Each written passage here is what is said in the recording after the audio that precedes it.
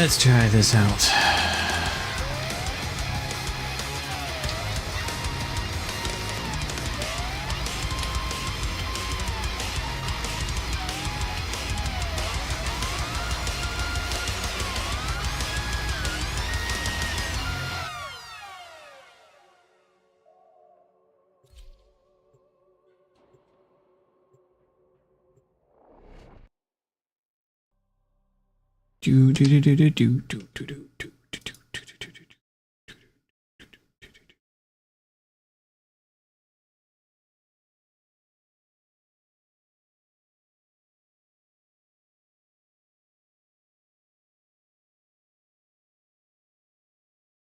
Phones.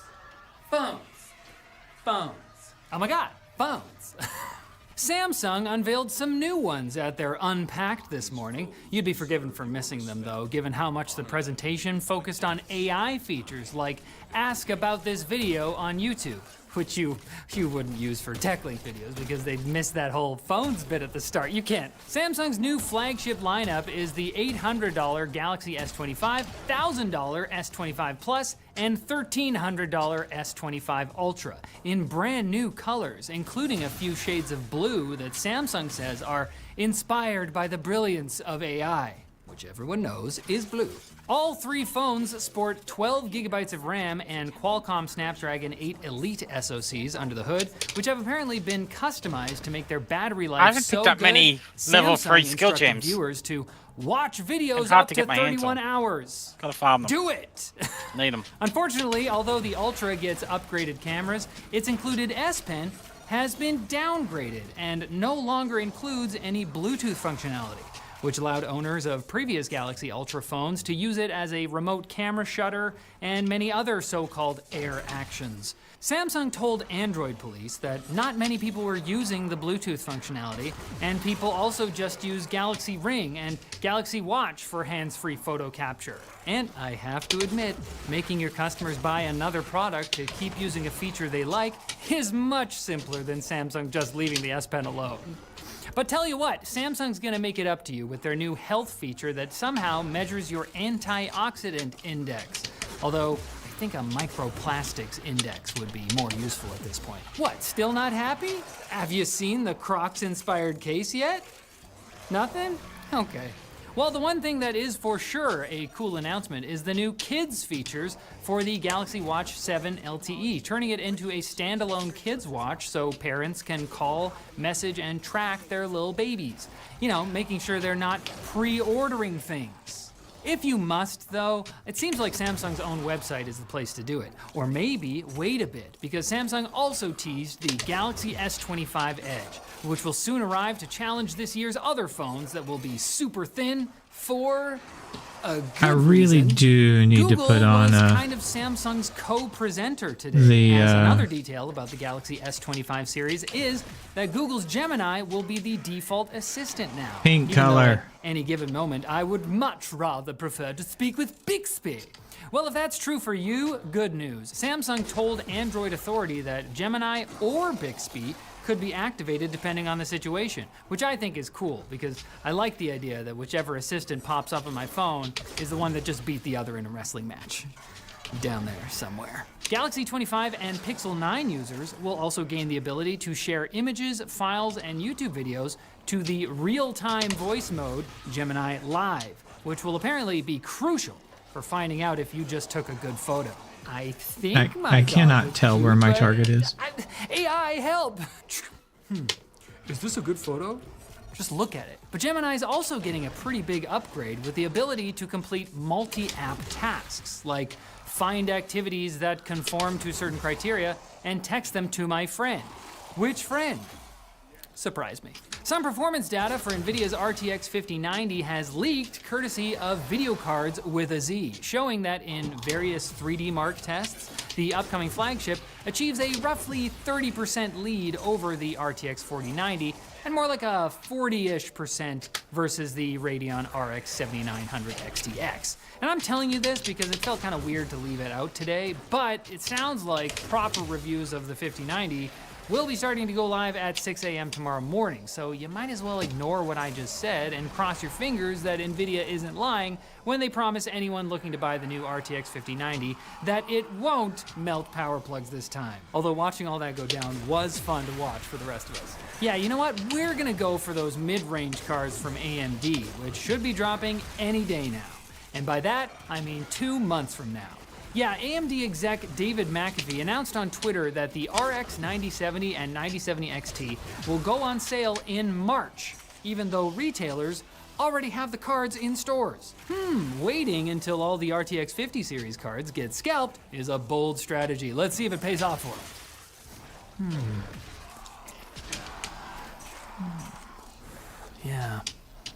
Yeah, I think now the vibe's right for quick bits. OpenAI has announced the Stargate project, a new company that will build $500 billion worth of AI infrastructure in the US. It was also announced at a White House press conference with President Trump, even though the government isn't funding it. The money's coming from a number of other firms, including MGX, Oracle, OpenAI, of course, and SoftBank. Although Elon Musk has his doubts, replying to OpenAI's announcement tweet to interject, they don't actually have the money. And also, OpenAI is not really open. Has anyone noticed that? Oh, you gonna take that, Sam Altman? Hit him back. I genuinely respect your accomplishments and think you are the most inspiring entrepreneur of our time. Oh man, you got him good. Speaking of Elon, hundreds of subreddits are discussing whether to ban all links to Twitter/X, and some dozens have already done so, over Musk performing what really looked like a Nazi salute 2 times at Trump's inauguration. Was it a Nazi salute? I don't know. But the Nazis liked it. Unlike the last major Reddit-wide protest of the site's updated API rules back in September, Reddit, the company, is apparently going to let things be, telling ours that banning links to certain sites is up to the subreddits. And I didn't write a last sentence for that. YouTube has announced new features for premium subscribers, including high-quality 256 kilobits per second audio on music videos and faster playback speeds on mobile. We're talking up to 4 times. But at that point, you might as well ask the AI what's going on. There's also a new YouTube Premium plus Google One subscription bundle that lets you save a bit of money, but it's in the US only, so what do I care? Apple has enabled Apple Intelligence by default in the newest builds of macOS 15.3 and iOS 18.3. Which is just meant to be helpful. I mean, users must not know about the new features, and that's why they're not using them. And anyways, Apple paused those AI notification summaries that were telling people that Sharknado was real, so this is fine. And have you been practicing piano, but you're just not getting any better? Let a robot spider massage your fingies. This is a robot exoskeleton developed by Japanese researchers as a way to help those with fine-tuned motor skills, like musicians, who have experienced a ceiling effect. They're just so good, they can't get any better, until they allow an electronic face hugger to yank their fingers around. I feel better already. And you'll feel better if you come back on Friday for more tech news. Or at least I will.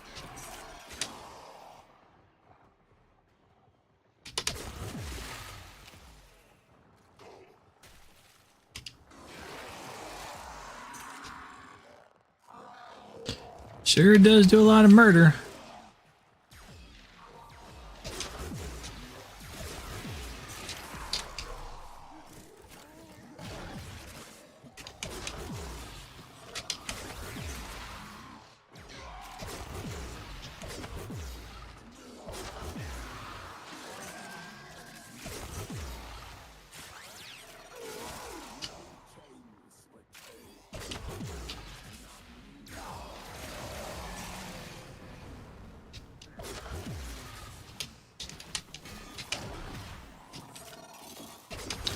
I think this version that I have right now is probably the strongest version of this.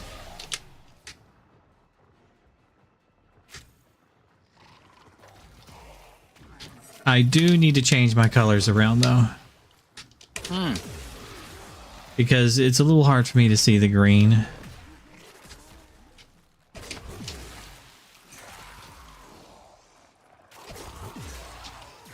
So I have a target that gets marked. And if I jump on him, it sets up this cascade effect that kind of just kills everything on the map. And my green blends them in with the Jade Light Eximuses.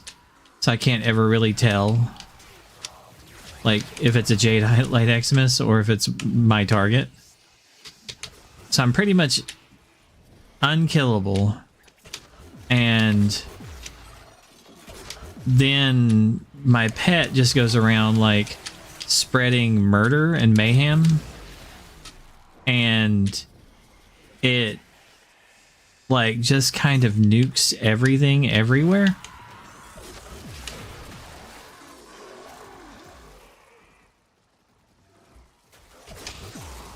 Uryu had a similar build, but it's a little bit weaker than this one, that ran for like an hour in one of these things without any issue.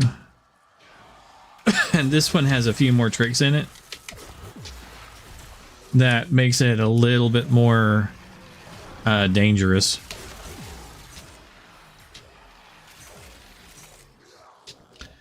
And I think this one will out damage like Uryu's a little bit.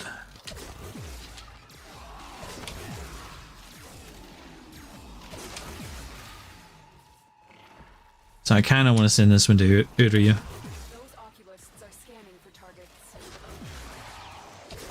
As an upgrade to the build that they were running. Because, like, when I was running one that was a little bit closer to theirs, I was having more difficulty. I'm having absolutely no difficulty on this one. Like, no difficulty. And it's nuking a bit more. Makes me wonder if I should put the other one back on. Like, tweak it up a little bit with one mod.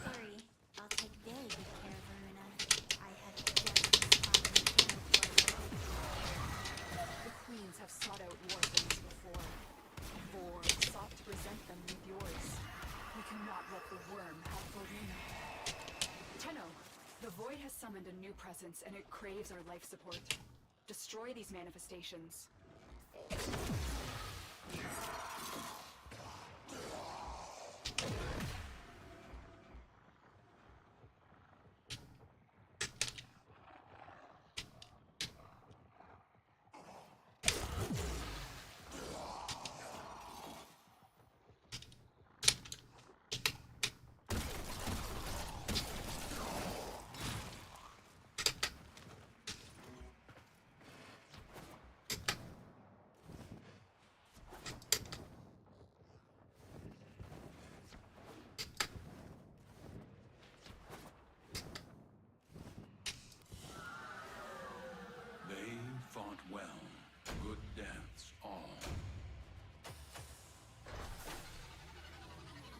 And they're 12 minutes. 1,281 kills.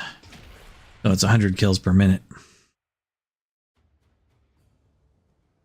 Not too bad. Something I wasn't paying too much attention to.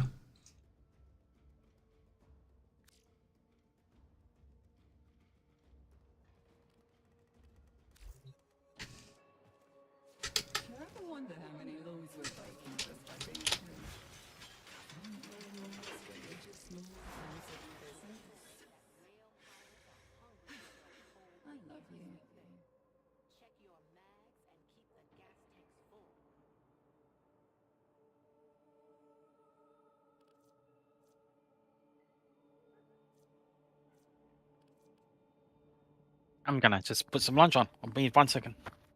Okie dokie. Veggies and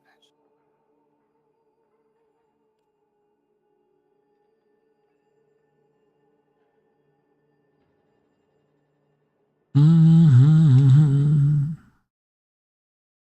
Mm-hmm.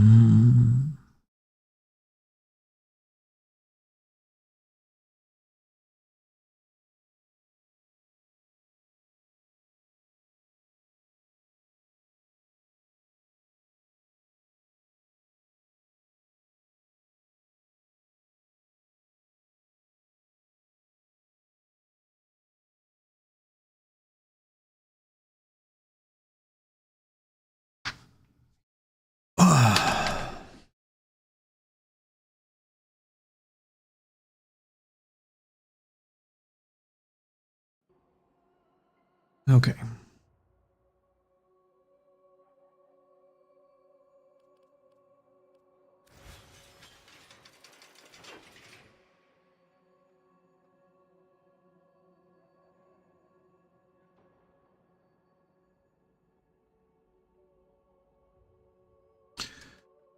So do I want to try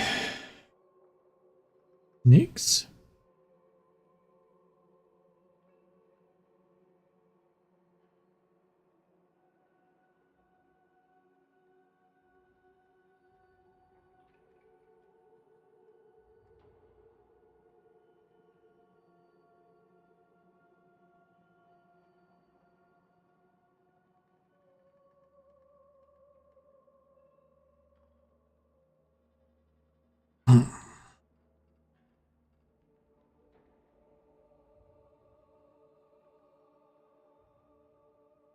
And that one definitely works well.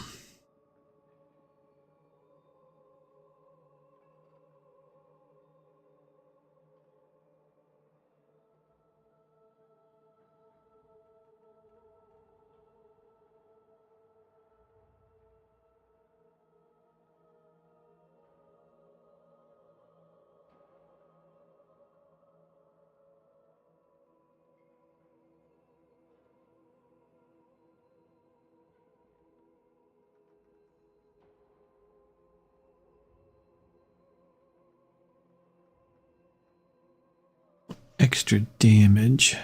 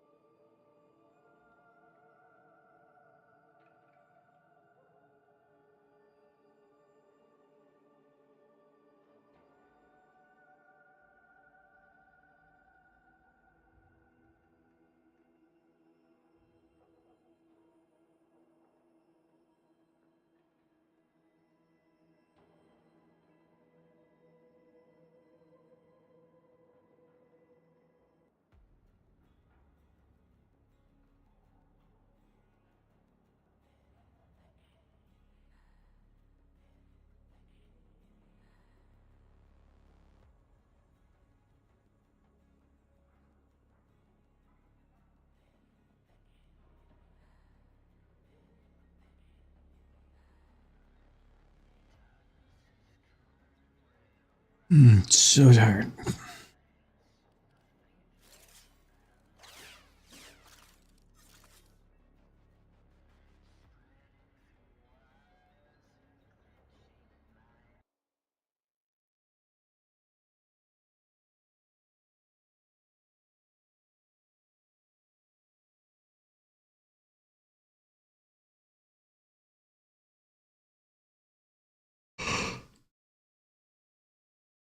Ugh, man.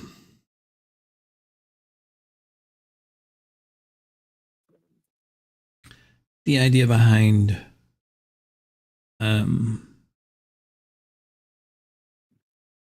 Ivara, where they're not going to shoot, make the pet invisible, let it do its thing while it runs around and murder stuff. Sure. It could also be just invincible with Nyx.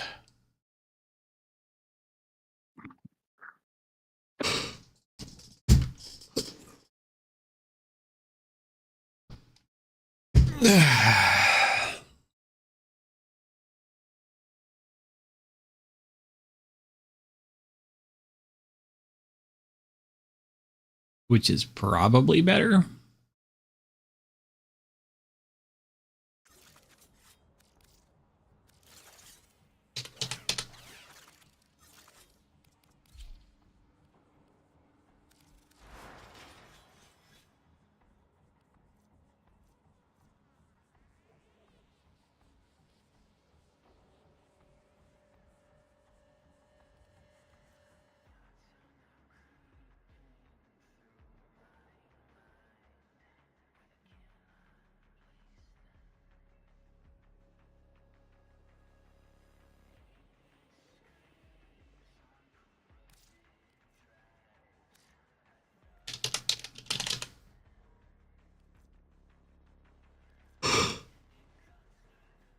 I'm back. Welcome back. I am I super tired. I got the I went to the supermarket. I got this stuff called rice broccoli. All it is just broccoli that's been grated, type deal. Uh-huh. And they were running it out. It was in the frozen section, and it was 40 cents a packet, 500 grams a packet. So I got a kilo for 80 cents. Mm. So that's a good deal. So I'll just put that in some mash and some diced veg, and that's my lunch. I'm trying to eat a lot better and lose some weight. Admirable goal. But I love my veg.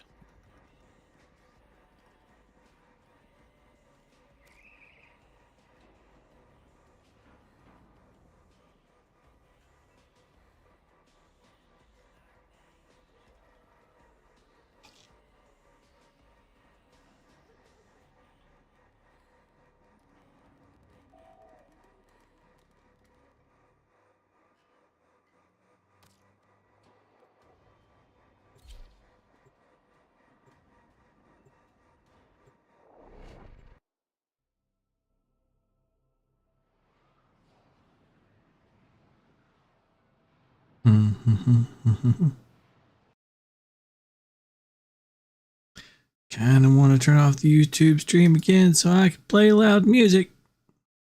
Mm-hmm. Vehement, their focus impressive. Give them all warriors' death. I'll be right with you, Pets. The Orican Neural Sentry is attempting to purge you from this place. Stand by for life support.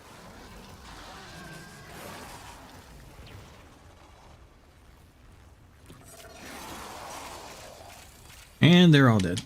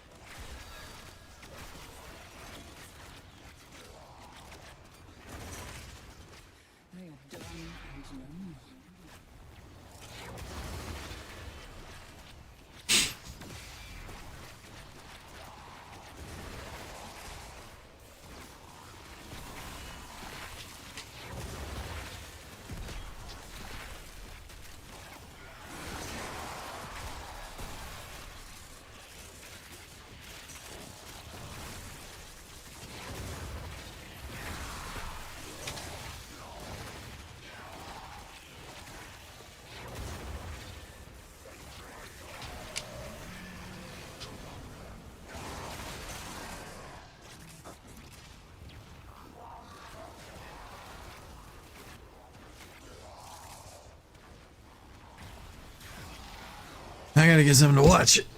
I'm falling asleep over here. I'm sliding down in my chair. This mission's too easy. I'm playing Warframe. Mm-hmm.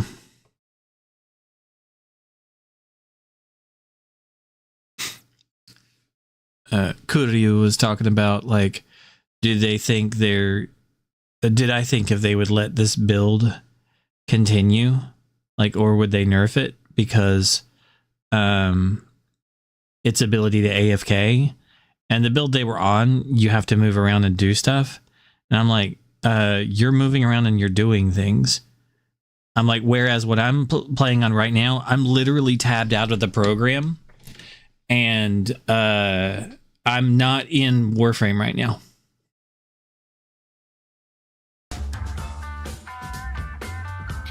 I'm literally keying up a YouTube video and talking to you. The first one is under the clock. And I'm not even tabbed into Warframe. I'm in a level 200 mission. Okay, right.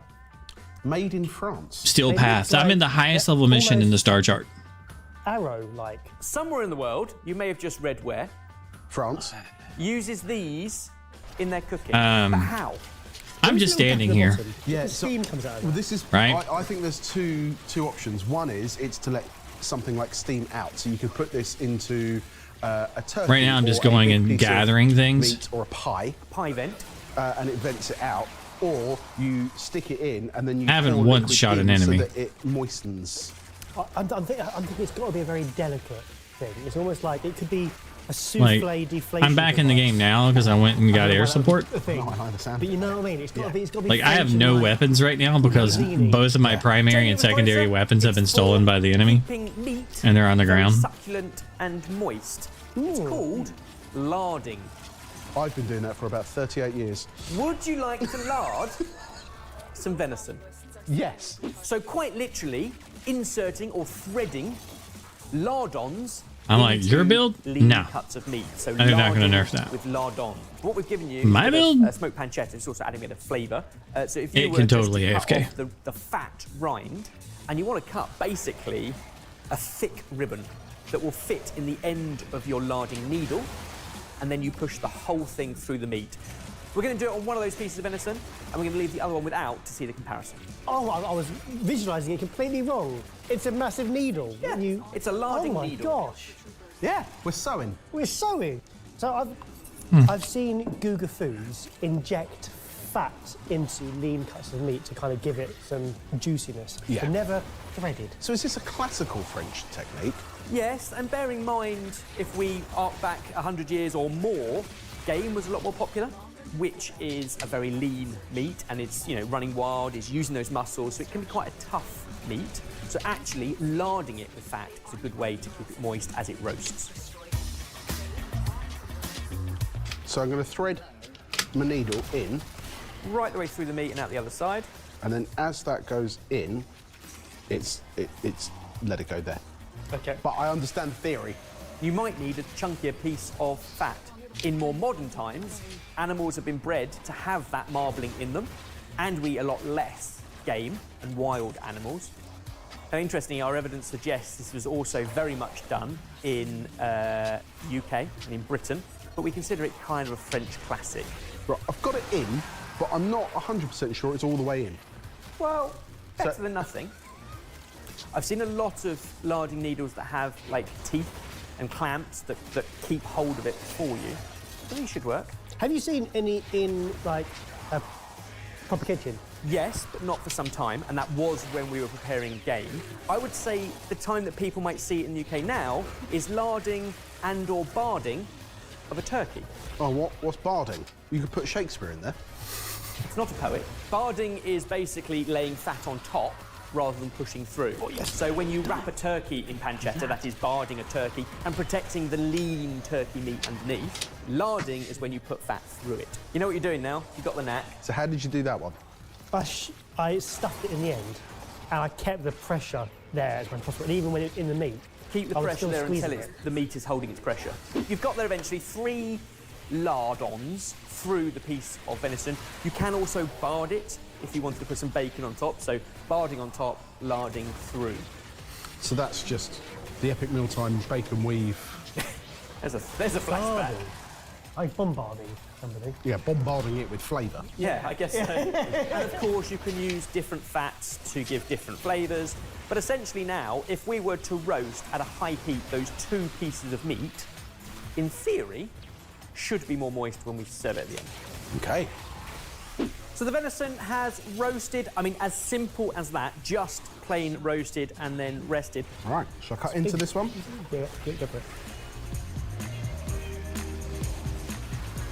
Okay, right. You can see straight away the threading, but it's not melted like I expected it No, to. I'd expected it to have melted down. And in a way, that's another reason why you have That's to a cook good it all the ring. way through, like, because you do need to render that fat, a rare cooking wouldn't get you to that. Right, go on, with go the on. little finger push Lovely. to get the... Right, not much juice coming out that one. No. This one, oozing. Yeah. Should we start Yeah, with definitely. Cut us a slice. Well, nowadays, in terms, you say a posh restaurant, I think other cooking methods, so to be more careful, more sous vide or whatever, may be the answer. But if you're just roasting quite lean meats This ring or gives me, game, 5 then to 8 actually the physical larding and larding damage. is useful.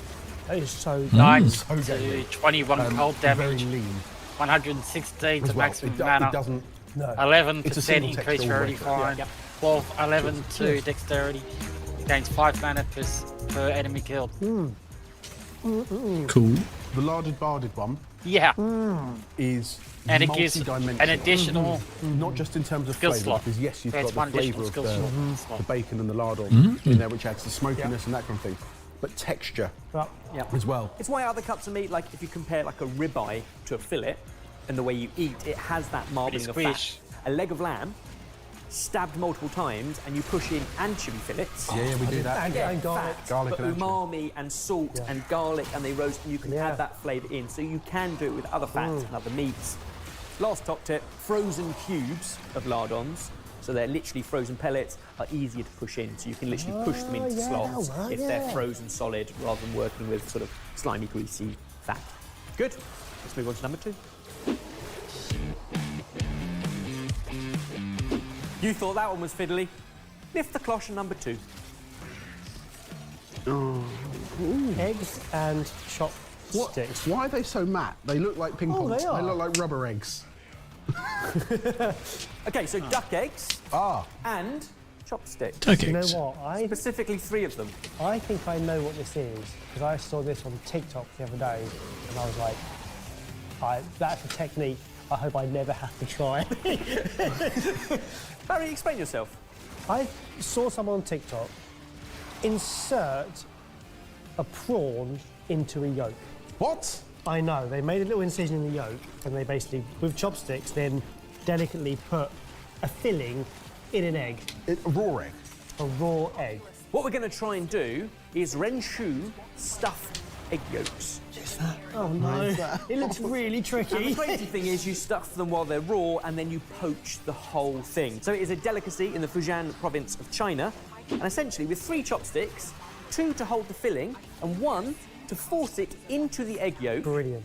you fill So the quite first a 3 bit of acts filling get repeated into an again. egg. They really stuff In the them game? thick, don't they? It's surprising how much it can take. Huh? try So some. it goes 1, So we're 2, giving you a 3 filling of minced in the pork, acts in the with game, bamboo and then it- shoots, and then all the and then it usual goes seasoning, so 1, 2, 3 again, garlic, but on a harder ginger, level. white pepper, and a little bit of rice wine. So in theory, kind of a pencil shape of filling. In this case, minced pork, but as you can imagine, it could be any number of filling. Fish, like prawn mixtures. And you got prawn like pork 2 is a beach nice landings, but the combination. second one's Give that different. much first. Yeah, just a little bit first. That's it. You're just going to sharpen. Yeah. And you'll be You're in, surprised you're in. how much filling you should You know, be the able first to one poke when you in. landed in the game, Okay, you get yours out. before the Actually, acts you put repeat yours again, in, it's, yeah. it's different. Now, Oh, teamwork. Oh my goodness. Barry, you've done it on a first attempt. see if you can get 1 more or even 2 more in. Peppers, don't push it. The reason I say that is because we always associate eggs as being incredibly fragile. The fragile part is really the shell, because you don't want to break it in transit.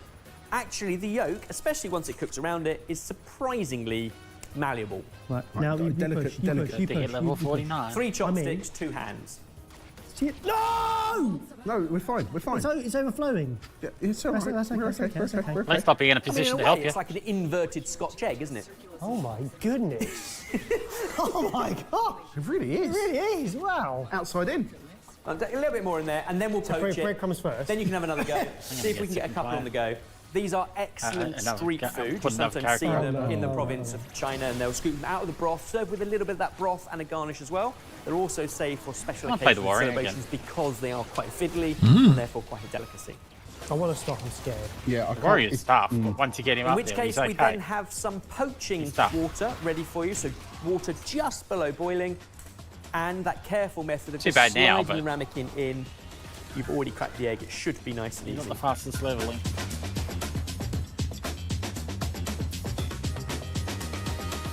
Aren't humans odd? We've asked this question so many times with various different dishes and cooking methods, but who was the first person that thought, see that egg? I'm gonna put some meat in that. Sort of thing you'd have thought of. Well, it was a 16th century soldier who returned and decided that that was what they were going to create because it looked like a silver cup. I've got Is that the one with the first 70,000 coin now. one? Okay, so if you flip upside down, it looks like a poached egg. Nice. What a surprise. We've got 3 on the go. Okay, done. You have a good time? I've broken mine as well. It's one of those things where you have to be delicate and yet forceful. Yeah. Yeah. Confident. I'm actually amazed that we've managed to pull this off. Yeah. Like these aren't complete and utter failures, which I was expecting. Have a taste of yours and see what you think. Oh, so we got a runny yolk here. Right. Cheers. Good. I didn't know that's what egg needed. No, weirdly, it tastes exactly how you'd expect it to taste. Yeah. But usually I'd have that in a soup, so I'd have like the pork meatballs in like a ramen-esque setup or a broth. So it's similar, but the fact that it's all together is really neat. I think it's a fascinating technique. The fact that we achieved it is someone else. But as a final like eating experience, I don't see the difference of just rolling up some balls and poaching them in the same water as the eggs. You get the same flavour. Yeah. But it's the knowledge of the technique that's been done, it's got a historical element to it. I get it. So there's the one that I managed to force some pork into. It looks great. Do you know, it almost looks more like a chicken thigh. It does. It's a very well stuffed egg. Oh, wow. Oh, Emma's great job. That's amazing. It can be done. Again, that was the first... We all had one go. Ding. I had the advantage 49. of seeing you two do yours first. But I think it's a confidence about, we think of eggs as really delicate, but Yeah. actually they can really take quite a bit of filling. Cheers. That's better. Yeah, that is better. That is better. Better ratio.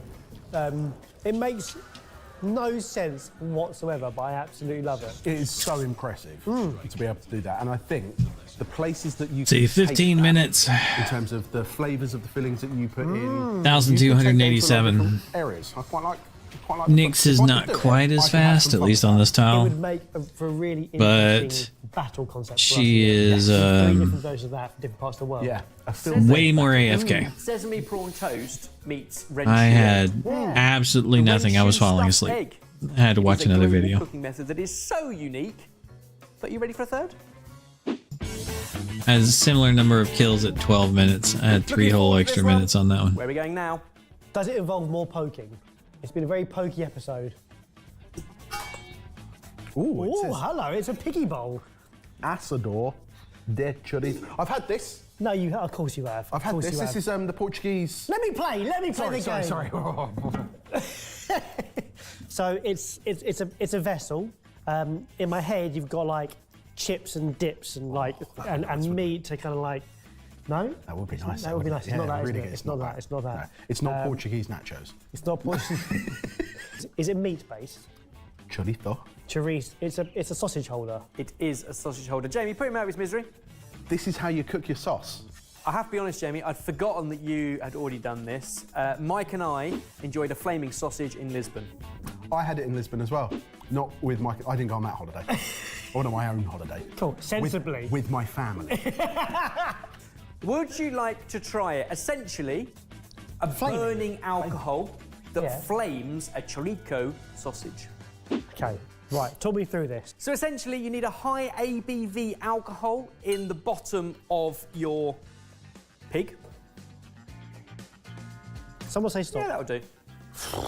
Then take a sharp knife and cut incisions all the way along your sausage so that from both sides it opens up and leaches fat. Now, lots of different fuels can be used for this, but high ABV alcohol is the one, fire water or aguardente. However, sometimes it can also be used with any distilled grappa or rum, for example. I'll be honest. I thought it was just paraffin, basically. Like A burning alcohol is a slightly nicer option, but Essentially, you want all those wonderful fats to come out of your chorizo, which is a Portuguese spice sausage, much like chorizo. Okay. Right, light it, see what happens. Now, obviously, it takes a while to get going, but then you get all the lovely fats out of the sausage that drip and flame and almost spark. And after a couple of minutes of cooking, we'll turn it over. But you do want quite a good char on this. Is it a Portuguese thing? I know we both had it in Lisbon, but is it a Portuguese thing? Yeah, very much so. And it uses the Portuguese version of what we would look at and probably jump to conclusions as being a chorizo, but are basically very similar spicing. It's just that it's the Portuguese version. Often served in sort of taverns or restaurants. And if they are dark and dimly lit, then you get more of the flame and flare. Nice colour on that side now. Woo! Beautiful. Look at that. Yeah! How did it go for you, Jay? And the good thing about being able to do it at the table is you can choose how much of that char that you like on your sausage, because actually that adds a really extra texture and dimension to flavour. Try it. Cheers. Cheers. Oh, Wow. Good, right? it's so good. And that's so silly, so simple, so wonderful. I love it. I mean, essentially what that is a British barbecue, right, with bangers. Like, Yeah. just put, Yeah. you could put that, and we could make our own sausages in the middle of a table. Like, cook our own sausages, make a hot dog. I like the fact you're using a very strong rum rather than a paraffin for something Yeah. which is a bit. Adds a You would flavour, taste the doesn't it? paraffin. That just tastes of deliciousness. Seriously good? We got Yeah. room for one more if you have. Yeah. Last one. What have we got? And what is this global cooking technique? Oh, yes. Straight away, it looks delicate. Okay. We've got little pouches. Yun Mai China black tea. Yu Hua Jin. So these are little sachets of delicious Chinese black tea. Now, it can be any tea for this cooking technique. The choice of tea will change the outcome. But we've chosen this one because we got it as a Christmas present. Lovely. So we're going to make tea? But how are we going to cook with tea? This is global cooking techniques. Yes. Interesting. What else could you do to tea? Burn it? Yeah. I don't know why. Tea smoking, Oh. Okay. which gives delicate foods an incredible flavour and aroma beyond the more heavy wood smoke Yeah. that you would expect of Interesting. acid Yeah. smoking. Should we try some? Yeah. So what I've presented you with is some wonderful delicate ingredients, some mushrooms and a little bit of fish, in this case salmon, but you can also tea smoke things like chicken and poultry, vegetables, but lighter things. And then you're going to smoke it in a wok, but if you just put the tea in, it burns, it goes acrid, not good. If you mix it with rice, the rice gets hot and gently smokes the tea. So we're not cooking the rice to eat it, No, you're using that as a heat mediator. like sand. Like sand. Yeah. Right, let's give it a go. So how much tea do we need? One or two of those sachets. Some recipes we've seen also add brown sugar into the mix, although sometimes that can burn and caramelise and go a bit acrid, but it depends on how you like your smoke, and it goes without saying you can also add in spices. Give it a bit of a mix up. Then you can put your steam basket on top, and then your lid. So in this way, it is a hot smoke. There are other ways of doing it with the cold smoke option, but essentially, we're going to lightly cook these items as you get that tea smoke. And it will cook them. There'll be enough heat in there to cook them at the same time. Alternatively, you can steam, for example, chicken on the bone, or even a whole chicken, and then finish it by tea smoking. A conversation we're probably quite familiar with is pairing different wood chips with different meats as you smoke, but now think about it with tea. Black tea will give you darker, richer, roasted, almost caramelly notes for things like red meat, oily fish, earthy mushrooms, whereas green teas will give you more sort of grassy, herbal, floral notes, good for white fish and vegetables. Could you smoke with coffee beans? I think that is a great shout. You can absolutely add spices into those rice to give you, whether it's clove or cinnamon or star anise, to give you some of those aromatic flavours. But you can start to see a little bit of condensation forming on top of there, which means the heat is starting. Once it really gets going, you'll get the smoke too. We'll come back to it in about 10 minutes. Lift the lid, see what we got. Ooh.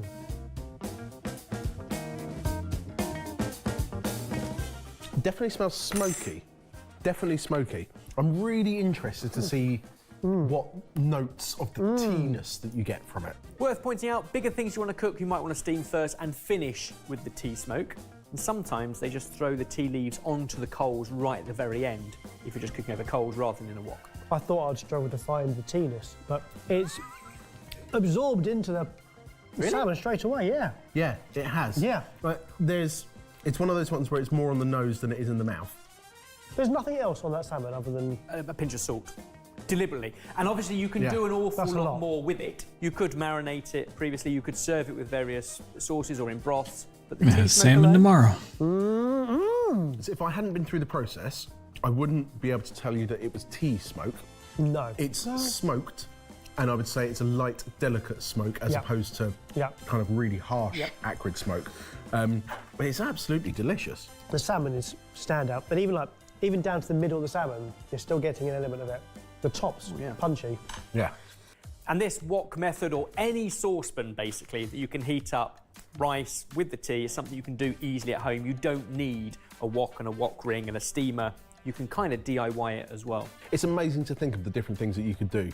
So like just cinnamon sticks, for instance, or like whole spices. It would be really interesting to experiment with those kind of things and see what flavours they add to different foods. And obviously we're talking Chinese cooking method, but in ancient China, smoke was used an awful lot as a preservative as well, because it helps to kill bacteria, remove a lot of the moisture, and basically it is its own preservation method as well as adding delicious flavour. Comment down below, there's 4 global cooking techniques. What would you smoke your food with at home? They've been great. They've been brilliant. Thank you for the delicious food, but also the continuous poking throughout. Yeah. So much poking of So Love much the poking. Expert poker. It's me.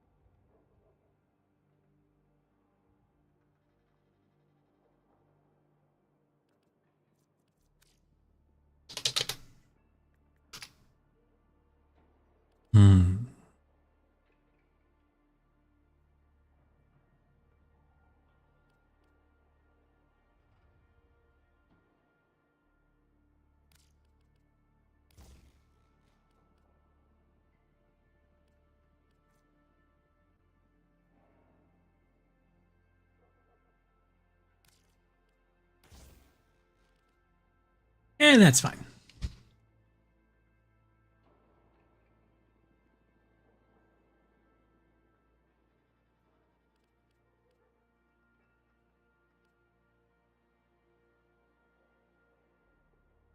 Sure, that's fine.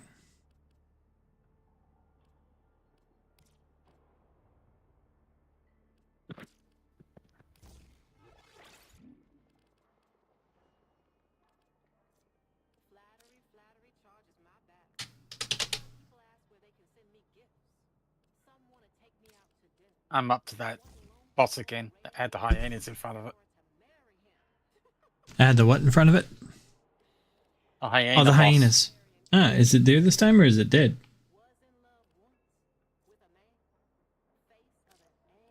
Are you by yourself or are you with others? Yep, I'm by myself. So is it there or is it dead? Oh, God, it died. Alright. I think it's because of where you've gotten on your account then. Oh, yeah, I'm definitely in an area which is higher than me level.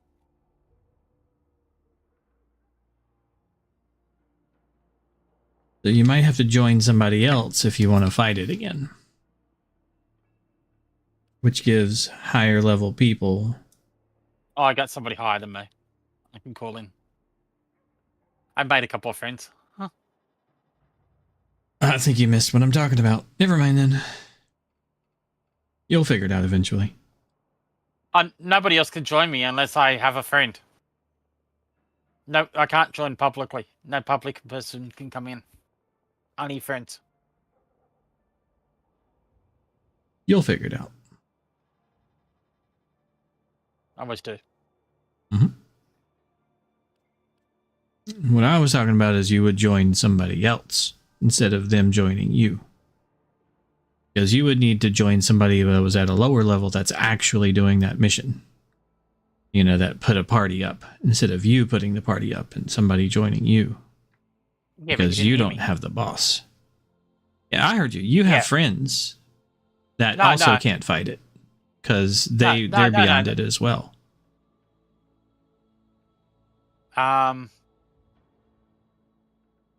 What it is that I can't make a public party. Yeah, and I keep telling you, you're not going to be making a public party. You would be joining somebody else's public party that is going to fight the boss that you can't fight. No, yeah. Nobody else can make a public party for it either. They can in the earlier area before they get there. You know, where you would go to look for the people that are about to go fight it. That are going to be fighting the previous boss. And you would stick with them. And help them with the previous boss. And then right along. Quit. They might. Don't know why. Hopefully they don't. But if you join theirs, then and you're riding along with them, then you should be able to get to this one if you want to kill it again. If you just want to skip it, then it's fine. Because that's what the game is letting you. But you would need them to spawn it so that you can kill it.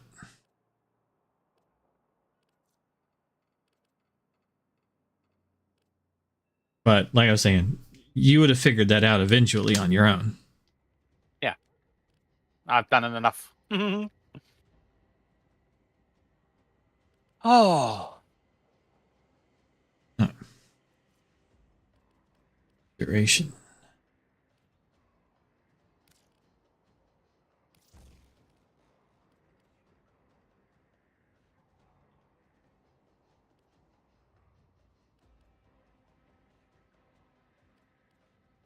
That's pretty good.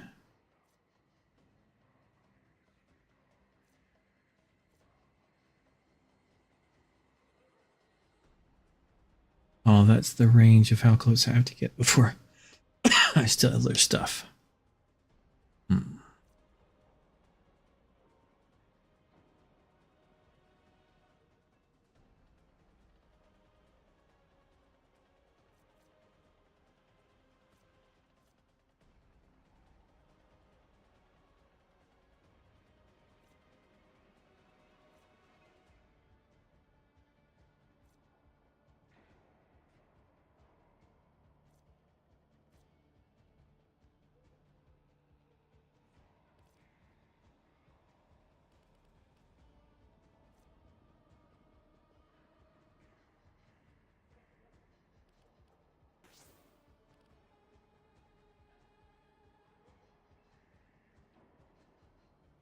And then if I have range,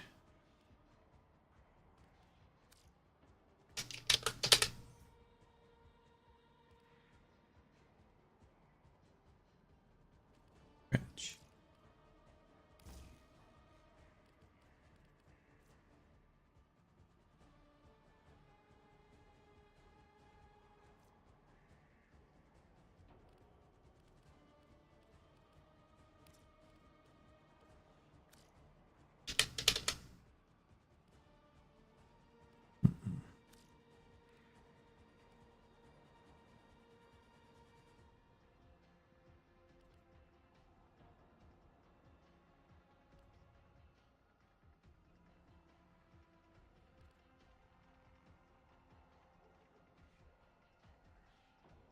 That's not bad.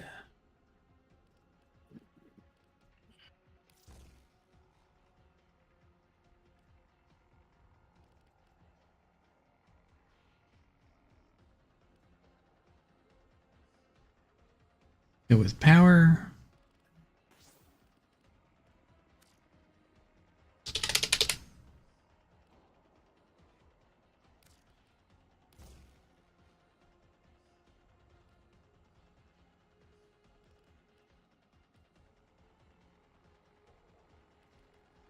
That's not bad at all.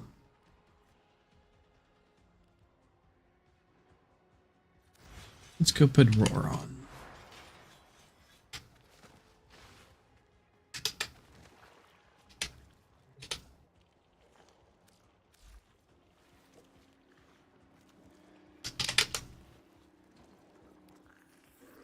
Not enough. Always with the bile.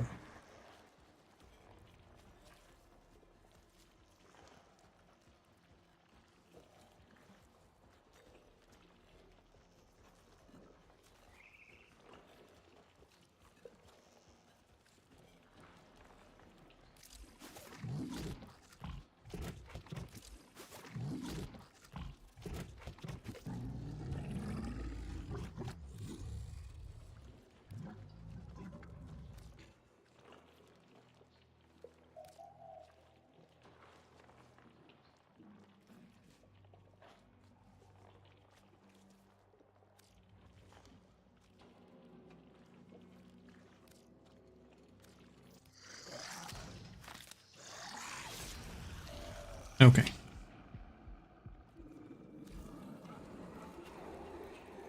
think that should work.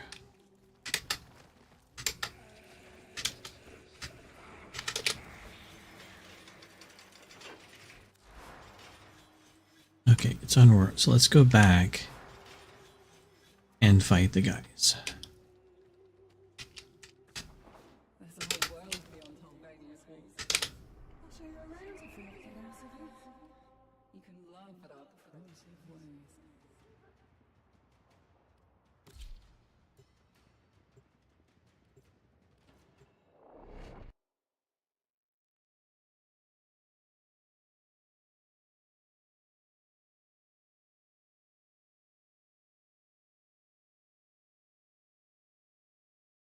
I didn't see your previous video. So in my previous video, I talked about the Let's Try videos and if they would continue. And I got a very interesting reaction in the comments, and I think I just had to address something. Listen, for me, bottom line is I always want to be honest with you guys, just straightforward. And boy, oh boy, those comments are really discouraging. First off, let me just preface.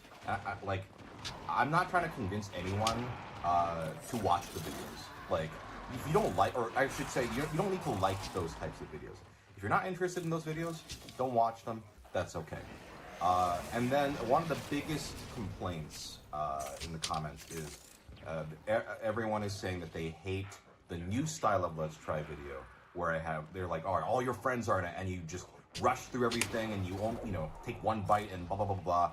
Like, it's just awful. That's the new style, and I hate it. I much prefer the old style where you're alone in your office.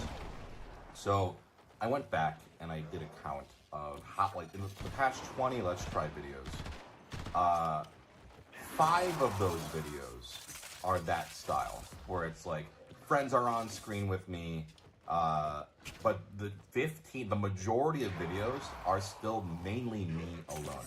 Maybe every now and then a friend might pop into frame if they just happen to be over, or I'll talk to, like, you know, my wife off camera.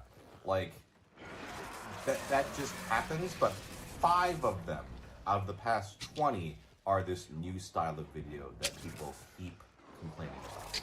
And I'm not saying you have to like one style of Let's Try over another, although I don't think there is one set style, because I do plenty of videos where it's me alone, like the Haichu one or the Kalbi one, like classic style, I'm in my office, and honestly, those ones do worse. Like, the menu ones do better. To me, it's all about feasibility. It's like, okay, for this food product, I need to, like, for example, Olive Garden, they don't do regular delivery. So I was like, you know, this could be like a fun novelty of, like, I'll invite a bunch of friends over and we'll have it together. It'll be like a different change of pace, which we'll get into later, my thoughts on that. But I gotta say, like, it's like, if it's something that is feasible to do in my office alone, I'll do it. If it's one where it's like a menu and I need to eat it over multiple meals, then yes, I do it in the kitchen. Because that's where I'm eating the food. Like, and also, those types of videos I did before. Panda Express, Subway, Campbell's Soup. The only difference is that I'm in the kitchen, still talking to the camera. Anyway, it's just one thing that really weirds me out. Like, listen, it's fine to like the videos where it's just me, but a lot of comments are like, man, I hate when your friends are in the video. I hate when you talk to people off camera. I want you to be alone in your office, alone. Just be alone, talking to me, alone. Weird parasocial shit. It's just really weird to me. Really icks me out. Yeah, that is strange. I am not your friend, and you are Yeah. not my friend. I don't know you, you don't know me. Okay? And I'm not saying everyone who has that critique feels that way, or it's parasocial. But some of these comments, I'm like, guys, maybe think about what, I don't know, it really weirds me out. But I'm getting a lot of YouTube professors that are like, you know, if you did it this way or this way or this way, it would do better. I can't take every single suggestion, especially when every suggestion conflicts with each other. Some people are like, oh, I love watching the videos where I don't have access to that menu, because then I can see what those foods are like. Other people are like, I hate seeing videos like that because I don't have access to those videos. Or people are like, I love when your friends are on. I hate when your friends are on. That's why you don't pay attention to the comments, man. My videos to make everyone happy. And I also was not looking for critique. I was just like, hey, if you like these videos, watch them. And if not, they're done. Like, that's it. Like, another complaint is people are like, it seems like you really hate doing them. I like doing the videos. If I was sick of doing them, and I also was not looking for critique. I was just like, hey, if you like these videos, watch them. And if not, they're done. Like, that's it. Like, was that on my computer? People are like, it seems like you really hate doing Nope, them. that was his computer. I like doing the videos. If I was sick of doing them, I would have stopped a long time ago. I think they're, like, kind of fun to do. Like, it's like a weird, I don't know, I think of them as like weird performance art at this point. But anyway, I think what it boils down to is a lot of people really hate change. They hate new stuff. So, like, for example, if you're the guy who does skits, it's like, oh, only do skits. Skits. What is this? This isn't skits. I don't want to watch this. It happens with any time a creator tries something new on YouTube, and that leads to burnout, because people are like, do this. Why aren't you doing these? Do these, do these. If I wanted to do skits only, I would still be doing them. The fact that I'm not doing them as often means I'm burnt out on them. And for me, it's very important to not get burnt out, to do stuff that I still like to do. And obviously, I want them to be stuff that you guys enjoy, but it can only go so far. I don't know. There's just a lot to unpack. And then, but I get that a lot. People are like, well, you just seem like you're not into it. And I watch some of these videos, I'm like, I'm just talking normally. I don't know. I'm not the big, hey guys, I love this. Like, I'm not that guy. I get that comment a lot, like, you look depressed, you look mad, you look like you hate doing it. I just talk like this and sound like this. I don't know what to tell you. Anyway, there's all sorts of things I could get into, but I just found it very frustrating and discouraging. And listen, I will stick to my word. If those videos do hit 100,000, like, I will still do these videos. But if they don't, I mean, in my previous video, I was like, maybe I'll still keep doing them rarely. No, I don't know. I mean, maybe it's a good thing these videos are potentially going to be done, because seeing so many people talk about how much they hate these new style of videos, really discouraging. Just wanted to be honest with you guys. I'm not looking for like, oh no, Sungwon, please, I love them. It's fine. If you don't like them, that's fine. But I just wanted to point out 5 of the past 20 were that style. Anyway, bye.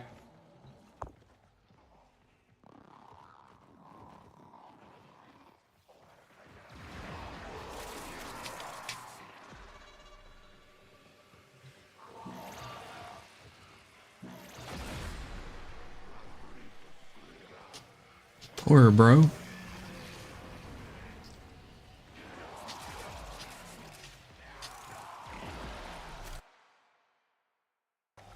Oh, I keep forgetting to change my energy color.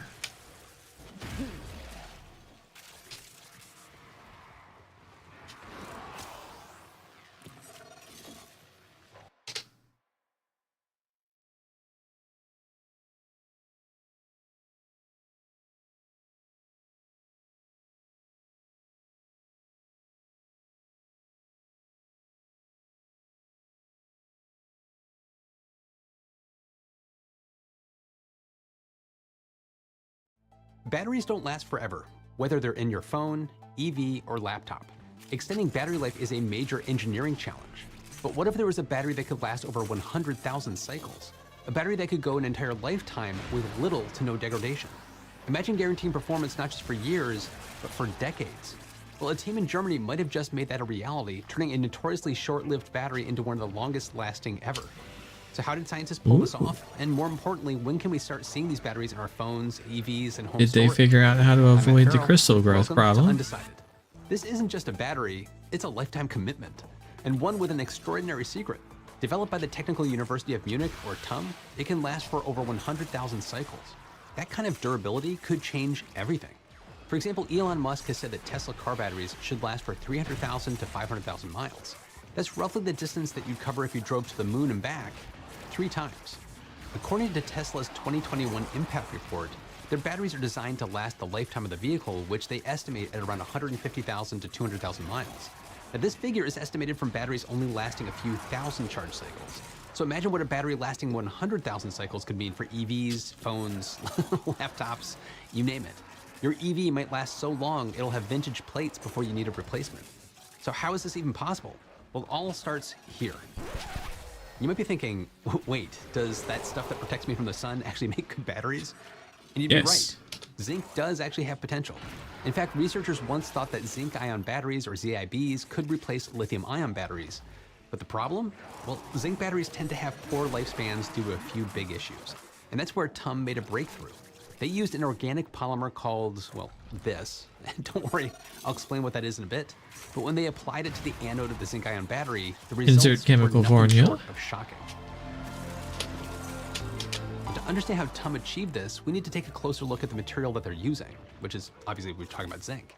Now, zinc might not get as much attention as lithium, but it has several key advantages that are sparking interest Like, for batteries. it doesn't First, catch zinc on is abundant fire? and relatively cheap. It's the 23rd most abundant element in the Earth's crust, making it far easier and less expensive to source than lithium. By contrast, lithium mining is highly concentrated in a few regions, and the refining process is mostly concentrated in China, which houses 60% of the world's lithium refining facilities.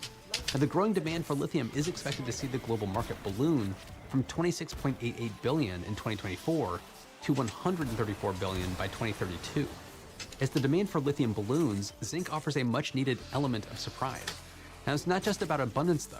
Zinc is also non-toxic, easy to recycle, and pairs well with water-based electrolytes, which are safer and less flammable than those organic solvents used in lithium-ion batteries. No, it's been 10 This minutes. makes zinc Notice I'm batteries heading to an the appealing exit. option for applications like grid-scale energy storage, where safety is critical and space isn't as much of a concern. The recyclability and friendlier electrolytic solutions also make it a greener option.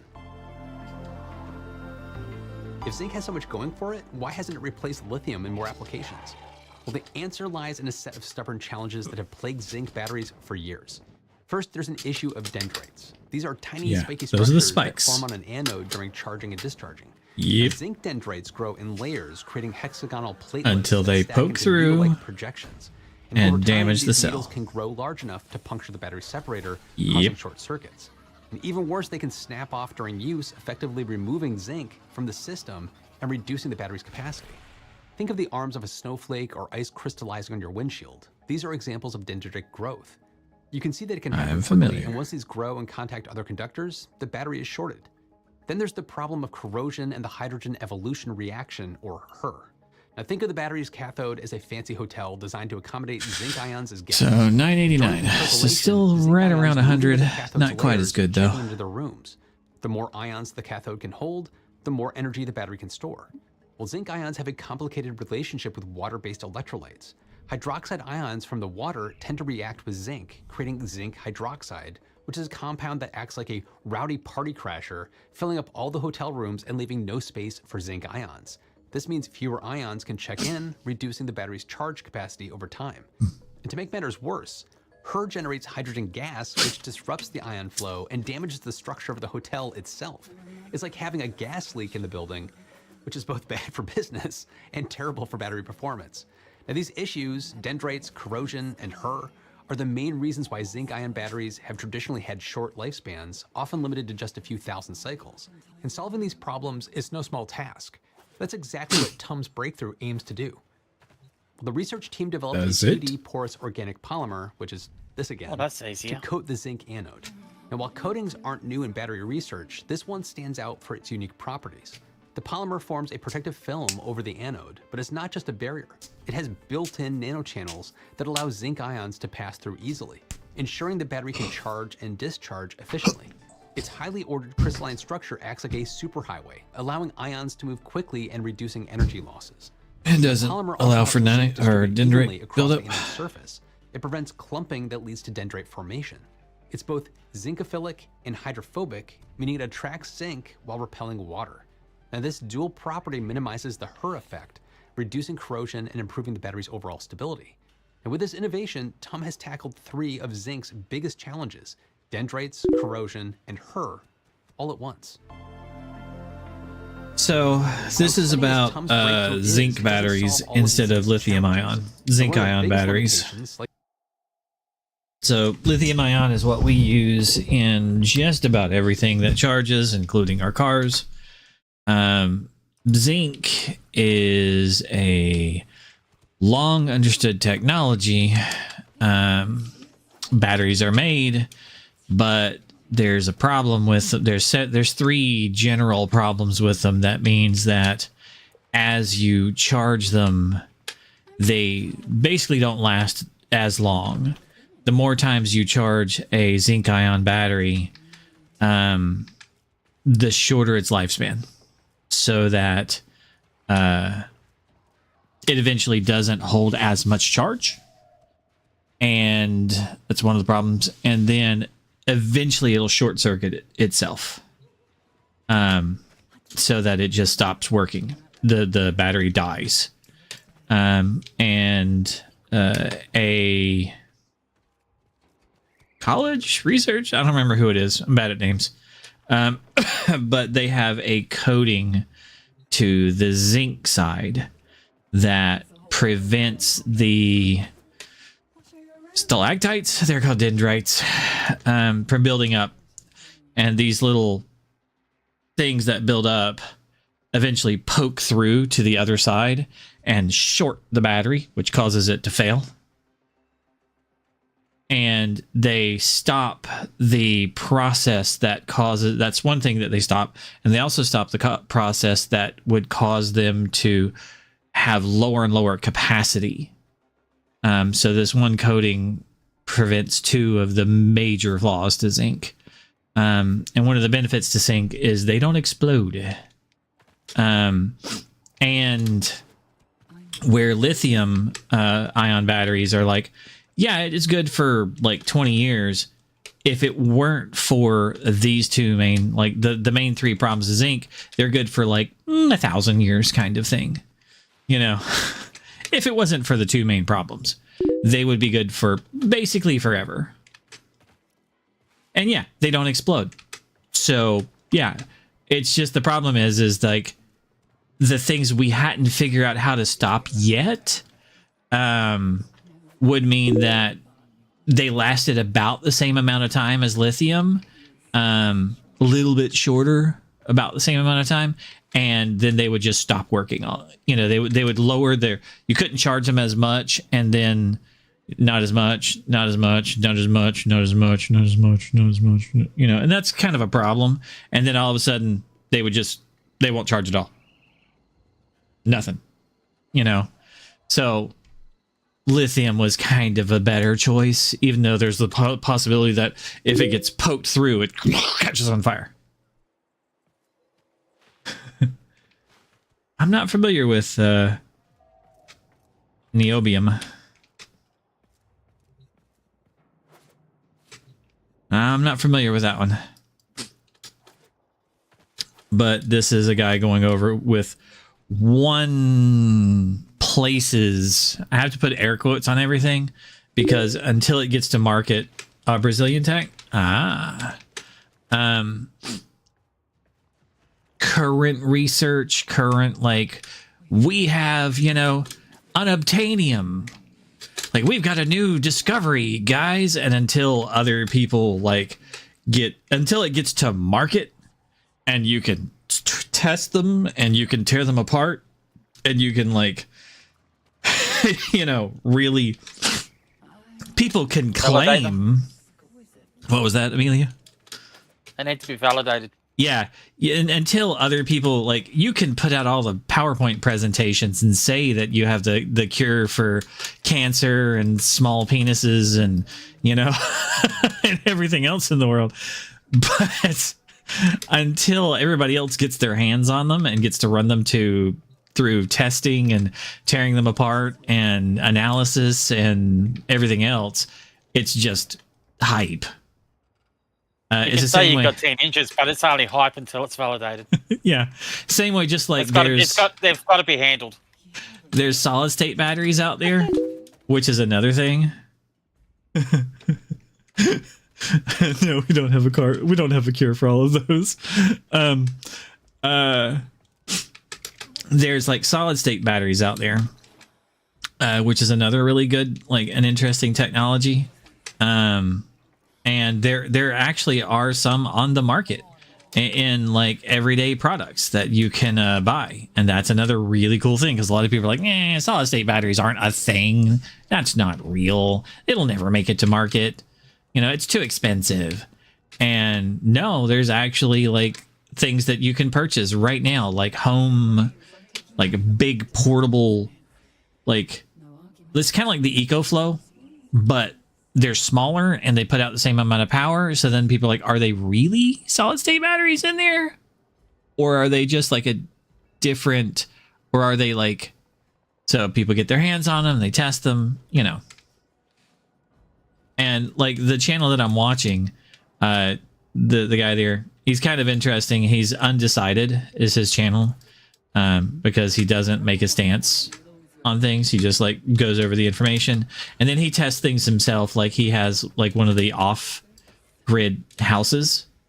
It's his second house, actually. His first house that he sold, and then he moved into this house because he needed to change his like life. I think his second house is smaller, kind of thing. The kids moved away from home, and now he just needs so much room, kind of thing. Something like that. I don't know. Don't ask me his life story. But I just know his second house is also like solar panels and battery wall and heat pump and yada, yada, yada, all that stuff.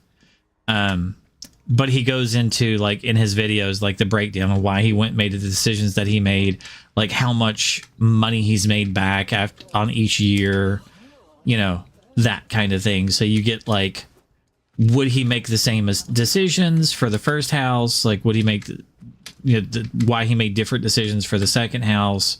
Why they went with like an in-ground heat pump instead of above air heat pump? Like the water heater system that he has, yada, yada, yada, yada. And it's like interesting things, you know? The majority of the house where you are have solar panels. It's pretty cool. I buy all my electricity from the power company. You live with a very sunny place, I imagine. Like my roof faces north-south. So my south-facing roof has like a decent ability to have solar panels on it. Where I'm, so it gets sun all day long. The trees that are far enough away that they don't shade the house. But it's also like where I'm at, there isn't any good like government plans to make the solar panels cheaper. I used to love the old myths about mortals getting out on the gods and monsters. So it's 33 degrees C and it's 2 a.m. Hold on while I convert that to stupid units. Okay, well, give me a second while I convert 33 degrees C to freedom temperatures.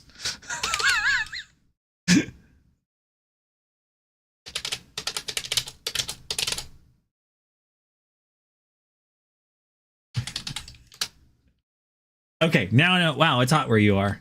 Sounds like you're down with Amelia then. That sounds like it's the southern half. Amelia's an Aussie. 42 Wallaby Way, Sydney.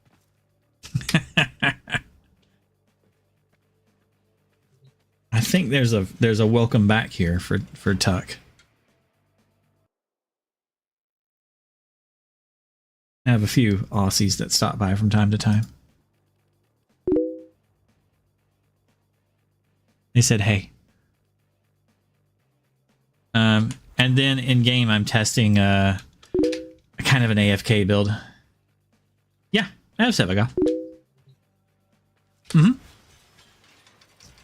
I don't know if they're any good for you, but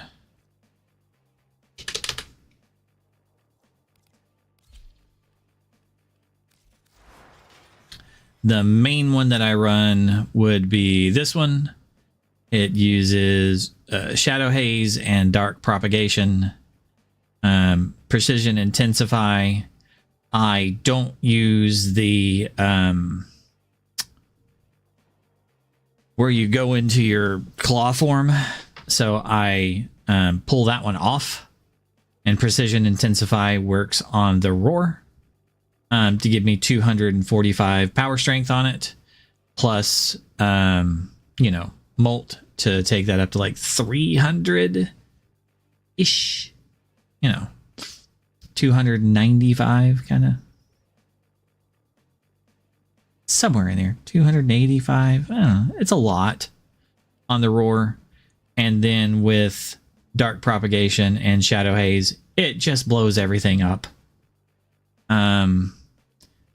Blessing gives me a lot of life. With Gloom and a whole bunch of hit points, and like you're spamming your like sow and reap, basically. You're not really spamming them, but you're using them occasionally. You're using enough abilities that with adaptation, a ton of hit points, and brief respite, and you could swap adaptation if you wanted to just for more armor. I have like 410, but you could put in the health conversion if you just wanted more armor. This one. But I'm like, I have shield gating with these, and this is going to give me like 90% damage reduction. So it's just whichever way you want to go about it. I stack the damage reduction on top of the 57 here.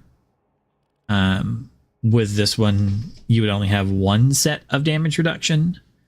So there's enough health and everything with that. I mean, you could use Rolling Guard if you like to pay that much attention to it. They all fit in this spot. Health conversion for just like 2,000 armor. Adaptation for 90% damage reduction. You know, on top of the 57% damage reduction you have here. So you have 95% damage reduction. Yeah. Because half of 9, so you'd have 90, so it takes it down. Yeah.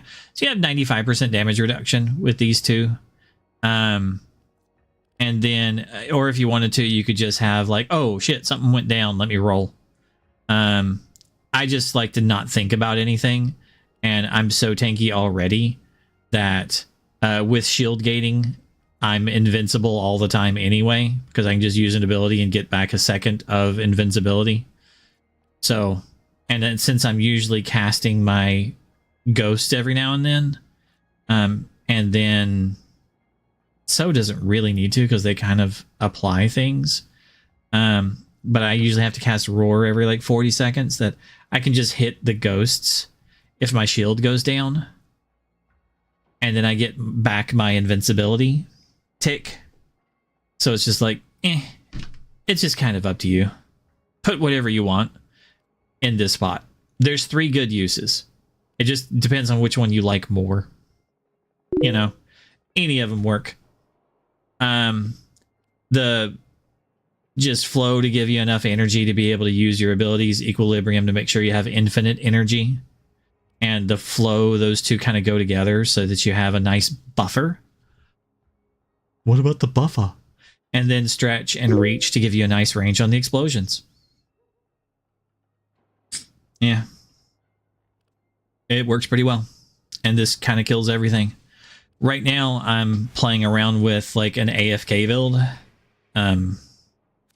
Let's see.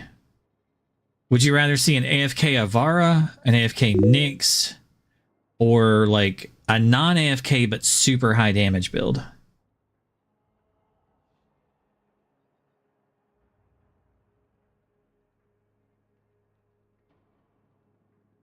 You actually have to play the highest damage one.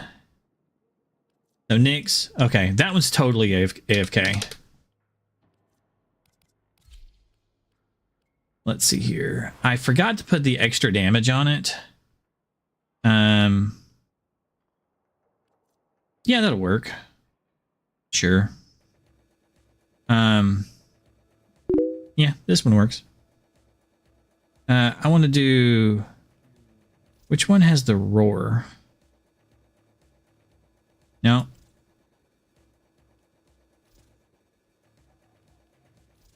Oh, it's this one. This one has roar. Okay. So yeah, this one here.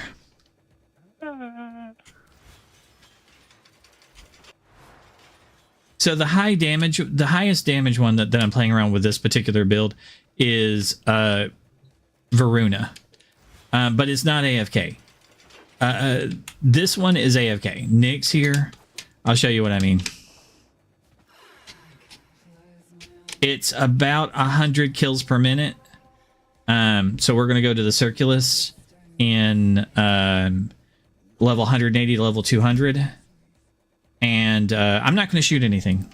I'm not going to attack anything. We should get about 100 kills per minute. And I'm just going to be like AFK the whole time. Normally I've been watching like videos. So the two of them that are like AFK are Avara and Nyx. Nyx is completely AFK. Let's see here.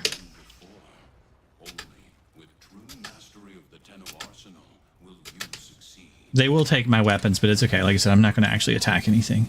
The Orokin Neural Sentry is attempting to purge you from this place. See, they've already taken one of my weapons. Oh, they've already taken both my weapons. Alright.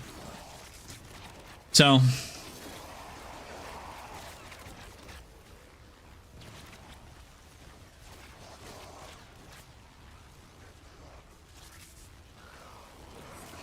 like... they're all dead. This is just going to keep happening. I could roar and make him kill faster, but this my little doggy here. He will kill everything in the room and in the hallways nearby. And they can't hurt me or him. So, you know.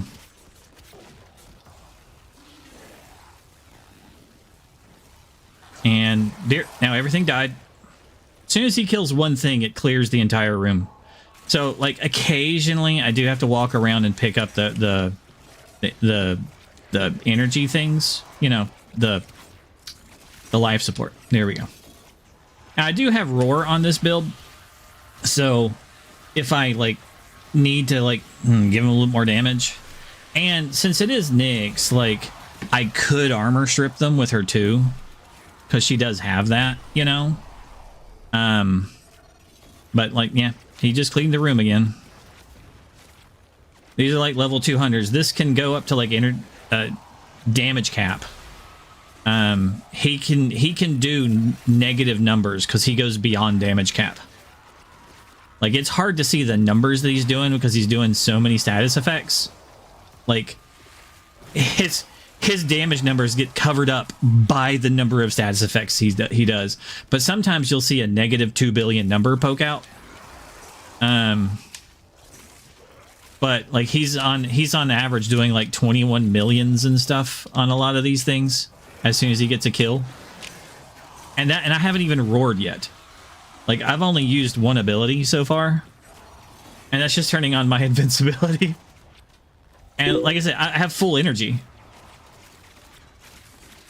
Yeah, totally legal. I mean, like, I'm standing in a jade light, and the game's like, "I'm gonna get you. I'm gonna hurt you." I'm like, no, you're not. And he's like, "I'm just gonna kill everything for you." I was like, I'm a good doggy. And by the way, now he's a Jade Light Eximus, so he's gonna start hitting them with Jade Light. And by the way, he just gets stronger. Every time he kills an Eximus, he gets more damage. See, now he has 3 Jade Lights on them.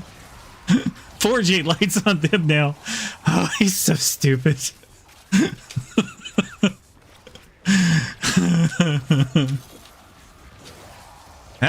And like I said, I haven't roared or armor stripped them or anything. So, oh, nope. He just killed that one. He got more damage.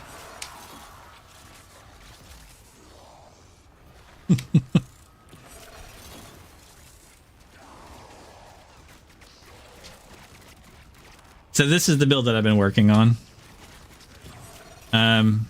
And like we're at what, how many minutes? Oh, it doesn't show the time. Do I have to go into tab for that? 4 minutes, and we have 497 kills. So I'm a little above 100 kills per minute right now, and I haven't left the control panel where you start the mission.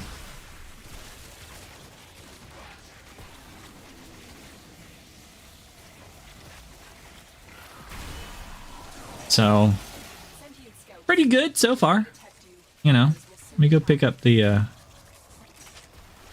so it's able to go and be like not paying attention to it.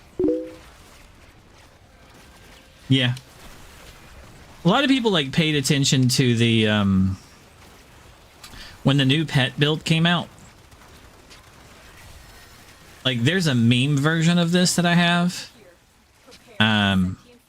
It's fun. It does a little bit more damage than this one. It has a faster kill per minute. But it's not as AFK-able. You have to, like, push buttons, but it will kill faster. It's kind of like the Varuna. Varuna kills way faster than this. Then Volt kills faster than this. Hold on, let me kill these guys off.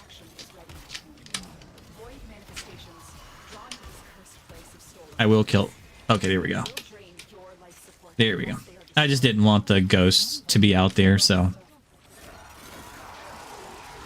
I don't think he can kill the ghosts, you know, because I think they're immune to anything but your damage from your pistol things, right? So I go ahead and shoot them.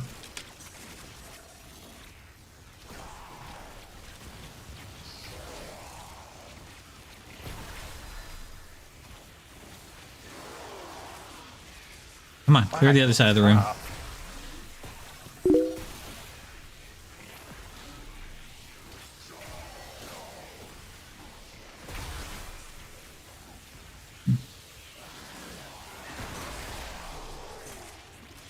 Alright, I'll head to the exit. You get the idea of this. I can also, like, confuse them. So, like, a while back, weeks ago, like a month ago, Tactical Potato put out a build that's a meme build of Volt with the Kavats, right? He kind of overlooked these dogs, okay? Because these dogs can have more pets out. They have an ability that will make 3 little babies, and you can put duplex bond on them. So now you have 6 of these dogs, okay? Not just 3, you have 6. And then you can bring out the Kavats. So I took that build and I made the pet shop build. Okay, and because I made the pet shop build of this dog, a friend of mine saw my build and took off the one that splits into the 3 babies and put on one other mod, which ended up evolving into this build. And then I worked with him, Kuryu, to end up making this build, which is this overpowered, stupid build on this dog. That just the dog kills everything for you. And you can then put that back onto the Volt build. That's the one I was telling you about. And instead of having, and it's all of the silliness of the meme build for Volt, where you have the Kavats and all of the AoE electric damage, but on top of the dog that kills everything for you. And so it's the, that's kind of funny. They're running around super fast and they do beginner level, like Steel Path. It's like, hey, you can solo like all the regular boards of Steel Path. This can scale up to in-game Steel Path. That dog by himself, the way he's built. But now he's also running around at the speed of sound so he can get to the enemies faster. And he's doing AoE damage before he ever attacks them because of Volt. And he does extra damage because of Volt's abilities. So it's even better and quicker. Okay. That's why I'm like, it kills faster because of my build. So like if I go to Volt, actually I should probably just go to my like pre-built pet shop. And then, that's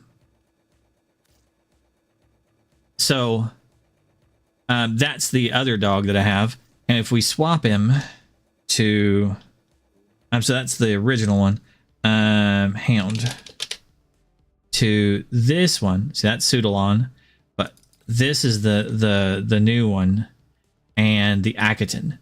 Okay, so this is the one that you want for the full pet shop. And then there's like 2 builds where it's the murder dog or the robo wolfpack.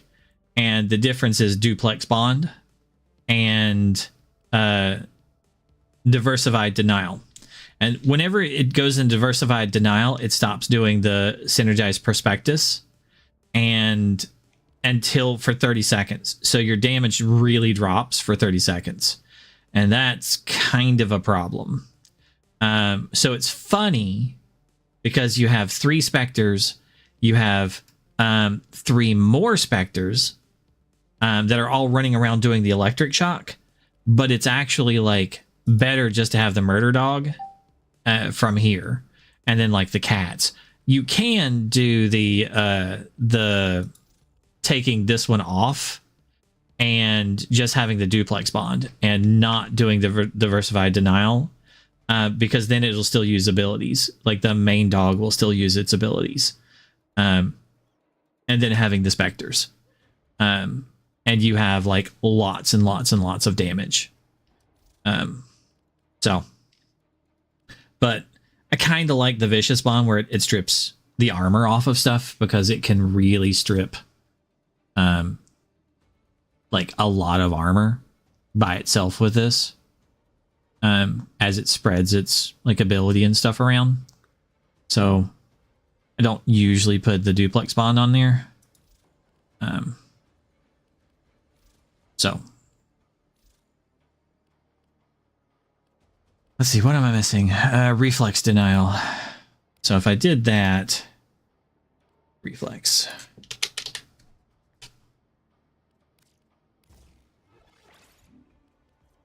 That should work.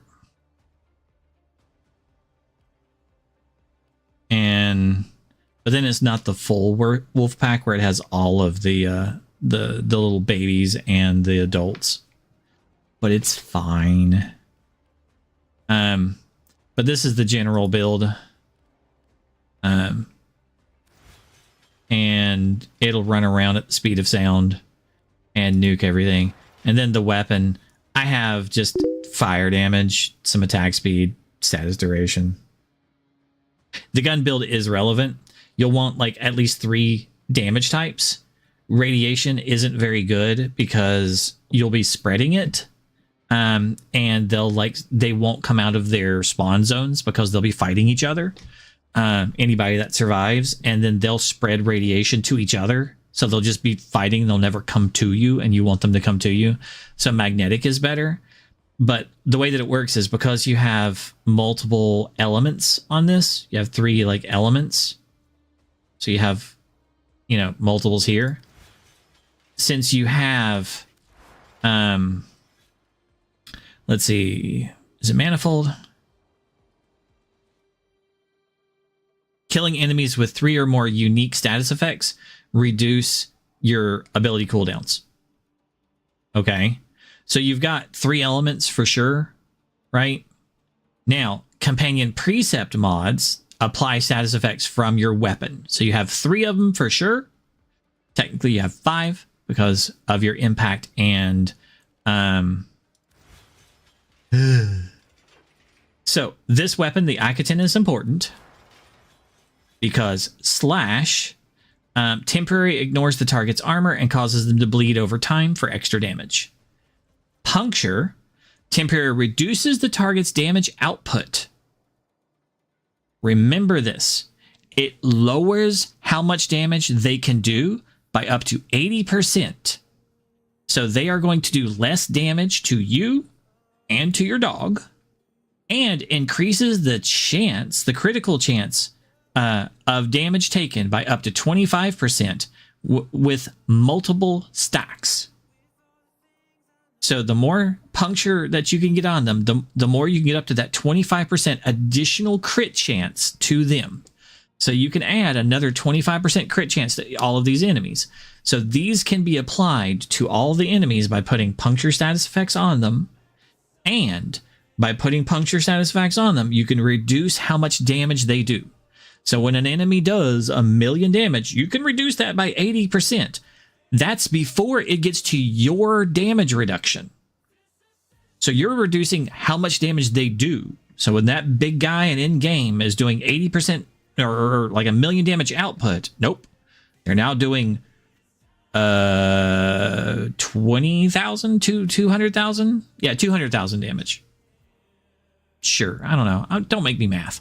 And then you're going to reduce that damage by 55 or 95% by armor and adaptation, which means that you're taking next to nothing, right? You're just going to out heal that, and that one's really good. So puncture, it's better than impact because you're putting statuses on the enemies, right?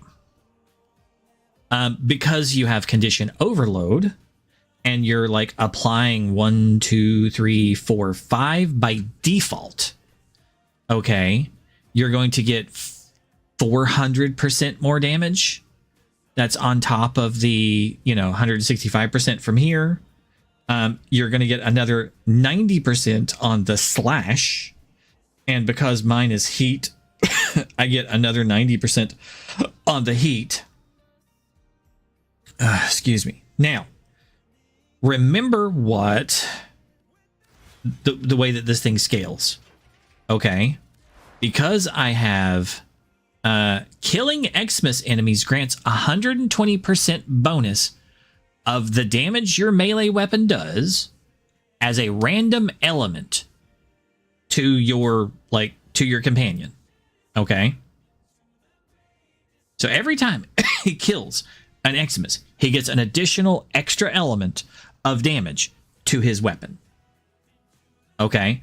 Eventually, because it's within for the next 30 seconds, right? For 30 seconds.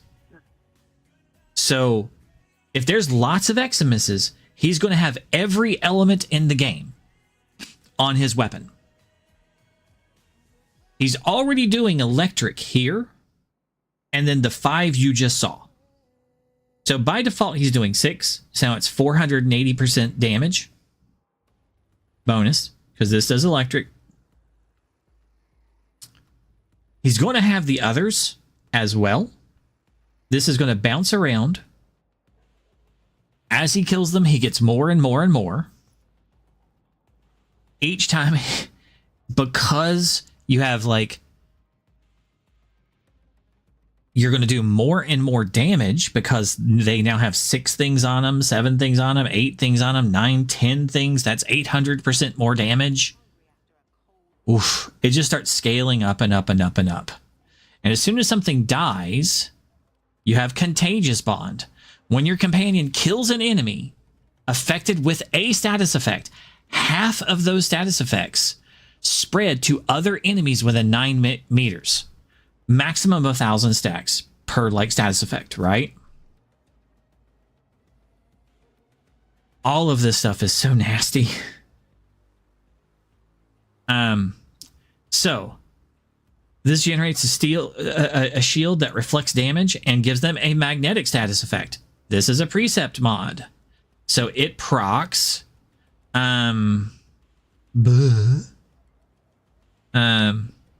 this one and applies all of this. Not only does it do magnetic, it also does all of his other elements that he has on his weapon. This one just strips Xmases and makes him a little more tanky. It's useful. Wait, because this is an ability. Sorry, I forgot. If he strips a Xmas aura that does damage, it'll apply all the other elements from his ability too. I forgot about that. So if he strips the fire Xmas, it'll apply those things from Manifold too. Now, because Volt gives him the electric, that adds more damage to his electric. It gives him a way to apply it, stack those up, get that going. If you want to see the highest one, remember, electric can stack up infinitely, so can fire. Those are going to spread. This kind of blows everybody up. Varuna. I'm on the big builds. Hold on. Let me swap back to default. This one. Varuna. Okay. Prey of Dinar. Okay. So you increase the range and damage vulnerability by Fangs of Rash. And you mark an enemy, and you get an extra 150% range of the spread of the status effect if they die. Okay, so this marks... and I keep forgetting I need to reverse my colors because I can't see the green very well. Okay. You go pink.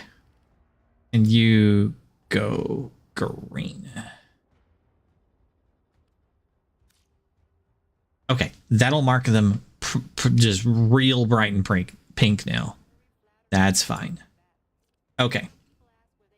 So what I was saying is, because of Prey of Dinar, and it's a little bit better on her too, because you can put Roar on her last part here. So I have like a 73% Roar, which gives much more damage. Precision Intensify, Molt Augmented, Arcane Impetuous, because abilities that grants 6% ability strength and 3% ability efficiency for unique status effects. And she puts 5. She puts in a unique status effect every time she does this. She puts 5 unique status effects with 10 stacks, right? You can hit it twice, you might even get 10, right?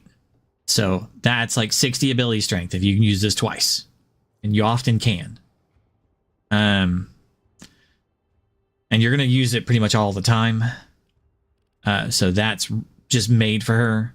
You're going to go invisible on her because of this one. You could use the invisible one on her. While invisible, gain 30 ability strength and more final critical. But you know, it would go away as soon as you're visible, and this is like 60 ability strength, so it's even higher. And this has duration, ability efficiency, and this is like a negative efficiency build. So this is kind of a better thing. Big range, so everything blows up. And if the dog kills something, it spreads both of your effects. So you prime them with her, and then let the dog kill it, because he's part of your wolf pack. This is Wolf Mommy, right? And then it spreads both of your effects, and it just wipes. The dog already wipes everything. So if the way that the dog works is Contagious Bond. When your companion kills an enemy affected with status effects, 50% of the status effects spread to other enemies within 9 meters, right? So you're priming them on her by using your Prey of Dinar, right? So you're giving them damage vulnerability of 50%. And then you cause them to spread the effect by 150% of your range, right? Of Fangs of Rash. So Fangs of Rash tear into the enemies, give them 5 status effects that are applied at 10 stacks on enemy, and on target death, they spread that to other nearby enemies. The range is 75 meters, right? That you can use it with a 17 meter range. It's got like 150% because of the Prey of Dinar, right? Spread radius is 150%. They have a 77% damage vulnerability. You're going to spread all of that. Like, so when the dog kills something, it's, yeah, and it's well worth putting on there, right? I just don't have the Epitaph Prime at the moment. I did get a piece of it. All of this is really good, but you'll see it's kind of silly. But this one is not AFK like the other two. You're actually going to like jump around and do stuff, but it's not hard. It's still one that you don't really have to think about, because she has the ability to be like, I'm immune to status effects, can't be knocked down. You can just turn that one on. You turn on the one that, hey, if something dies with a bunch of status effects on it, I get energy back. You now have infinite energy. You turn that on, and you just lovingly embrace things occasionally. Sorry, I am going to kill these guys just because I don't want them like hitting me. Okay. I can turn this one on, so I'm immune to status effects.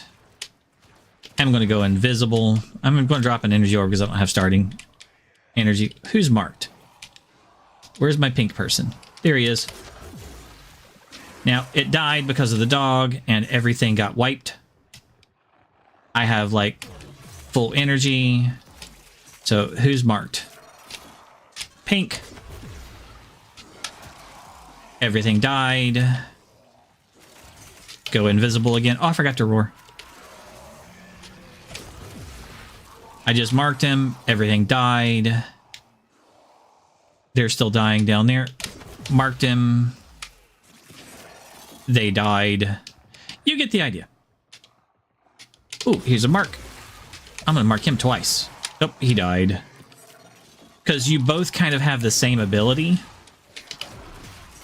You just go invisible, and you're always in... Oh, he died before I got a chance. See, they're just dying to the spread of one of our effects over here. Oh, he's... I don't know if it's my effect or if it's the dog's effect, but these guys are just dying. Right? Like, there's people dying in another room over there. I don't know why. I don't know who's killing it. Is it me? Is it the dog?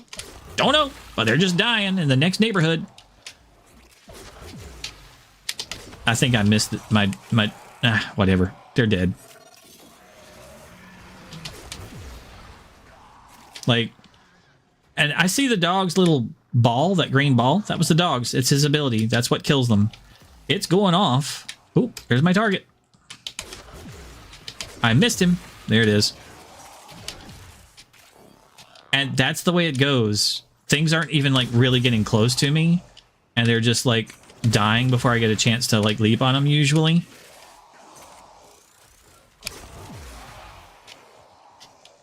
But like it wipes everything about every time that I leap, and the dog's still doing his part.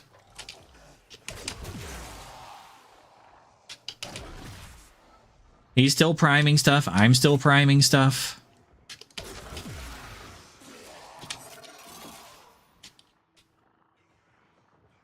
It's a bunch of nonsense. Who's marked? Nope, not you. This one. See, the dog's got the little ball going over there. That's what starts the combo that kills everything. He's invincible. I'm invisible. I'm invisible.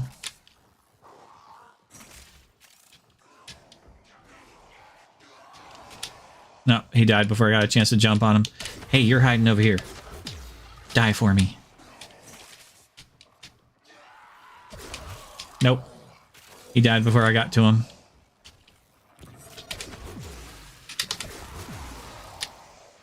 But yeah, you get the idea. Wolf Mommy is funny. And the kills per minute is a little bit extreme on her.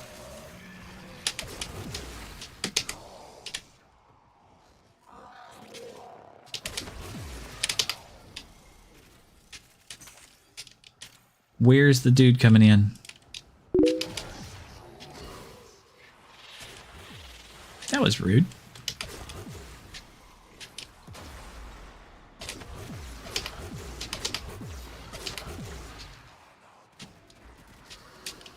I'll let my dog... Oh, my dog's down. I was gonna be like, I'll let my dog finish him off. The dog is down.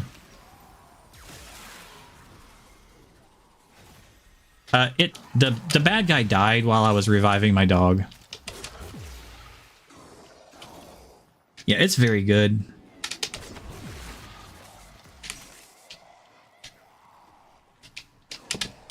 Those oculists are scanning for targets.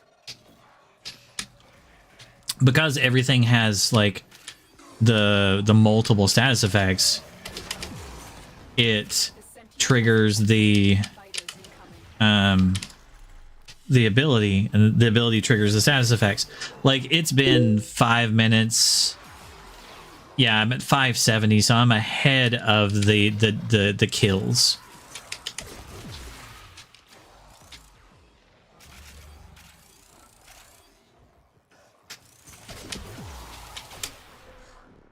It's like, just find more enemies, mark them, and just they die.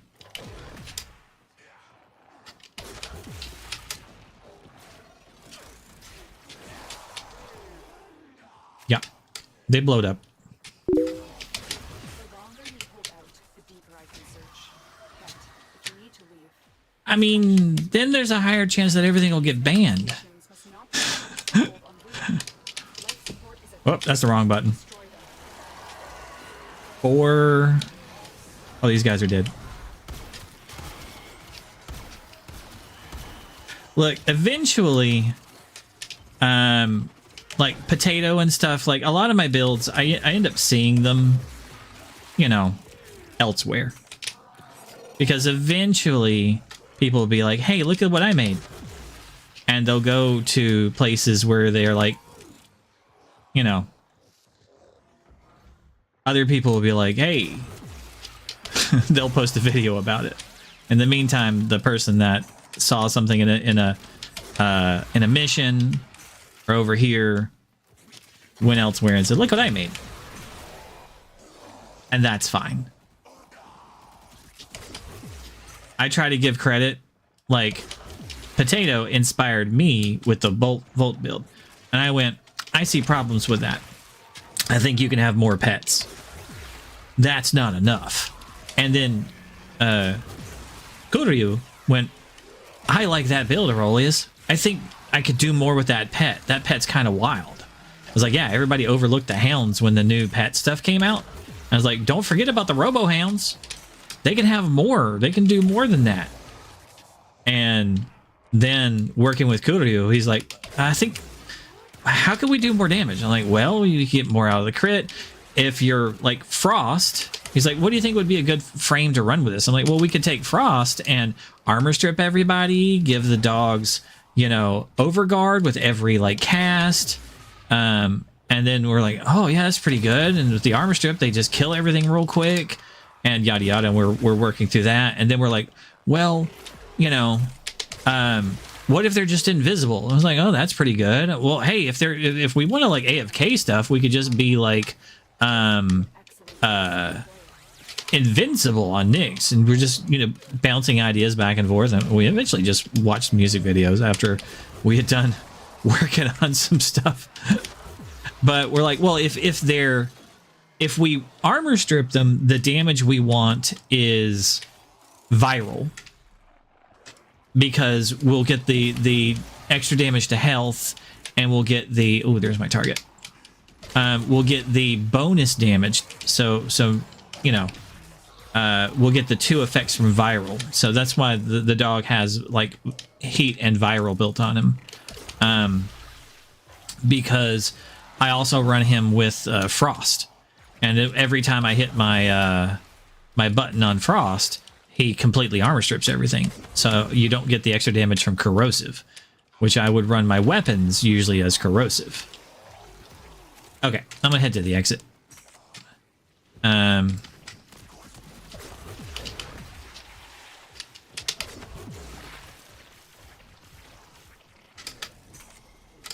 Well, okay, the guy's spawning, so come here.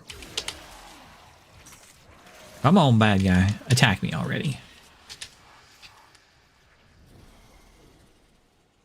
Where are you? You above me? Yep.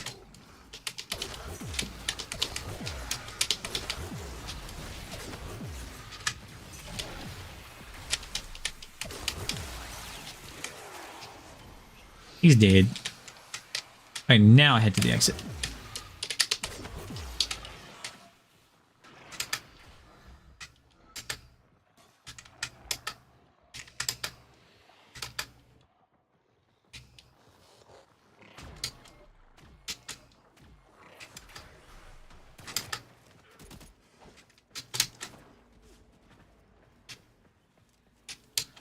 This way, around the corner.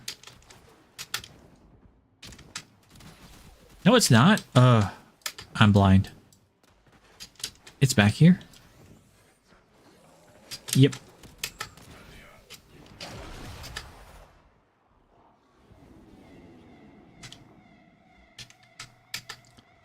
I don't care if they're scanning. I'm exiting. Scouts. If they detect you, fighters will soon attack.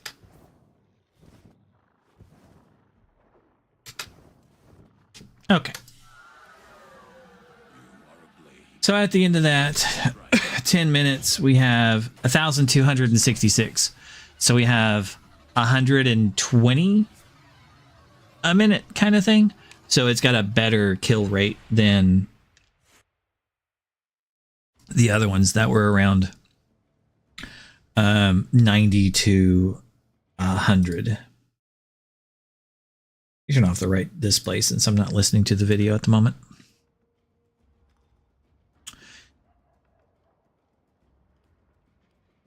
With Matt from Undecided.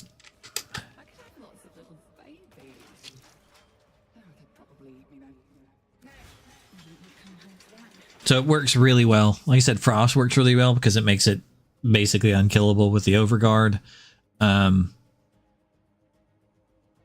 Then also armor stripping everything that it attacks. And then he can just defend. But the more AFK ones are like Ivara and Nyx. Nyx has an armor strip too, so that comes in handy. But it's more like, oh, there's a big bad guy. Let me armor strip that guy. Because they all kind of die in an explosion. Like, oh, he's fighting that dude. Let me strip the dude he's fighting. And then as soon as he kills him, everybody else dies. Because it spreads everything. And the chain reaction goes off.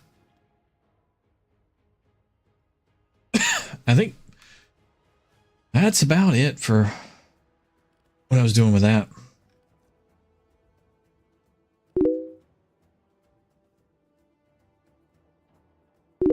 Yeah. I mean, there's like there's a couple really good ones. You're probably familiar with Nautilus Prime. He's also very good. He can solo missions as well. So if you don't have him, he's a very good one. He doesn't always look like that. I just have a skin on him because he looks cool in that skin.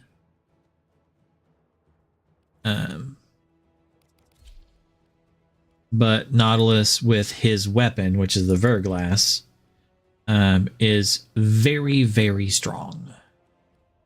And can also solo missions. You just kind of stand there and he kills everything over and over again.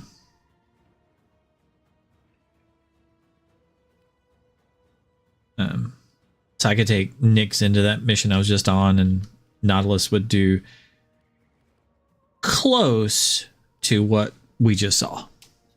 Not quite as extreme, but pretty close.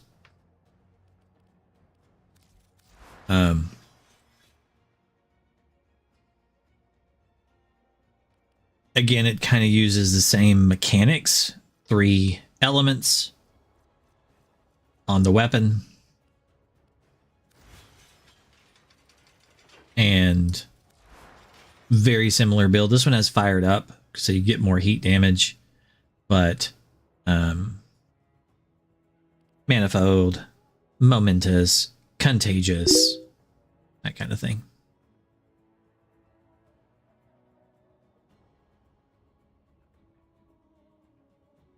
Yeah, I mean, Zaku would definitely help.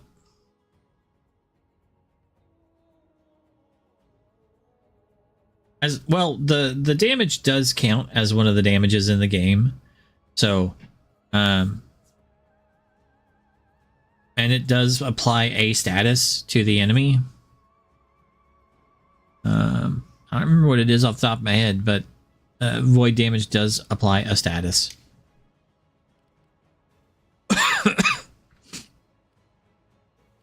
Like, this is pretty much the same build, except for Cordon and Tenacious and Assault Mode. Those are the 3 preset mods for the robot. And everything else is the same between the 2 builds. Except for Fired Up 2.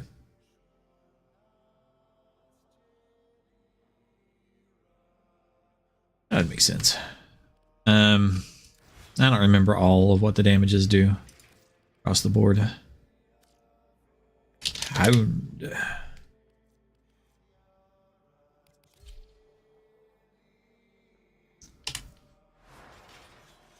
Lacerturn. Is that the right weapon? No, it's not. That's the other one. The Lacerturn has impact on it, which like stuns them a little bit, staggers them, lowers the amount it takes before you can stab them to death. If you're up in their face with a sword, impact is good. If you're doing melee.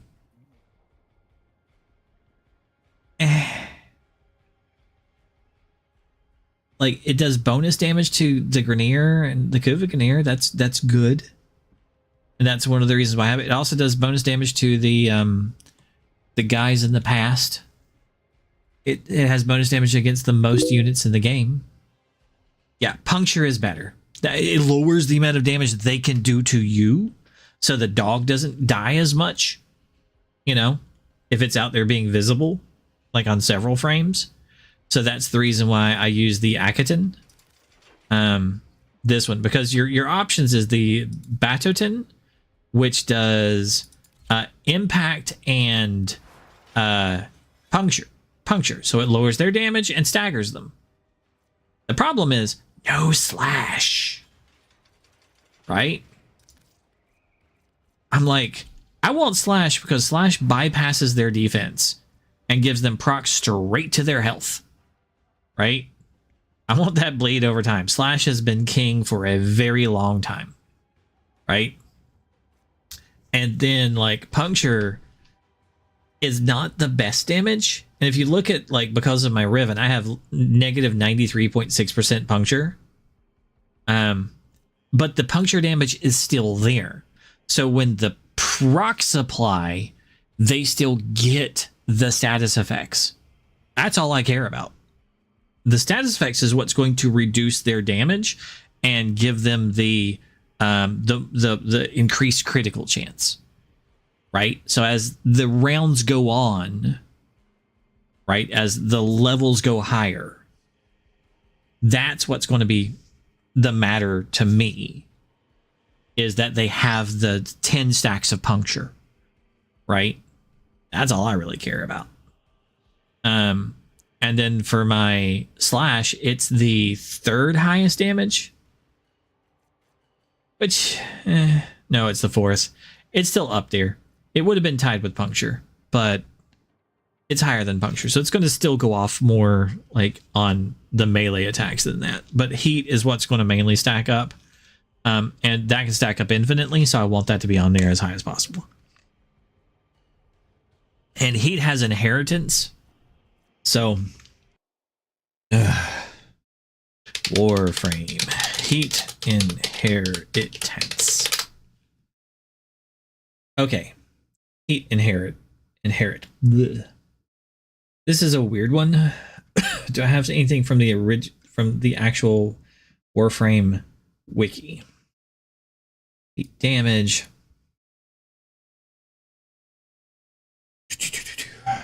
Basically, the bigger that you can hit initial, heat inherit, and repeated application. Okay, here it is. Repeated application of heat procs do not stack tick damage in the same way other damage over time status effects like toxin, electric, or slash do. Instead, a heat proc both adds a stack and refreshes the duration of all active stacks on the target. This allows for ramping up heat tick damage indefinitely, scaling up linearly as long as a heat status is kept refreshed within 6 seconds effect duration. Additionally, all heat status stacks are automatically consolidated into 1 tick of damage per second, with a new heat procs refreshing and further adding to its tick damage. Heat's a little weird. So modded bonuses can apply to the damage of heat status. Faction mods are good. They will help. Such as Hellfire and faction damage mods will be lost if the first heat proc on the enemy is from a source without any such heat modifiers. So, like Warframe abilities or Manifold Bond. Hindering the performance of weapons that rely on heat status to deal damage. This is where the heat inheritance comes from. Like if your first source can apply like one of these things, like where it doubles or triples or gives bonus damage, it's like that's going to heat hit better, but if it spreads to the enemies, then it no longer has that bonus from like faction mods, like Manifold Bond. To avoid this, the first heat proc on the enemy must always come from a weapon that has those modifiers. That's what heat inheritance is. The Warframe can widely apply heat, such as Ember. Ember can make this difficult task.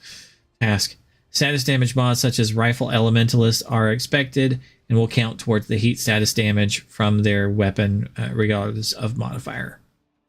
So, also heat strips half of the armor, which is good, which makes them take more damage.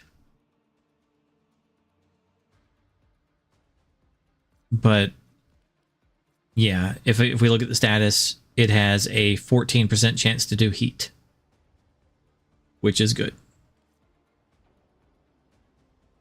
And technically, the dog has a two like syndicate effects on the right builds. Like this one has to stay alive with brief respite, but on certain builds I have the one that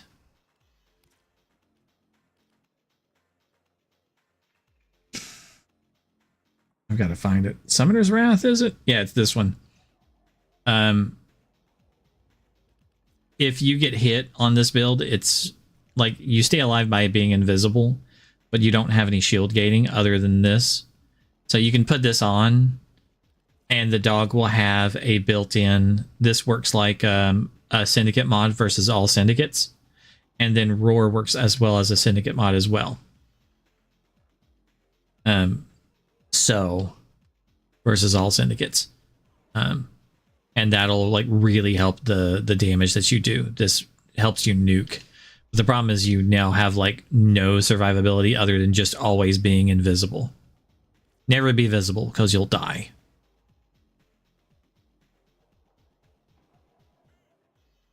Should be fine.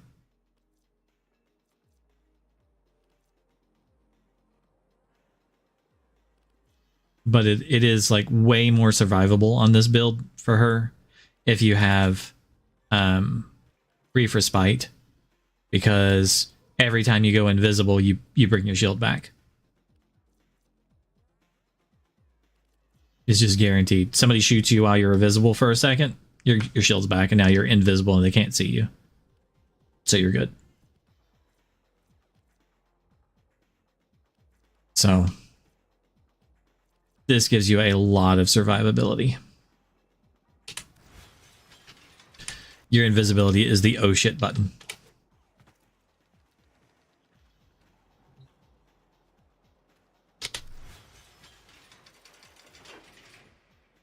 It's just kind of up to you on like, can you survive? If you can, put the other one on there. You'll get more damage.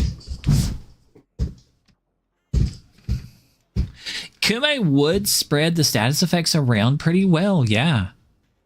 And I hadn't thought about that. Yeah, that's one we didn't think about. I've got a pretty good Kume build too. So this is my build here. I've always liked it. Uses Thermal Sunder. It keeps her like long mission, like endurance run. I'm gonna get all sorts of like stupid ability buffs, right? I like Thermal Sunder because I can freeze people. I can make area of effects. I can do blast damage. I can set them on fire. As I move around, I can do these. Being able to freeze people solid is pretty nice. I can use this. It's relatively cheap to like just CC stuff, reset my shield gating. I like the ability. However, maybe not the greatest thing in the world. Roar would be better for this build. That's just me. Roar would be better, especially on this spot. Just personally, Roar would be better. And then, of course, her first ability. Now, if you want to see a better build, this one's been going around for a while. I was introduced to this by a friend of mine, Hayden. It's got their name on it. This is the Sickening Pulse. you keep her 4 because her 4 is pretty decent. Honestly, it's good. Yeah, exactly. You can put Roar on her too. Now, have you ever played with the Sickening Pulse on her?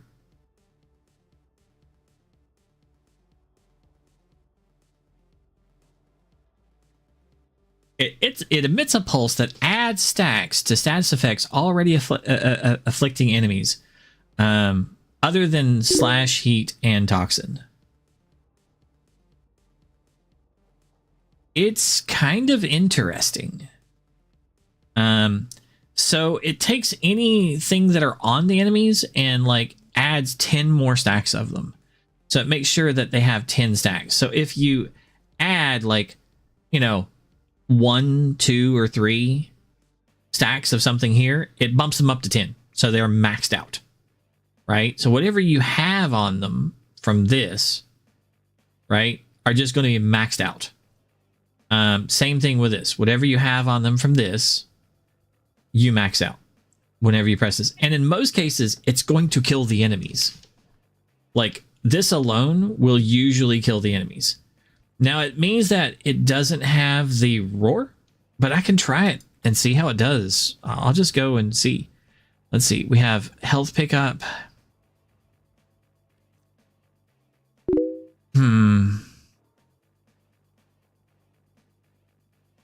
I think I'm going to change this one.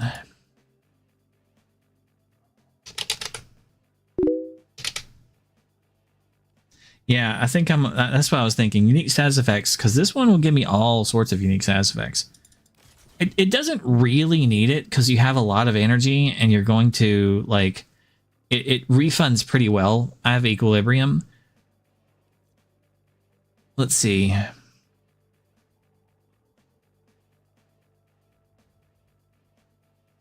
I can get it back a decent amount of strength and efficiency. So it's like, does make it cheaper and easier. That one's actually pretty good, so I think that one's fine. I've got a decent amount of health. I've got Augur Reach, so I can... yeah, I think that's going to be the best one here. Let's go look. Well, with the... Hey, Shadow. Welcome back. With the health that I had the one that gave me another like 1,000 health or whatever. And then with the armor, I have 69% damage reduction. So she's not actually that weak. And with the Archon mods, doubling the fire and making Toxin go corrosive, like she does, it's pretty good. Let's go try the mission again. I just switched to her. Yeah. Okay. Yeah. Okay.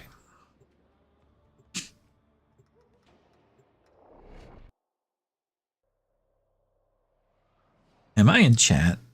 Let me go make sure that I'm in a chat channel right now. Sometimes I don't check to see if I'm actually in. Yes, I am. Okay. Amelia hasn't said anything in a while. I'm here. Yeah, I forgot that I was in chat. Just making sure that I was. I've been quiet.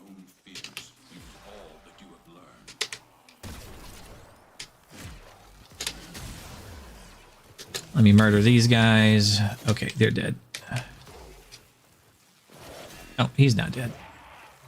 Okay, cool. The Oregon Neural Sentry is attempting to purge you from this place. Stand by for life support.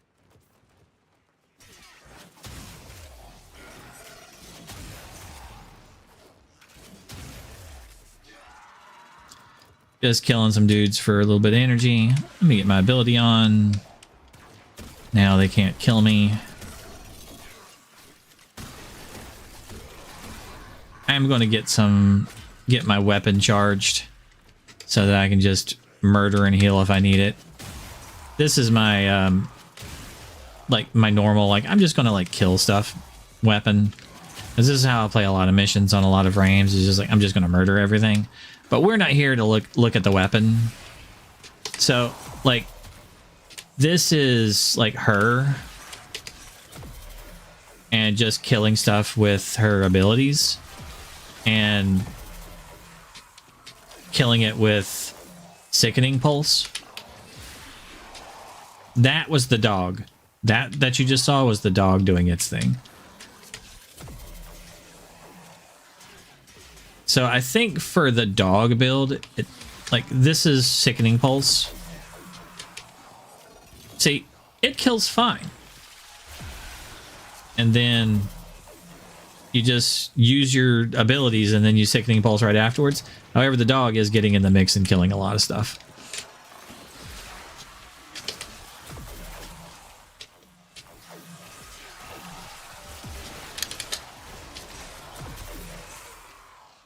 Okay, now those are my dogs.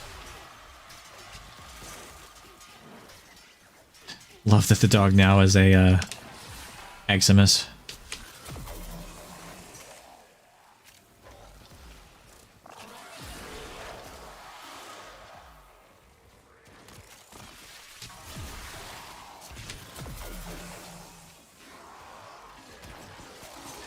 See, I mean, Kome kills pretty well by herself.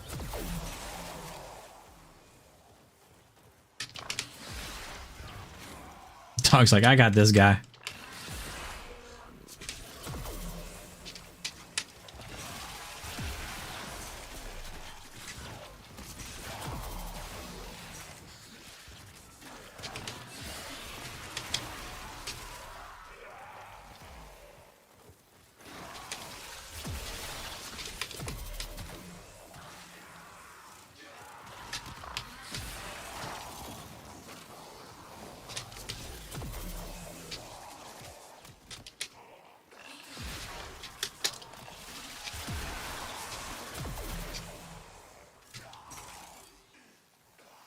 So it's not too bad, but this one's like, it needs more like effort.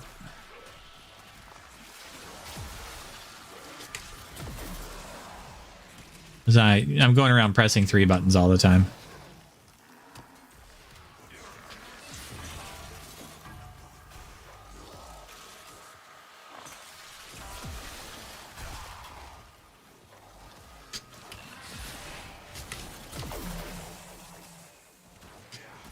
And let's see, what are we at currently? Keep forgetting I don't see the time on that one. 4 minutes, 460. So it is above the average of the time. So I am at similar rates to Varuna.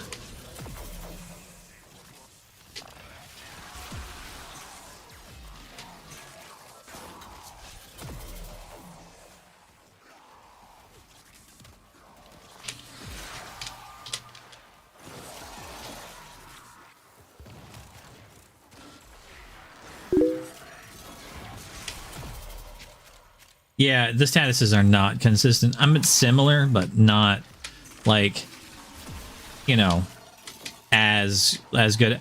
Varuna will out damage her, like, because of the consistent damage.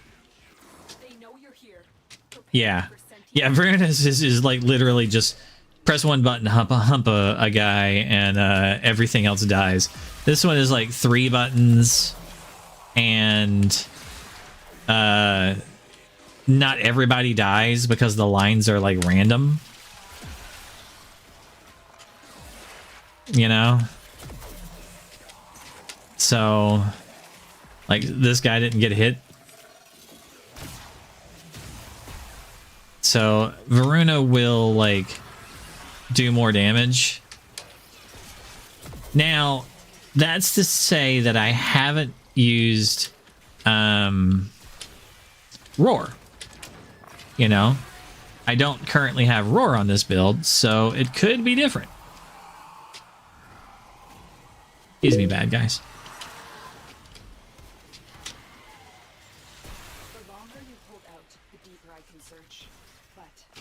We have not done citrine.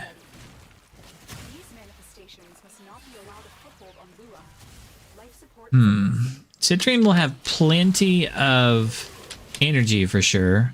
Does apply 5 statuses, but not to a lot of guys all at once. She will apply slash to anyone in front of her. can CC entire areas and has plenty of like damage like reduction kind of thing. So If you have a necromech, this would be an excellent place to deploy it. oh, Space Mom, we're not calling a necromech. They don't kill fast enough. Where are we going? Right.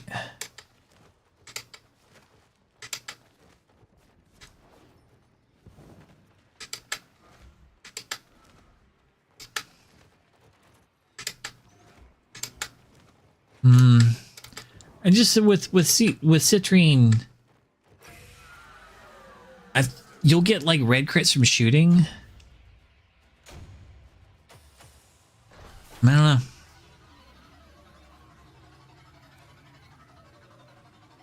It's very on par. So like 7 minutes, 13 seconds, we were at 767. So it's right there. It's 100 plus, like 110. So it still worked well with Kome. It was above like just letting the dog do it on like Ivara. Ivara's like 900 because she doesn't have like an armor strip. She wasn't doing anything other than letting the dog be invisible. So it wasn't taking any damage. Like 10 minutes and 900 kills. So 90 a minute kind of thing. So Ivara was a little low. So Kame was at a positive. I think we'd probably have something similar with Citrine.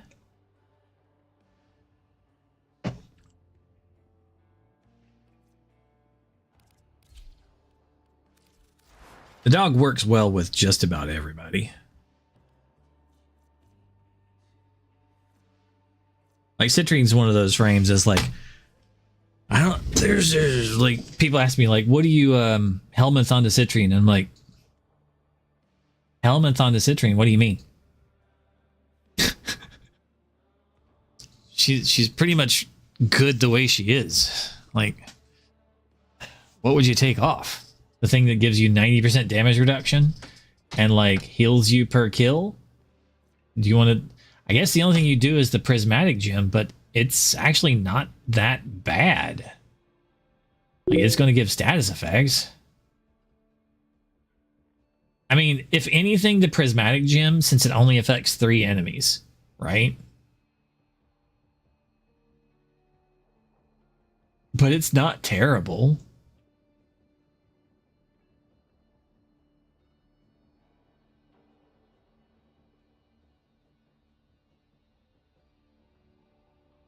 Like, it's got decent abilities. Lasts a good long time. Gives you great... Anything that you do to them is going to apply all your status effects. The extra status chance. Yeah, everything on her is really, really good. Like, Fractured Blast is just too good. Does great damage, does slash. It's just too good. You have infinite energy because of it. The 4, I mean, you can lock down acolytes, bosses in the game. You could just pause about anything. That's really good. And then just do massive damage to it. I mean, hello? That's awesome. Everything is either like A tier or S tier. And I think the only A- is Prismatic Gem. But it's still really good. So it's like, I guess that one. And I'm like, what would you put on it? A Phantomize? So that you have an armor strip and a slow, maybe? That could work. I mean, that's not bad. Molt, because that's good on everybody. Right?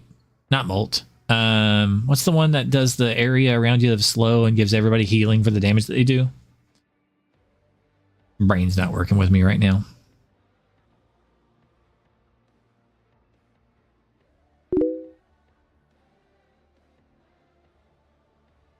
I mean, she'll get one eventually. Gloom. Thank you. Thank you, Shadow. Yeah.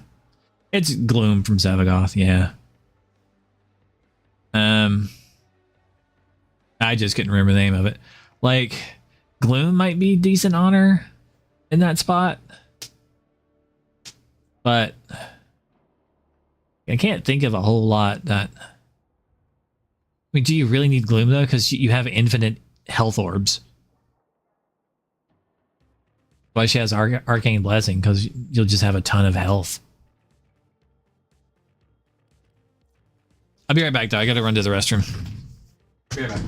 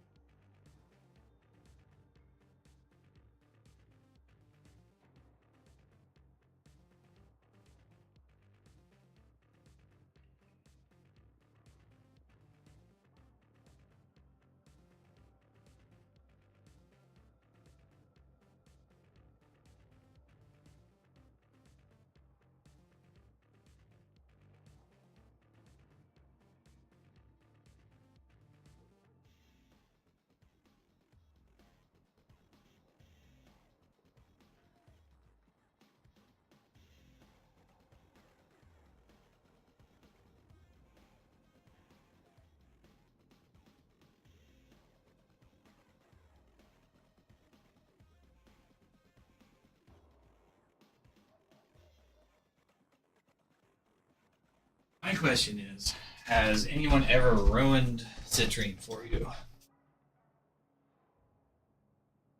Has anybody ever had to talk?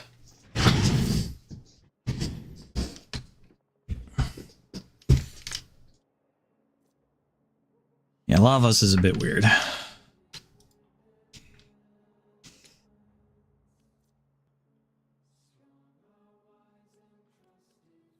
And don't worry, ruin is not a bad thing. It's just that you'll never see her again the same way, most likely. She's still an amazing frame.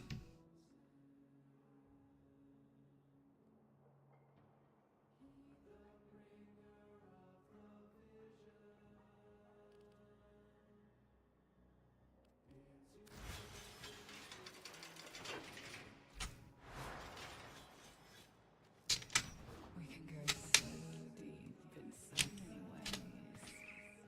All you have to do is tell me what you want.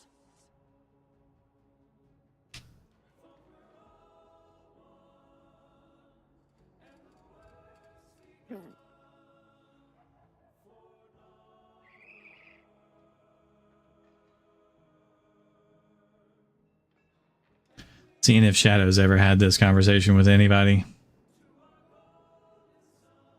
Here on the wall, I have 3 posters of the Warframe hose.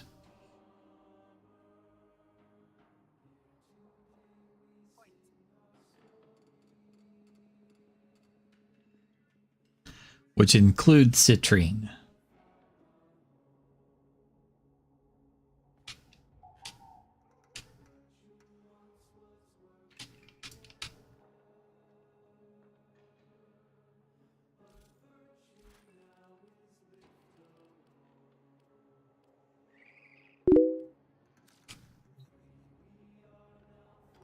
Humane Citrine. Have you ever, like, had the discussion about her design before?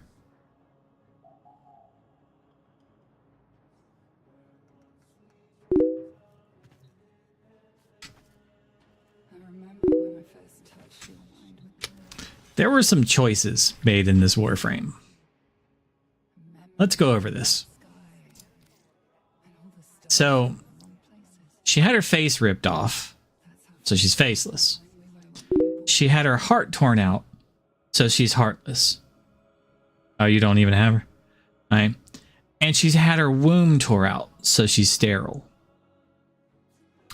So she's a faceless, heartless, sterile, like, individual. Okay. On top of that, she is the only Warframe with a vagina. Like, literally, it's completely unnecessary to have this detail. Like, to literally have that, completely unnecessary. On top of that, the outfit that she's wearing is a one-piece outfit that is usually used by working women on the side of the road, including the garter belt holding up the pantyhose, like seen here on the legs. And if you look at her back, you can tell that she's been abused and beaten over her lifetime by the scars on her back. She is the hooker Warframe. She's a faceless, heartless, sterile woman that puts her pussy out there for the world.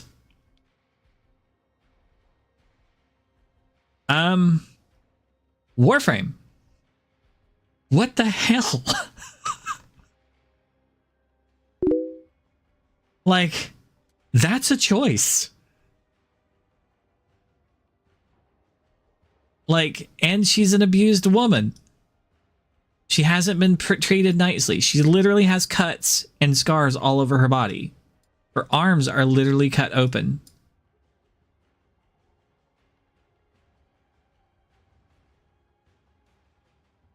And she has, like, scars all over her. Her legs have, like, cuts on them. That's some decisions. If you want to look at some of the other hoes, do you know the story of Dagoth? This one right here in the dark picture.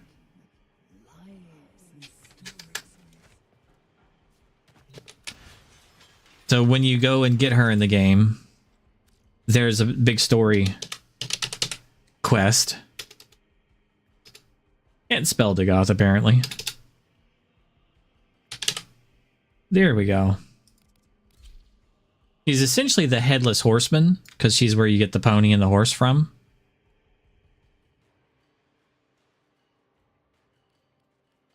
But I'll go over the story quickly. She is a sex slave.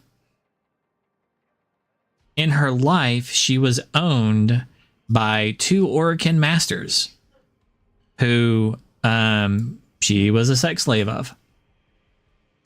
And they enjoyed her because it was taboo to have relations with a lesser being, a non-Orokin. And to say thank you to their pet, they bought her a horse. But they were like, since they were her master, she should love them the most. And she named their horse. And they took that as a betrayal, that she cared for her horse more than them. So out of, like, feeling betrayed, they killed her horse in front of her and then killed her. But they're like, oh, but now we don't have our sex slave. And they're like, oh, we could just turn her into a Warframe. So they did. But then they're like, oh, well, it's not taboo to lay down with a toaster oven or a vibrator now that she's a machine. So they lost all interest. It was no longer exciting. So they're like, person who made her a Warframe, just burn a hole in its head and destroy it and toss it into the burial hole with her horse. The body of her horse. And the horse's spirit resurrected the dead Warframe. The twice dead Warframe. And it went on a rampage, killing the Orokin. So the never named slave who never had a name, who gave a name to its pet in secret and was killed for doing so, went on a rampage where they met Grandma, who was like, "Don't kill me, I have a family. I have a son who's getting married and is going to have a kid. I'll give you my name if you spare me." She was named Dagoth and named the Warframe. This game's so full of so much effed up stuff, but that's how a sex slave got their name as a Warframe. And that's the reason why Grandmother doesn't have one. Because if she ever goes by the name, she's afraid the Warframe Dagoth will come and kill her as a part of the bargain that spared her life.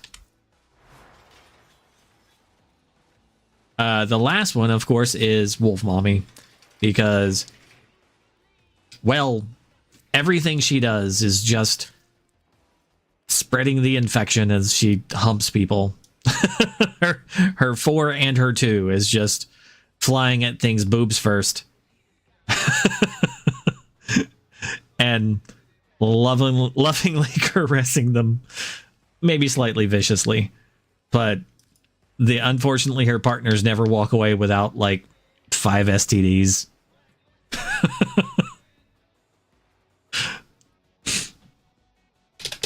And it's great that you can actually search her by typing wolf. Varuna. I mean, she does have 4 kids, you know, hanging out on her shoulders. She's been around the block once or twice.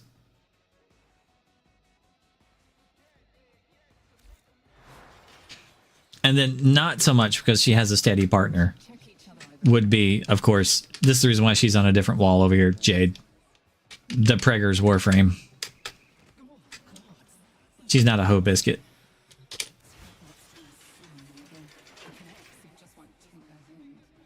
That's just a whole different story.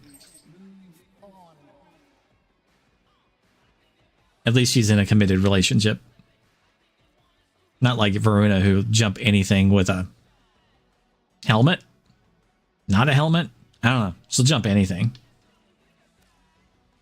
Anything upright.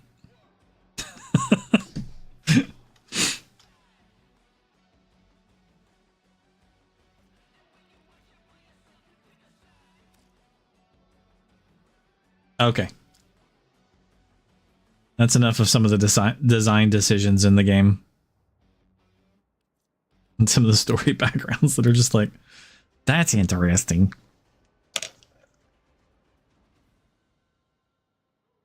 Did you want to see any other, like, frames or anything? Kind of want to test the Volt, because I haven't actually tested the pet shop with the new build. Should work.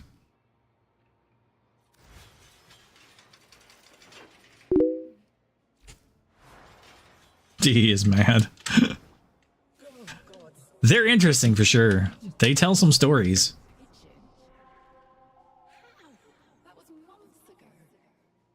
Like, even Volt here has a story. Like, you've got his main skin, like his normal self, and then if you, like, do the phone conversations with him, you learn about his past. Yeah, that's the version I've got on now, the pet shop. I'm going to do that one. I'm not sure how many of the, you know, cats I'm going to get out all that often. I should put on something that has like a dagger, because the base build I have here with my hammer takes a few tries to kill things.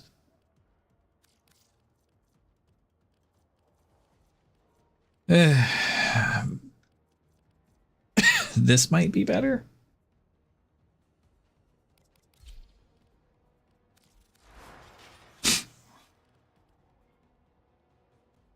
Yeah, this might be better.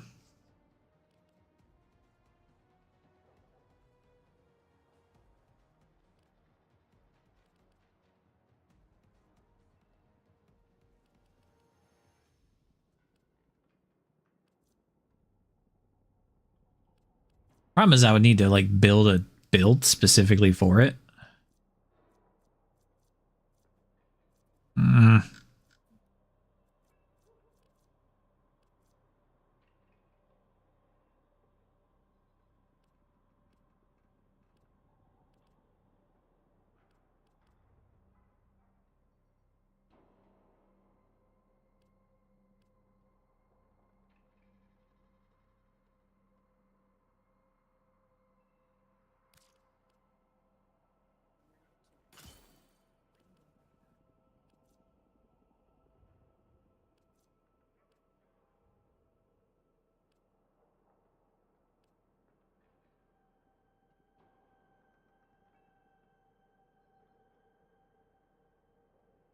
See, I mean, no, I don't like that one.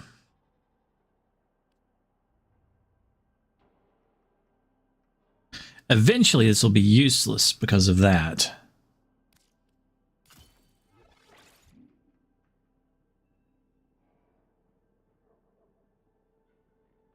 That's better.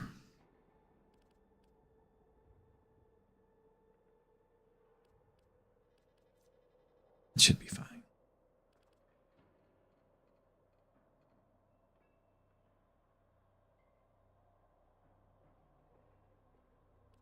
That's fine.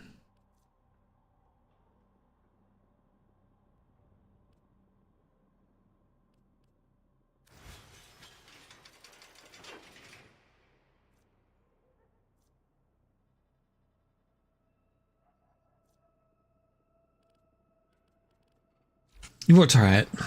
Okay.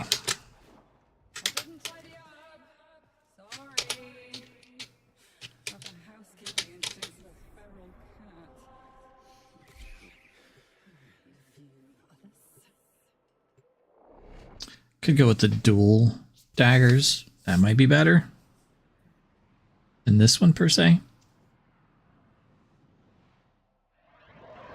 That's a hard choice. Accept your death, and you may yet avoid it. Trust in your training.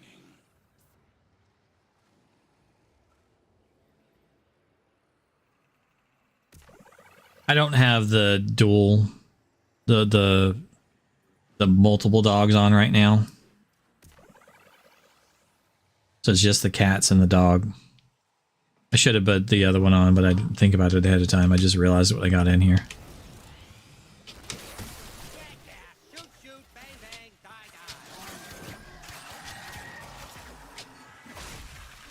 Okay.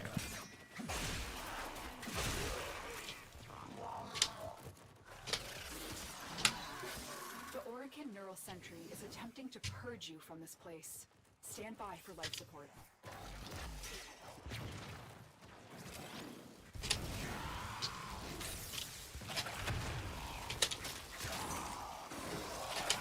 I'm level 53. Nice. Keep jumping up, don't I?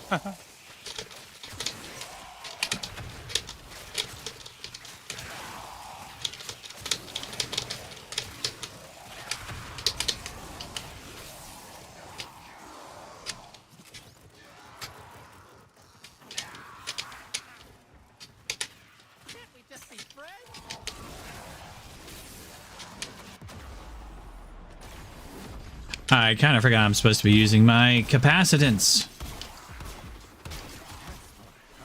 Okay. Let me get capacitance real quick. Here we go. Now I have energy shield. Or I have shield.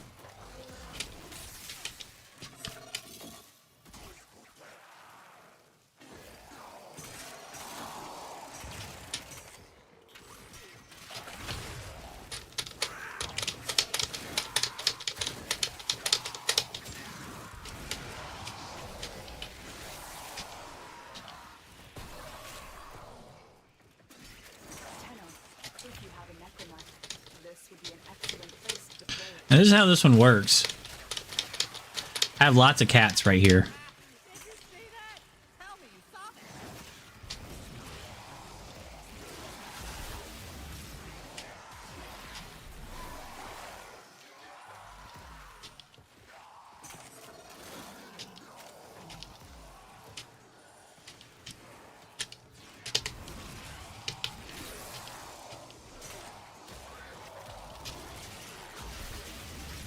And as soon as anybody starts shooting me, I just shock them.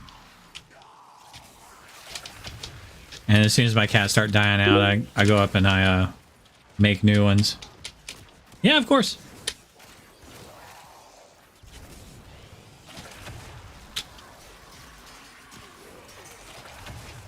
If I can find some to make.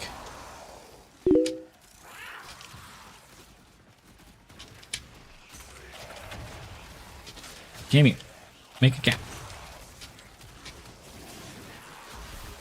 One more for me.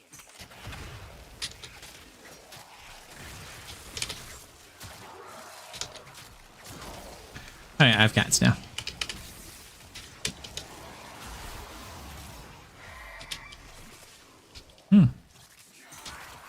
Apparently my dagger wore off, but I have 11 times combo counter all the time now.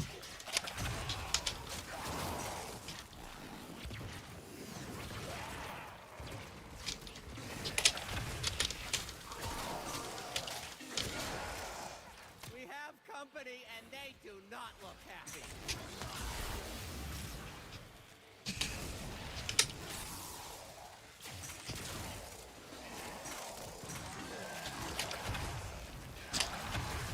As you see, I mean, it works.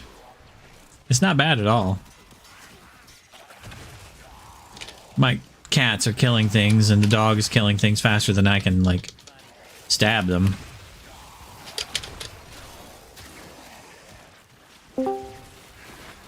Hello.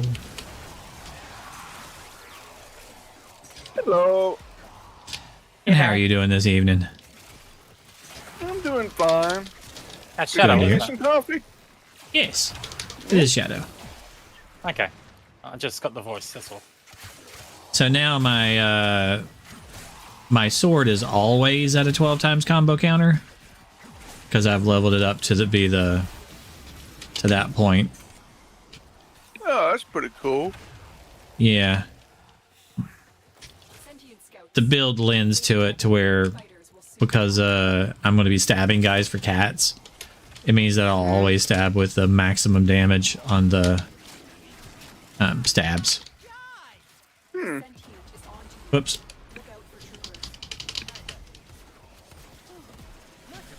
I've been trying to do that, but I never do succeed properly. Oh, my hand went down. Are you dead or not, Hound? In a couple minutes, I'm gonna play some Warframe. Mind if I join you? Sure. Okay. That's if I can get past the login screen. Ever since I switched over to this Steam OS thing, Yo, I like I'm having swords. trouble logging in. I just can't select the you know, the when you type in your email and everything. I can't put in that. I can't even type. Which melee did you want me to use on the next mission there?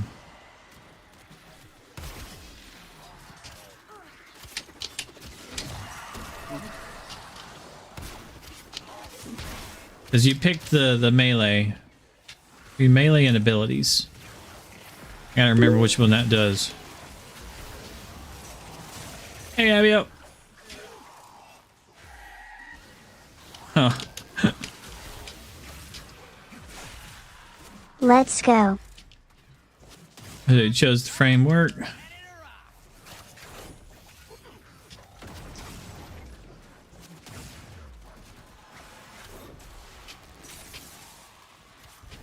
I'm already on Volt.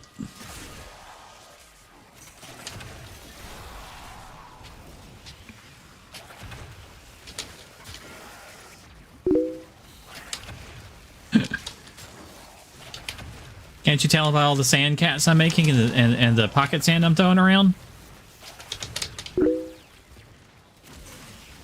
Pocket sand. Like pocket sand. That's an Interos ability. Yeah, it's on Volt. This is a meme build with a bunch of animals that kill everything for you.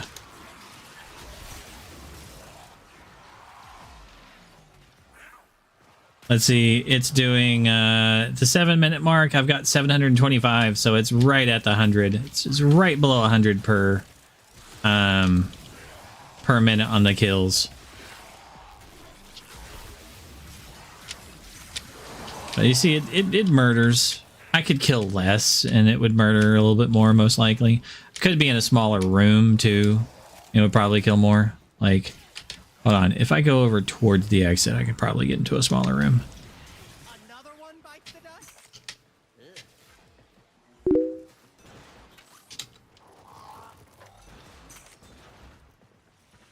Yeah, this would probably be better. Hey, come on, bad guys. Sure, what sucks ass?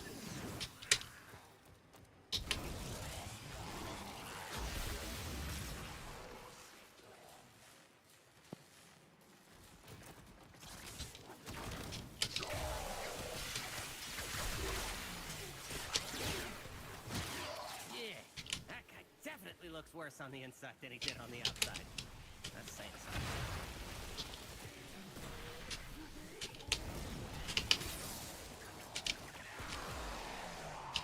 All those guys are dead.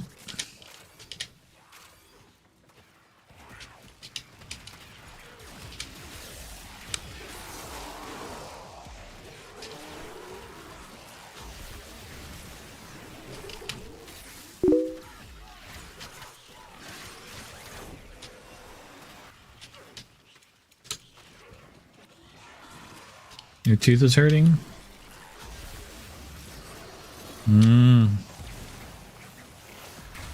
Sorry to hear it. Keep these cats for a good long time.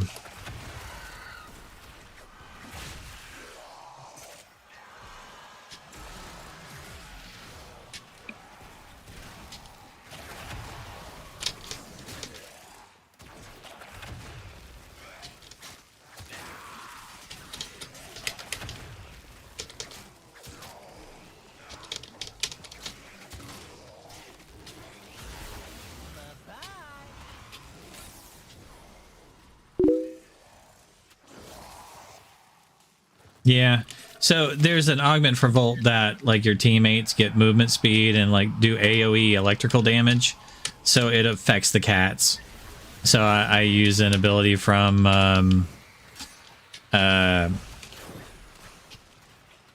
Inaros that lets me spawn cats by you know, killing guys. And I didn't know that about the bolts 2 affecting the cats. yeah, so they have an AoE of electrical damage around them, and they just run around at the speed of sound. And then the 1 also adds electrical damage to them. So they're just running around shocking everybody.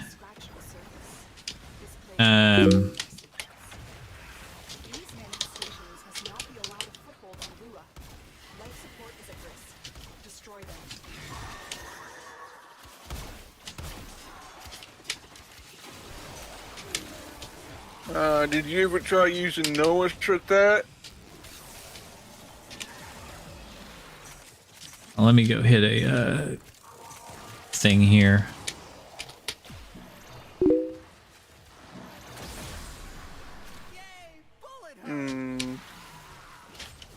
Did you hear me? If I ever tried Nourish, well, I have to put on Enerus's ability to get the cats, so I don't have like the extra room for Nourish as well. Yeah, I forgot about that. Yeah, you can only use one like ability. It's assumed. Sorry about that. I forgot about that. That's okay.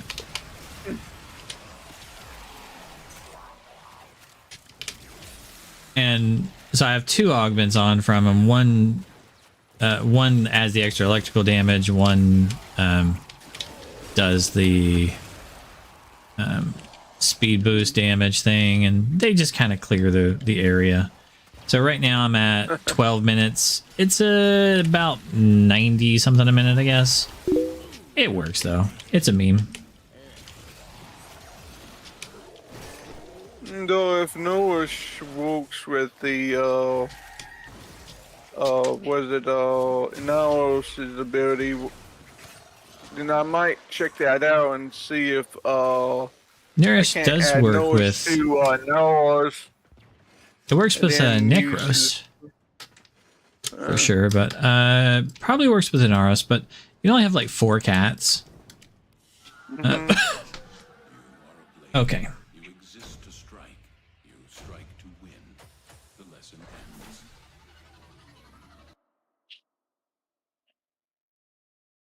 Oh, so there's just 4 cats basically. Okay. Yeah. I thought there was multiple. Well, I still have a dog, and I can have like 6 extra dogs, so I can have like 10 pets. Hmm.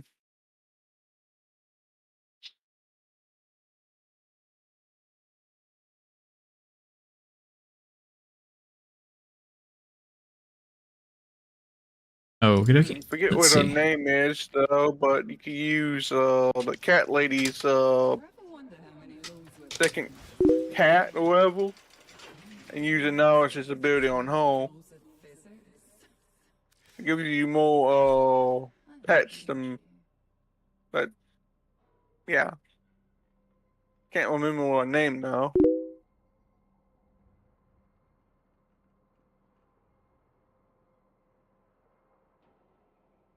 Oh, Koa. Okay, okay. Ah, the crazy cat lady. Yeah. Yeah. Yeah. And then like I was saying earlier that Volt has his own like story built in. Like right now he's got like this is how he looks.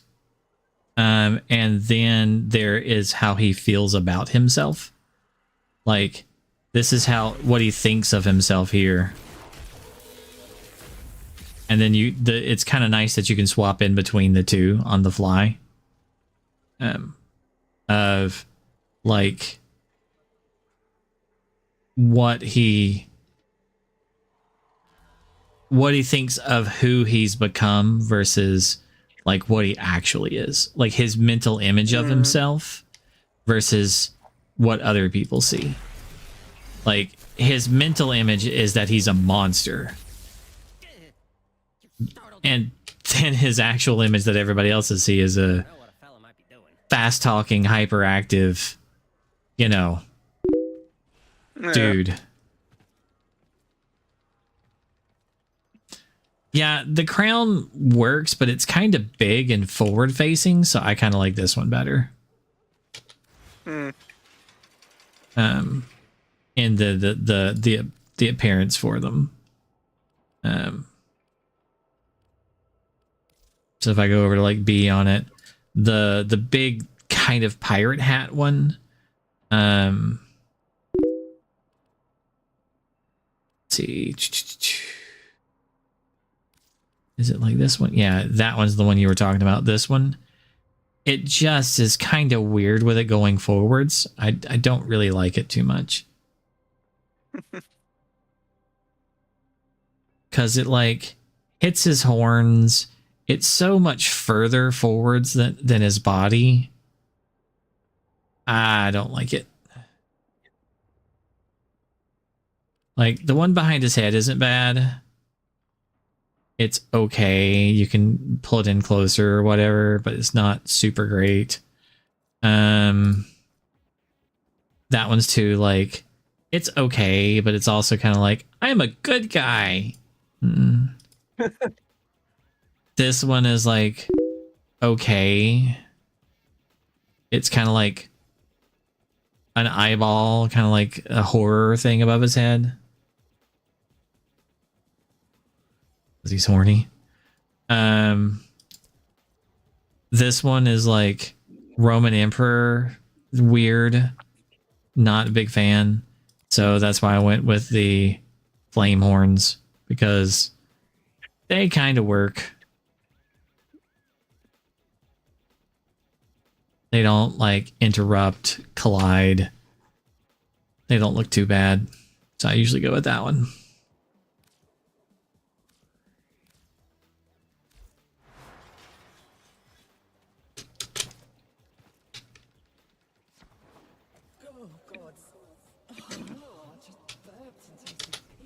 Okay, you in the game now? Trying to at least. Like I said, I'm having trouble logging in. Is it like a password thing or? No, it's just not letting me log in. Like I said, it's a new Steam. The Steam OS that I'm using. Yeah, it's not letting me log in at all. I can't even select the email. Type in my email at least. Yeah, I'm gonna have to do something, but it's gonna take that long for me to do. All I have to do is copy the. Yep.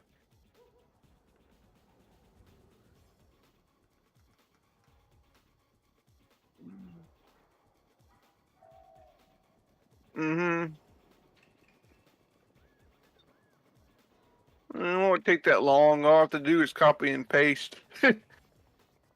Dang thing. Let's see. Cut. Copy. Let's see. Put in. Right now. I just have to use Lucius or whatever to actually play Warframe. Which is a pain, by the way. I don't know why I can't just. Let's see.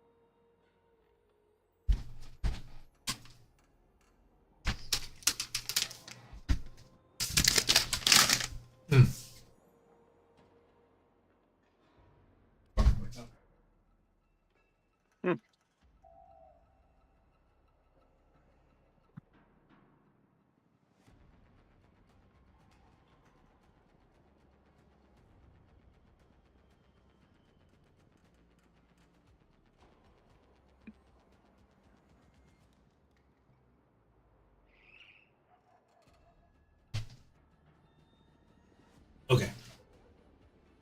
Alright, give me, let's see, 4 minutes. Did you try copy and paste? Did you try to use and open it again? Close and open it again. What do you think of the Halloween orbiter decorations? I think I still have them up. It's just been a while since I've been in my orbiter. Yeah, I still have them up, I think. It still says rest in peace, Abio.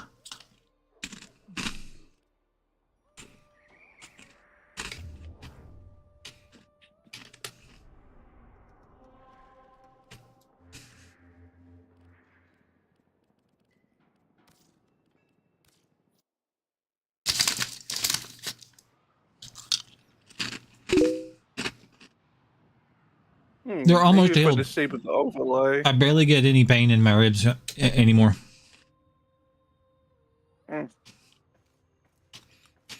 Yeah, it still says rest in priest Abio and Sneaky.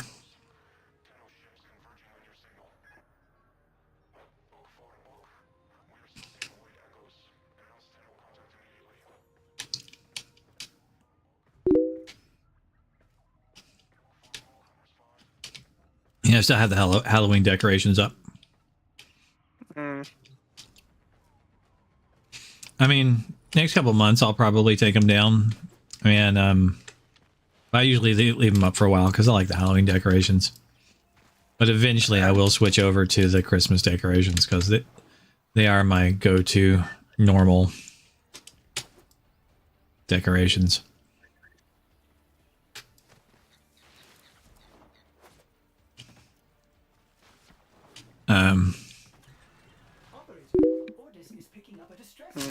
Let's see if it's the overlay that's actually giving me the trouble.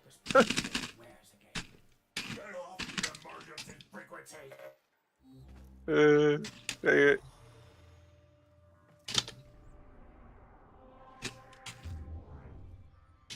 It just makes me want to switch back to Garuda.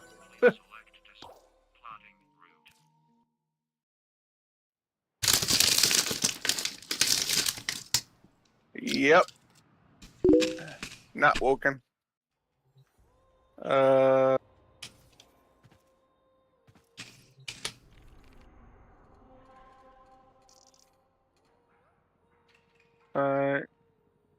You might want to join. Oh, I'm probably just going to do one of the steel path missions.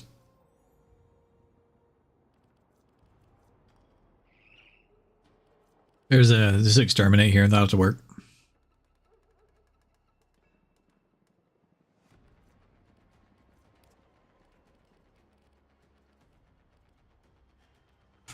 I do have to like go and fix something though.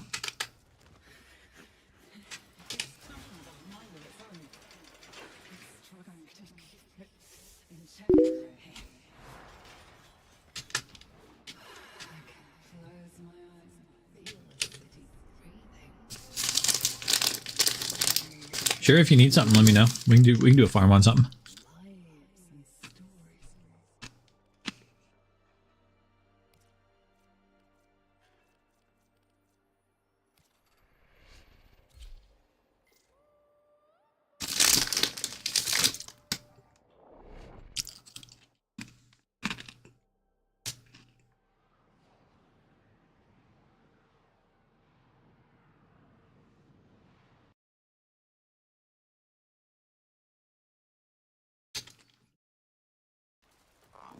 Each enemy is more powerful than before.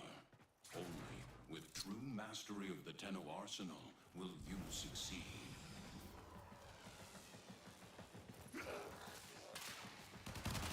Nobody says hello anymore. And so, war makes monsters of us all. But especially you guys. No, don't do that. Get out. Thank you.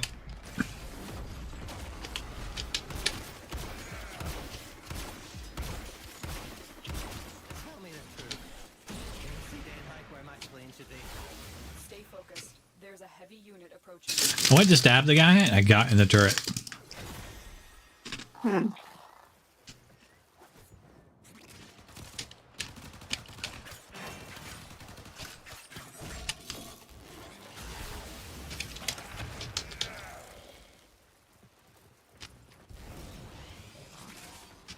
Tenno, my readings indicate an increasingly dense neural network beneath the forest floor. This can only mean one thing. The Silver Grove is nearby.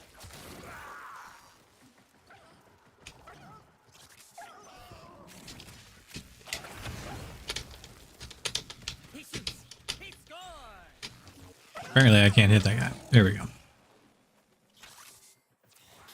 I'm gonna try one more time and then this says woke, I'd give up.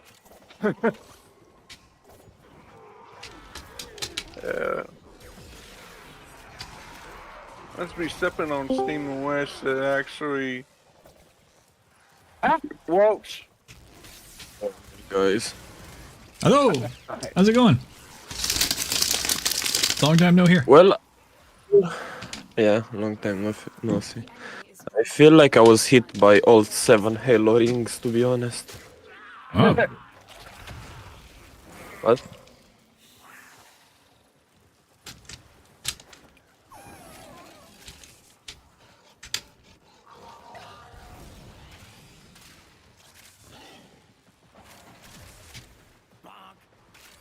Back.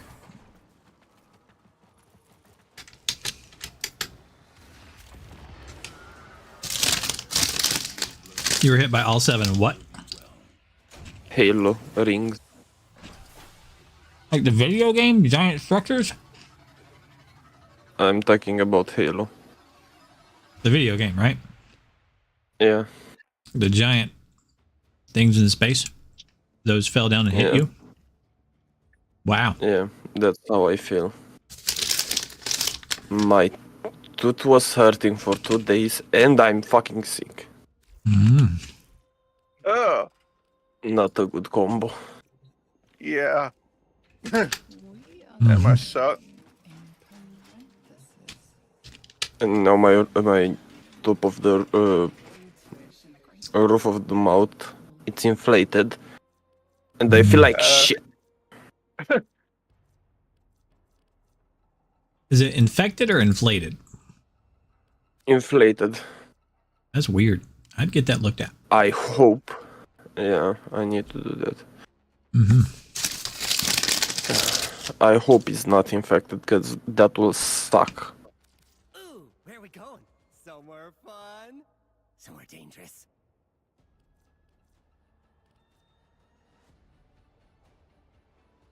I've never had the roof of my mouth inflate before. Neither do I until now.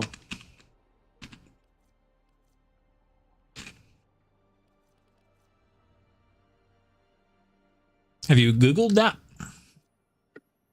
No, It seems like some fucked up shit. it is.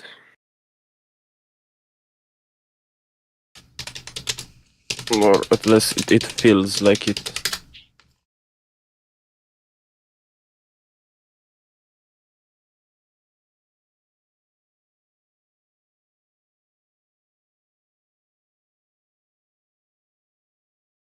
You didn't burn the roof of your mouth, right?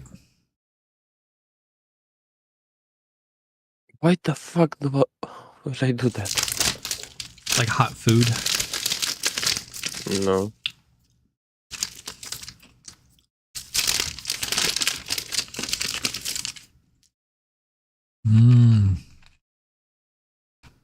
Yeah, well, I need one citrin part if you wanna guys do that. If the roof of your mouth remains swollen for more than a week without any noticeable improvement, see a dentist. Well, Yeah. this happened yesterday, so it wasn't a week.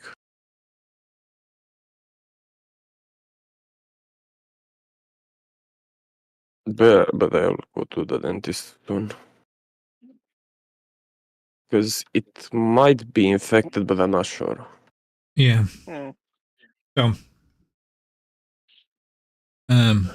oral trauma. Biting down on hard food, accidentally scratching the palate with a sharp object, or burning the roof of your mouth with a hot beverage are common causes of swelling. You have swelling in the top of your mouth. It's probably due to your tooth. The soreness in your tooth is usually due to like something attacking the nerve. This is usually an infection. Okay. Now, the pain goes away because whatever was attacking the nerve has damaged the nerve enough that you can't feel it anymore. But that's where the swelling comes from. You can't feel it, but it's still attacking you, right? Now, your body may overcome the infection, but you have swelling and you had a sore tooth. So you can ride it out. You might be fine. It might go away. Or you can go see a dentist. Hashtag not medical advice. The AI that I just consulted on this shit from Google was like, when to see a dentist, severe pain or swelling. You've had severe pain, check. You have swelling, check. If the discomfort or significant is significant and prevents you from eating or drinking, yeah, well, it's probably not.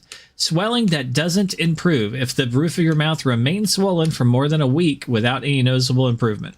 Yeah, well, you know, that's up to you. Visible sores or lesions, underlying medical concerns. And remember, this comes from an AI. So again, hashtag not medical advice. I've never really heard of swelling of the top of your mouth. So I was like, wow, that's weird. It's always best to get things looked at, especially if you had like bad tooth pain. That's usually meaning that the tooth is infected. Something was attacking the nerve. Yeah, Well, I don't know the term for this, but to explain it in a more simple way, I light and put a cigarette in my ear because I was having weird.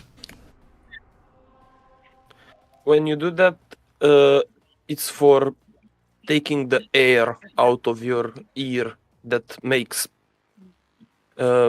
you have some tooth pain, you know? Give me a moment. I'm gonna swap my control. I'm gonna have to use the Xbox control. All right. Shall I be on in a second?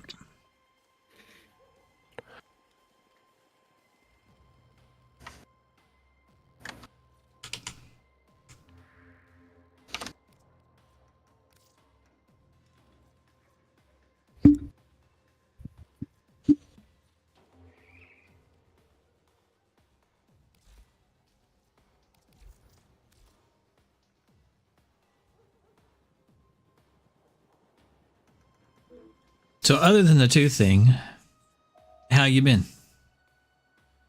Have you? Exhausted. You been working a lot? Yep. I was working 12 hours shifts. I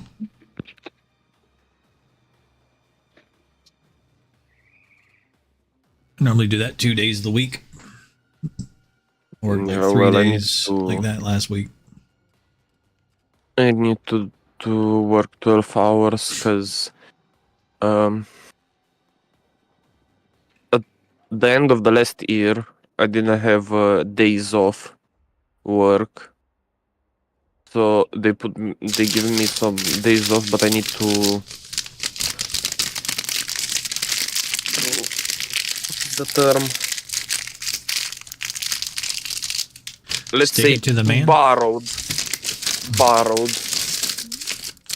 days off. Basically, they give me some days off, but I need to work to pay them back. That's the thing.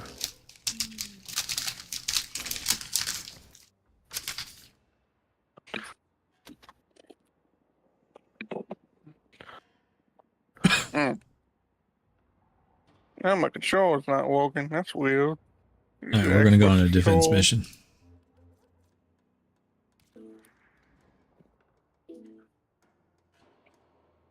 Oh, wait. Think I know why it's not working now. Stupid controller's not working with Steam. Points, Oh well. please. I try in Steam and launching it for Lutris.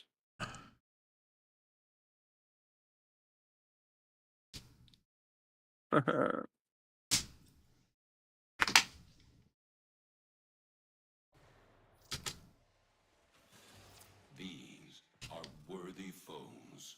Underestimate them at your peril.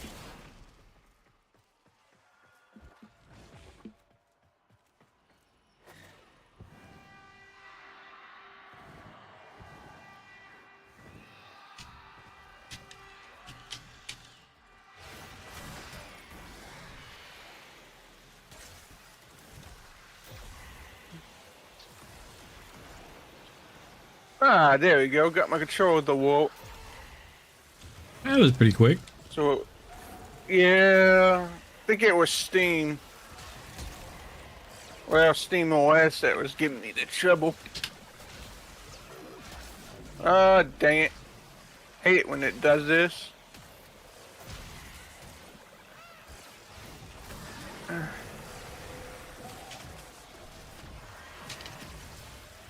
Might have to plug in my control. Dang, making it move by itself. Need a daddle. Alright.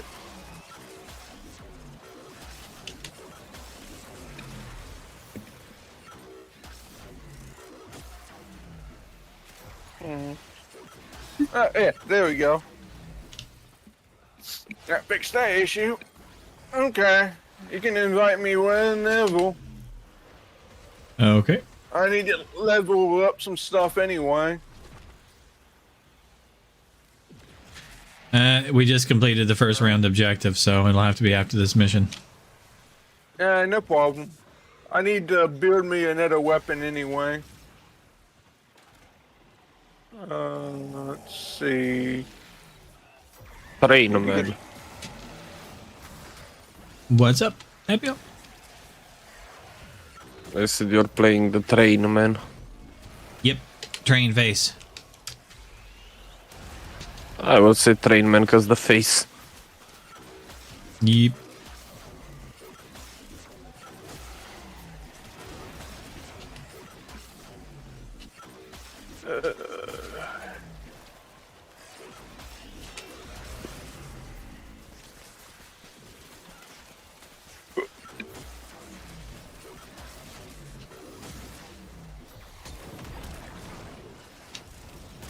I learned something this morning.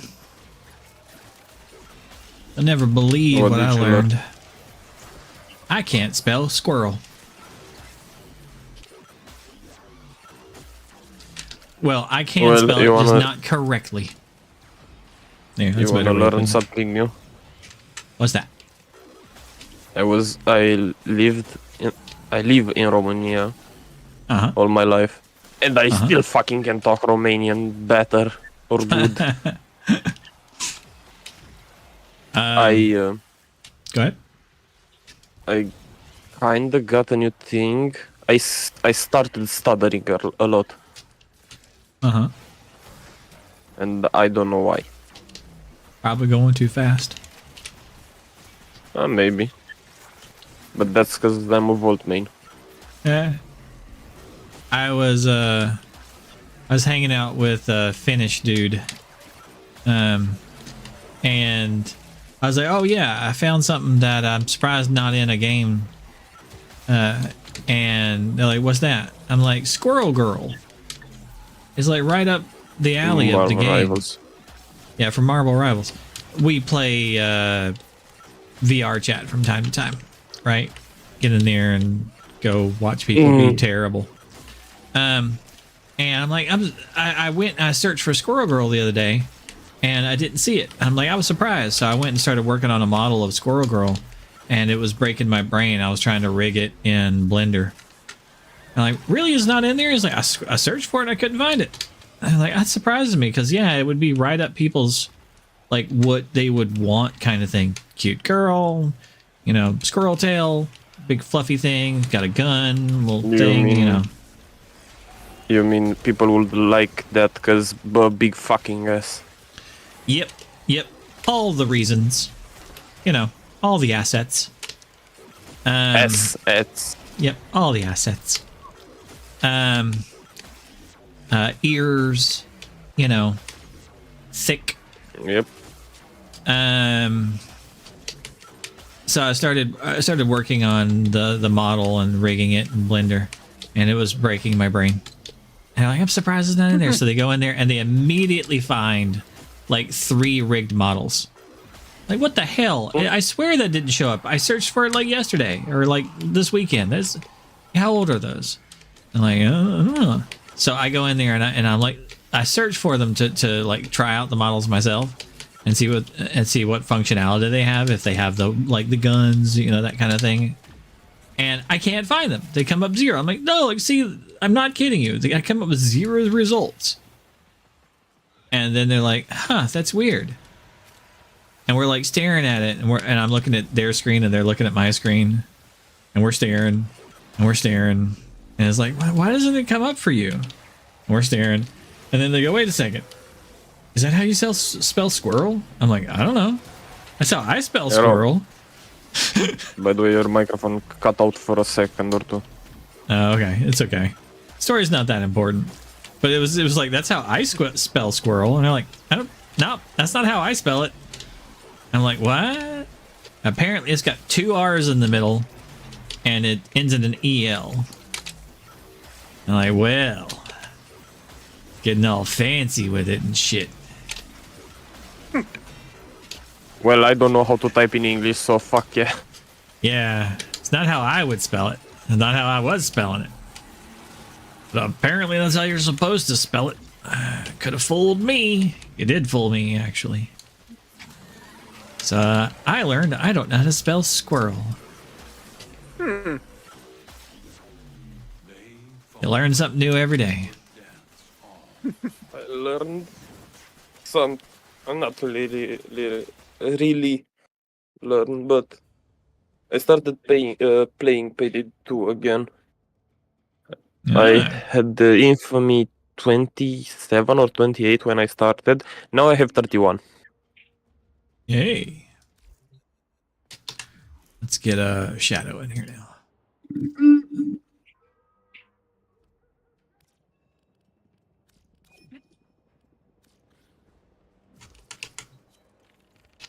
Okay. Welcome, Shadow. Hello.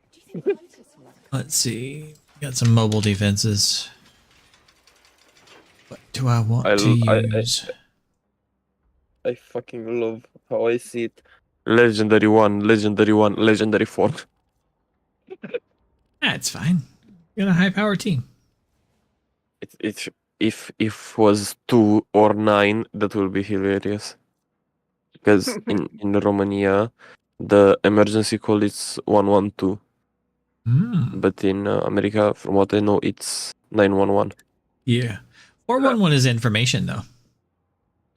You want to call information to like get information on things? You dial 411. Yeah. Like, tell me where the body's buried. We don't know. Startled me. Give me a heads up next time. Who are we gonna take? Quick question: does anyone want a Velox Prime Riven? I don't know. Velox Prime Riven. What? Velox. Yeah, It's a weapon. the Protea pistol. Pistol. Velox Prime. Okay, this should be fine. Because to be honest, I have a lot of fucking Rivens that I don't use, don't like, and can't what's the name? Transmutate because I ran out of the fucking thingies. Do you mind typing that in chat? I don't know what. Maybe not. I maybe don't have that weapon. Velox Prime. Velox, right? Yes. Oh, 1 second, please. Need to find it.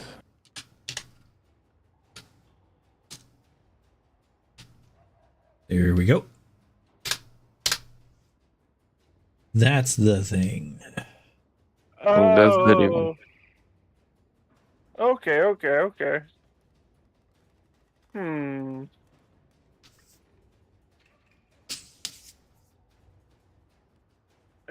Nah.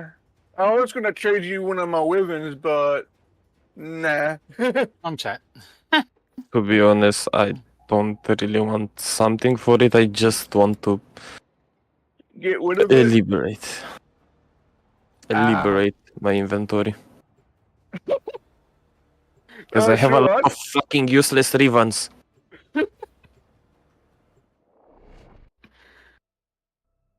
But I wouldn't call it useless. But I think Arrow knows that when I was playing Warframe like hell, I got 2 really good Rivens on 2 of my favorite weapons. Yeah. The Taurid and the Nami Skyla Prime. Ooh, step out.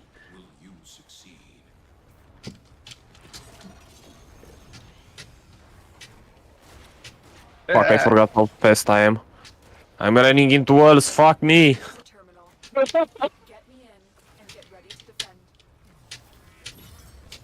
Bro, what?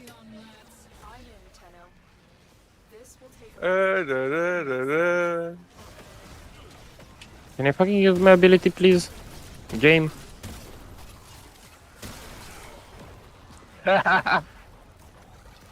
Stay focused. There's a heavy unit approaching.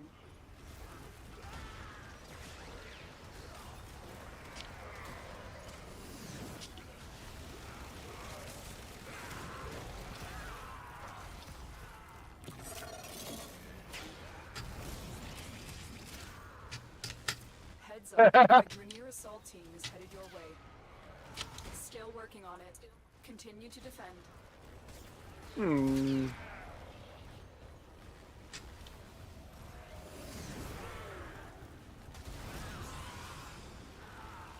I am fast as fuck, boy. Yep, yep. You don't know how fast I am. I'm fast as fuck, boy. And I'm just invincible. Now I wanna play Gauss, fuck. And now I wanna play Gauss. I don't know why. I didn't build him, but I want to play him.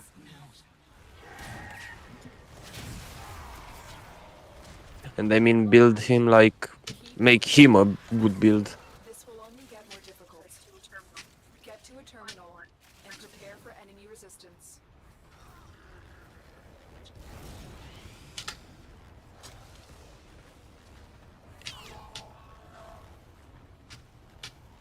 Location reached.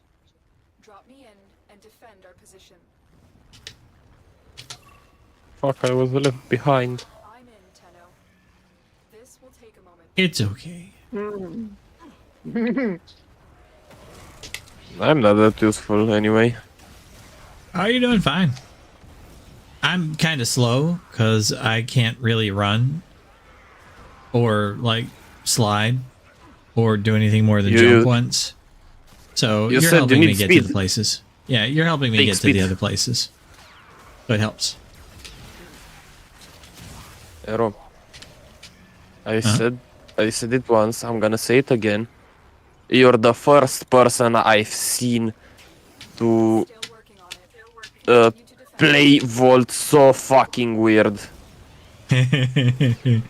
Yeah, I You don't play it did, the way that you would expect. Well, you made the build for Volt without 2. Yeah. I make builds without the running. Basically, taking the sugar out of a cake. Driving a car without oil. But you've also seen me like infinite missions, like on Volt, without weapons, without any abilities except for like the shield. Well, basically you fucked me once, because I know I redeemed a steel pet mission without using any weapons or shooting. Yep. And you fucked me up because you used specters. Yeah. Abio was like, okay, you got to do a mission with Volt, but you can't use the 4. You can't use the like 1. No shooting. Armor strip. Like primary weapons. No shooting. Just melee only. Right. And like no like first or second like ability. And like no fourth ability. Like just stacked all sorts of stuff up onto it. I'm like, that's okay, cool. So I went and it was also like a Steel Path survival, like endless mission. So I went into a Steel Path survival, and I went to like the end of a hallway, and I put down the shield, which was like my only ability, and I called a bunch of specters behind it, and I just stood there. And the specters killed my specters, and my pet killed all of the enemies, shooting through Volt's shield. And Albert was like, "What? How does that? What? How does that do so much damage?" Basically, the troller got trolled. Yeah. And I'm like, well, I get to leave the mission if everybody gets bored, right? Yeah, literally 10 minutes later. Like, yeah, it was like more like 15 minutes later. But yeah, it's like everybody was bored, so I'm like, okay, I don't have to stay here. But I could have stayed there for like 20, 30, 40 minutes easily with just one ability and my specters and my pet, which was just killing everything in mass. I know. Well, I did. Not really know. I still could melee, and I think I still had my Tenno. And my Tenno weapon is a melee weapon. So I think I still had access to that too. So as a last not. resort. But I didn't need it. I remember when I was making my own vault build, you helped me, and you helped me a lot with it. Remember, Arrow? Yeah. You helped me then, and now I have a really versatile vault build that I love. Nice.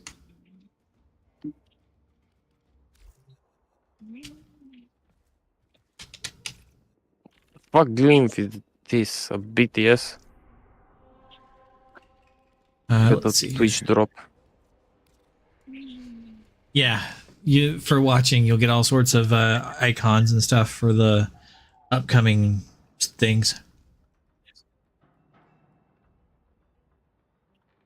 You'll get a bunch of the glyphs for the boy band. BTS. Yeah. I choose the loadout, enter the loadout screen on my orbiter, and the first thing I see it's Kirby. I have a loadout. I have a fucking loadout named Kirby. Because it's a pink Grendel. It's not pink, but it is Grendel, yeah. Yeah, Grendel. Should be pink. 1 second, please.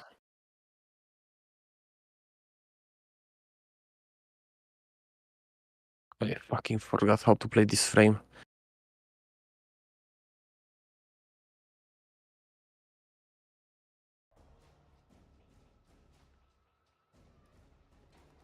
Everybody's ready. So 10, 9, 8, 7, 6, 5, 4, 3, 2, 1.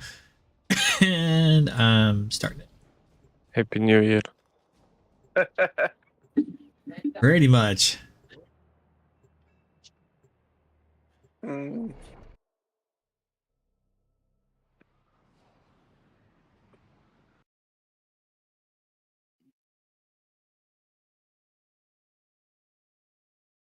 Okay.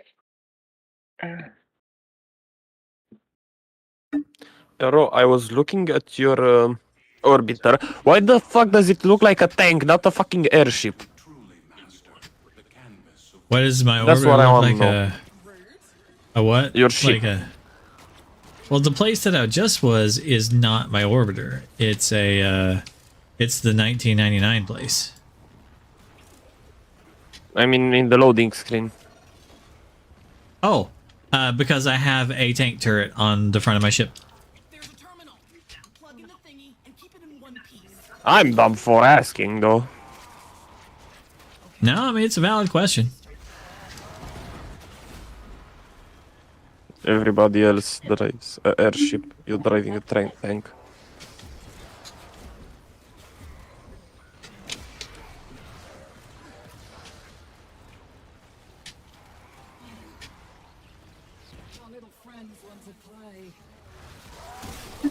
By the way, if you hear something on my background sound, something like that, this is my mom. Okie dokie.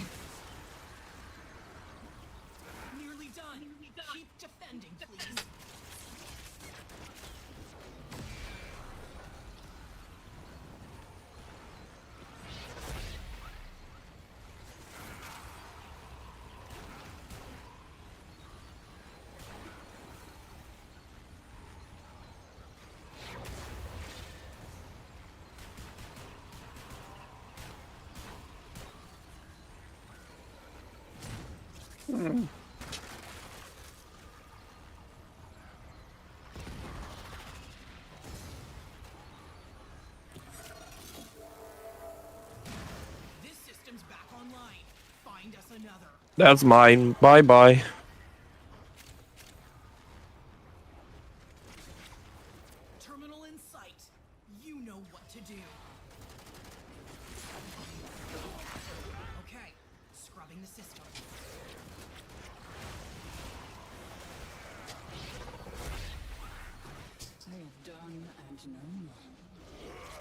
Oh, somebody's dead.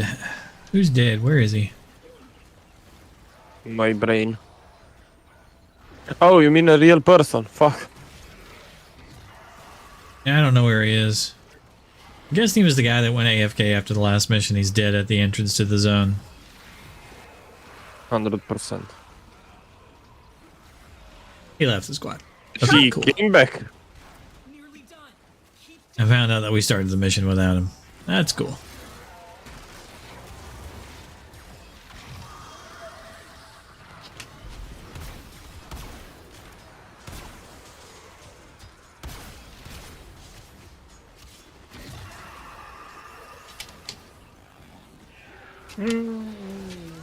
Arrow, you should use or try the optical route. What? Occupor, the pistol. Ah. You should try it out. It's really nice. It's good. Fuck. I wanted that. Too bad. It's mine now. I want to pet it and call it Julia. Isn't that right, Julia? I don't know if you're talking about your meat or something else, bro. No, I'm talking about the key to the thing that I stole from you. Arrow be like, I want to touch the call it Julia. Okay, King Julian. I put Julie in the console. She's happy now. Without you. Fuck off. I wanna commit arson.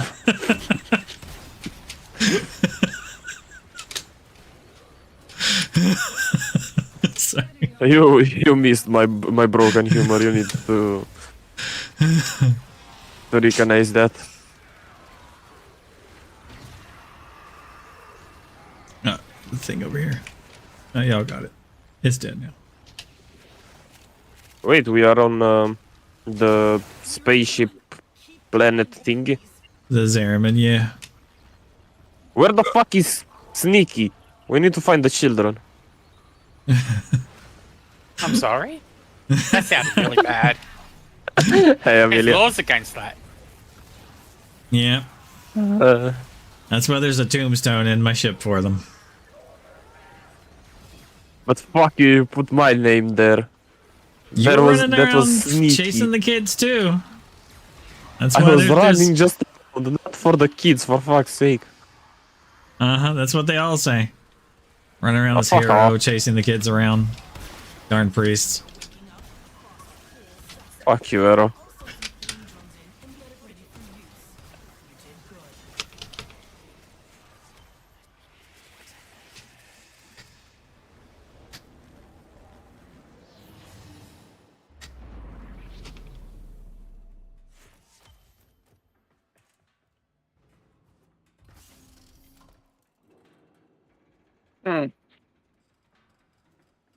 What?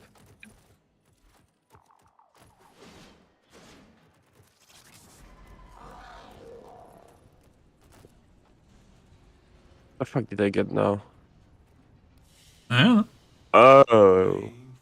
Well, apparently I did all the missions on Zarma. Congrats! Or this space thing, I forgot the name again. You got your steel path thing for Exactly. completing the planet. Yeah. Exactly. Nice. Do we have more missions here? Not there, no. Because I want to go to Tension real quick to buy the ribbon open thing. Sliver thing. Go to a Titian. Yep. Buy the ribbon sliver open thingy. Exactly. By the way, Shadow. I sound kind of funny when I try to speak in English, but because English is my third language. It's okay. We sound kind of funny when we try to speak in English, and it's most likely our first language. So. Well, you didn't see me try speaking in Romano. Yeah.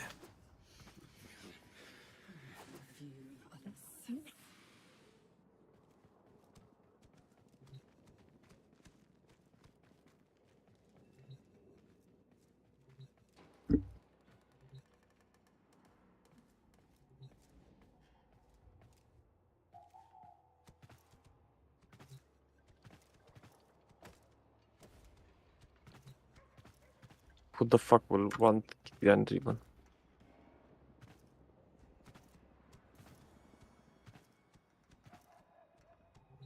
Okay, I'm done.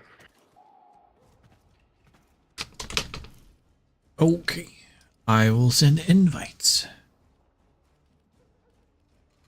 Kind of want more food. And I want to play Chroma.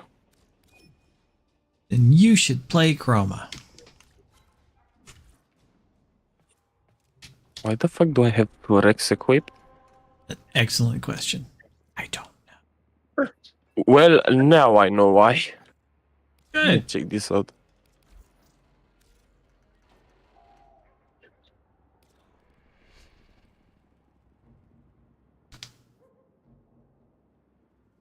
I really should work on that weapon.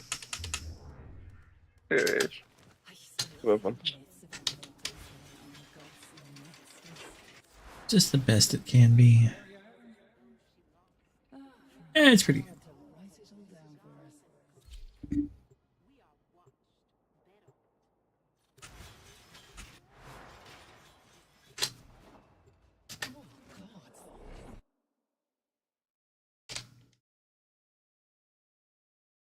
Rod, do you know the price of selling pistol ribbons unveiled?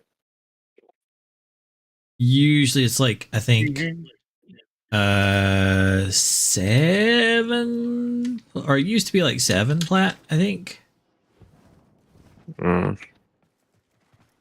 That's quite small. Yeah, it's like, you'd have to look it up, but Not it's really worth. not a whole heck of a lot. Oh, I use the same thing as Zero. To revive myself. Yeah. It's very good. Well, basically, I know I asked you about this because I was brain dead, to say none the least. And you told me it's from that specific focus tree. Yep. I went the wrong way. It's okay. Well, wrong way, like wrong way, but I can't fucking shoot. I can't fucking aim. The fuck's wrong with me? Cross-eyed? Or my brain is just being funky?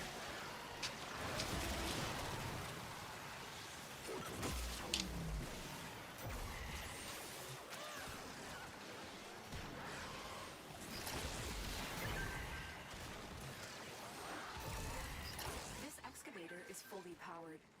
Additional fuel cells will be used to restore its shields.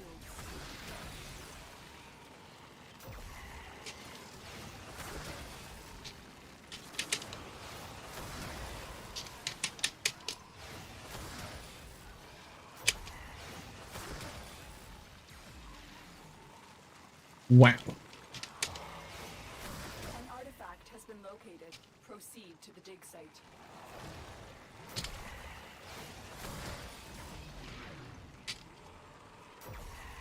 That's not good.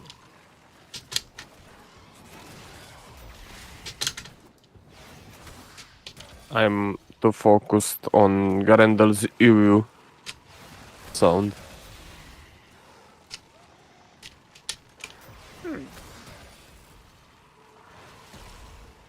Because on my Chroma I removed his fourth ability because it was kinda useless. Excavator is ready to go. Keep it powered. That one worked. Protected from enemy fire. That was difficult. Can you grab some power cells? Yep. I forgot to bring one here.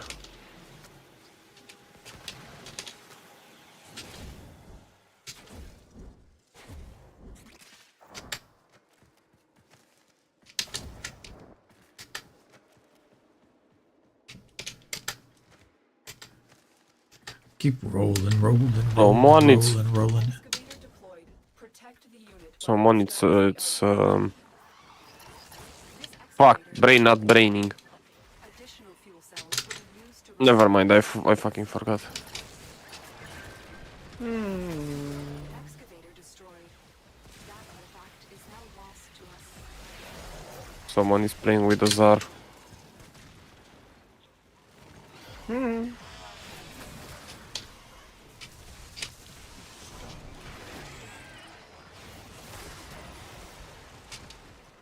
Man, why are these things all getting disappeared?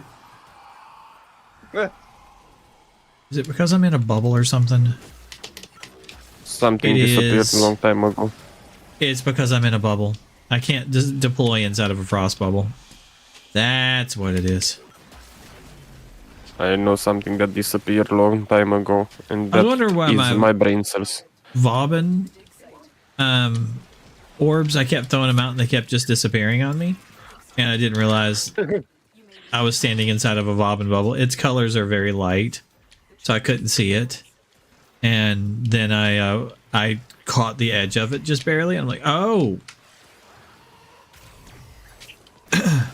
That's the reason why. I was inside a bubble.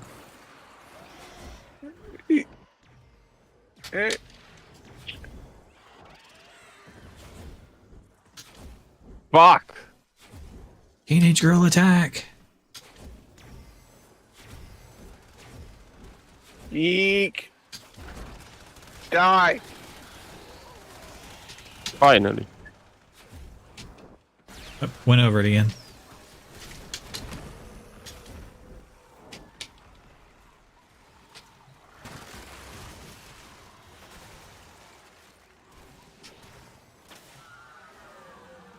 A little bit of attention.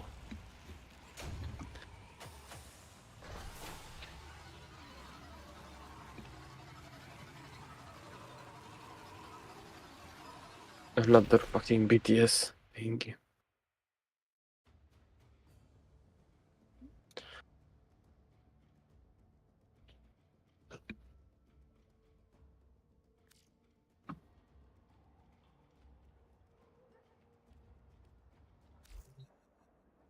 No, we don't stay. The next one is a Assassination Grenier series. Who dat?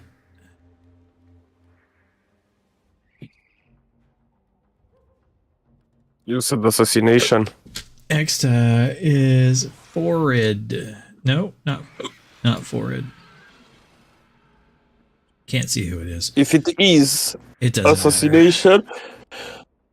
It's Octavia. That's the easiest way I'm to do fucking it. bringing my Kuvatom core. Swap. Alt CT. Octavia can do everyone. Well, Octavia can do anything. Yeah, she turbulizes all of these things, so I don't care who it is. She's got it. Because Octavia's fucking scaling with everything. Yep. That's why I kinda hate her. Lots of stuff that do.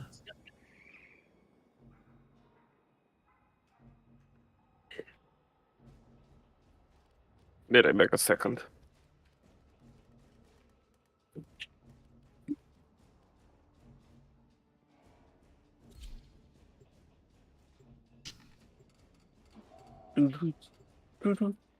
Like I mentioned before, is its energy density.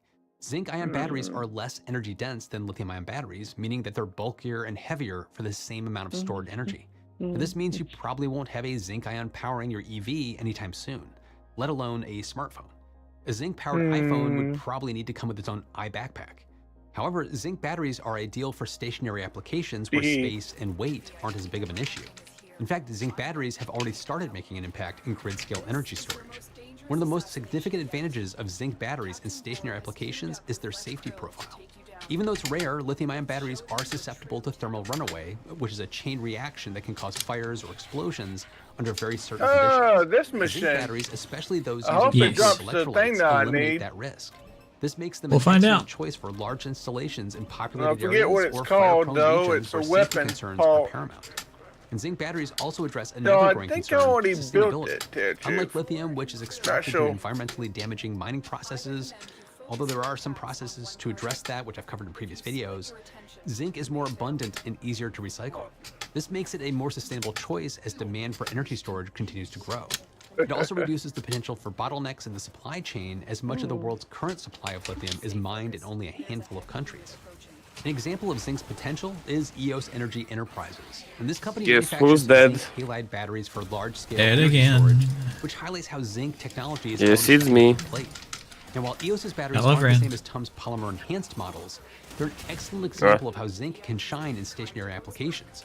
EOS's batteries are designed to be non-flammable, long-lasting, and eco-friendly. EOS has made significant strides in California, which is a state where wildfire risks make traditional lithium-ion batteries less appealing for large installations. The company has recently expanded its California facility from 35 megawatt hours to 60 megawatt hours, thanks to partnerships with the California Energy Commission. This facility plays a key role in meeting California's renewable energy goals, since it provides safe and reliable storage for excess power from solar and wind. You aren't and they allowed greatly to reduce see. fire. Springfield, Missouri also recognized the potential for zinc-based storage because in 2024, the city purchased 216 megawatt hours of energy storage from EOS, aiming to stabilize their local grid and store renewable energy for peak demand. This project highlights how zinc batteries are already contributing to more sustainable energy infrastructure. Of course, EOS is not without its own challenges. Like many innovators in the energy space, the company faces financial and legal hurdles.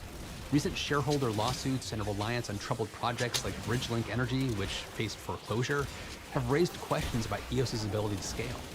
And despite these issues, the company's work underscores how zinc-based batteries are carving out a niche in the real world and could see even greater adoption. There's only one downside about this part of the mission, and the frames that were brought. See TUM's polymer-enhanced zinc-ion batteries in action? Well, right now the technology is sitting in the lab, sitting at The a fuck do you technology mean? readiness level of about a 4. That means it's There is far one from particular commercial frame development. that makes this The painful. results are promising enough to imagine real-world applications down the line. Rust. One of the biggest Yes. hurdles for TUM's technology will be Because it scaling slows down the enemy, his transitioning to mass iframes production, when especially he's when new eventable. materials or manufacturing processes are involved. However, Shadow, if it's your fault. can be produced cost effectively, it could unlock a new generation It's of okay. batteries for In-game diverse joke. applications. He has Shadow, to it's your like fault. get through Zinc-ion his technology is motions. perfectly positioned to take on Like larger normally, roles in Octavia can grid-scale just throw energy out his storage. thing and The he intermittent does his nature of stuff renewable and energy sources he like gets through solar and his wind like makes efficient motions storage and then he a kills must. himself. Zinc batteries, with But their because he safer was moving durability so and lower slow, cost, are I had to well-suited throw out for that 3 role. of my like By complementing abilities. lithium-ion batteries, they could help They diversify the expired energy Slow 3 motion times. time. ensure more reliable grids worldwide. Now, what I find the most exciting is that TUM's polymer Slow is not motion limited time. to zinc. According to Yeah. the researchers, it could be applied to other metals. It's where you Oh, get I got frost though. the- Sodium, and aluminum. I got one of This them opens at up a least. wide range of possibilities for Yeah. improving battery performance and durability Yeah, that's across cool. different technologies. The benefits aren't just technical either. A 100,000 cycle life battery is How the fuck did I kill 2 bosses? What? making the energy sector more sustainable. Longer lasting batteries Shadow means killed 2 fewer bosses. You replacements killed and 2 lower bosses. overall Good work. environmental impact, 4 bosses which there. aligns perfectly with the growing global emphasis on green How energy. the... It's also Bro, about what the winning fuck? The battle of mat consumer is confidence, unmatting. as battery anxiety in all forms is still a limiting factor. My for brain just electrification. committed seppuku. What the As EOS fuck? has shown, zinc-based batteries are already proving their value in this niche. With innovation Game's like math TUM's is weird. I polymer swear to pushing the God. boundaries, we may see even longer lasting. I swear to God, the mat isn't matting. Energy storage landscape. What the fuck? The advancements happening today aren't just about improving a single battery. They're about reshaping the future of energy Okay, storage now it's done. entirely. Whether it's lithium, zinc, or something entirely new, we're one step Okay. closer to a world powered by I cleaner, need to safer, farm and more efficient commit too. technologies. But what do you Oh, think? fuck. Do you think zinc batteries will charge ahead in popularity? Let's Jump see. in the comments and let me know. Need And to be do sure listen to Kame? my follow-up podcast, still to be determined. We'll keep this Yeah, I need to conversation going. farm Kame and And thanks as always to Citrine. my patrons Okay. for Because continued for support. Citrine I'm Kame? missing Welcome one to part. new Supporter Plus members, Catherine Jefferson and Abinit Apal. Keep your mind open, stay curious, and I'll see you in the next one. Okay. If we're doing Kami, I need O2 if I remember We can do some correctly. Kame farm. It's not all blueprints that I'm after. It's the resources that she needs to build. Yeah. We can do Kame farm. Okay. I'll kill everything. Y'all take the fish to the house. Okay. Yeah, okay. Yeah, okay.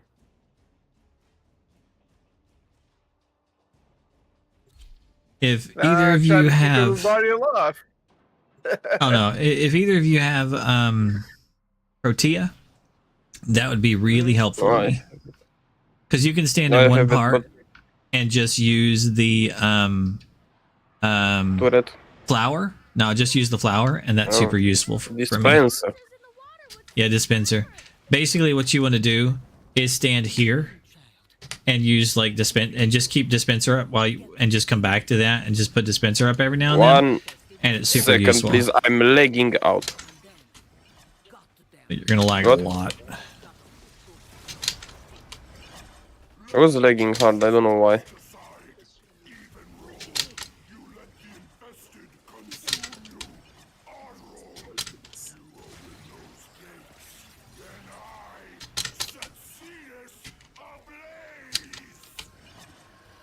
Eek!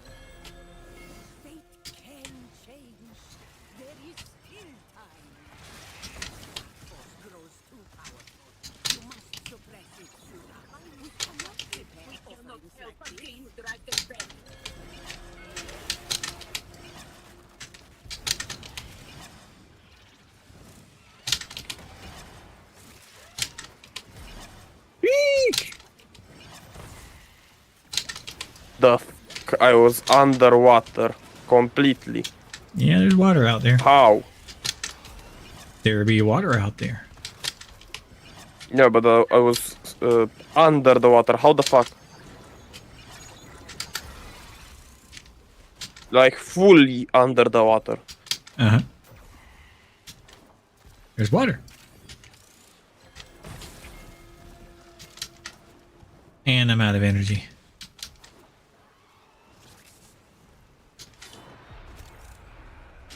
Alright, boss is here. I have energy back again.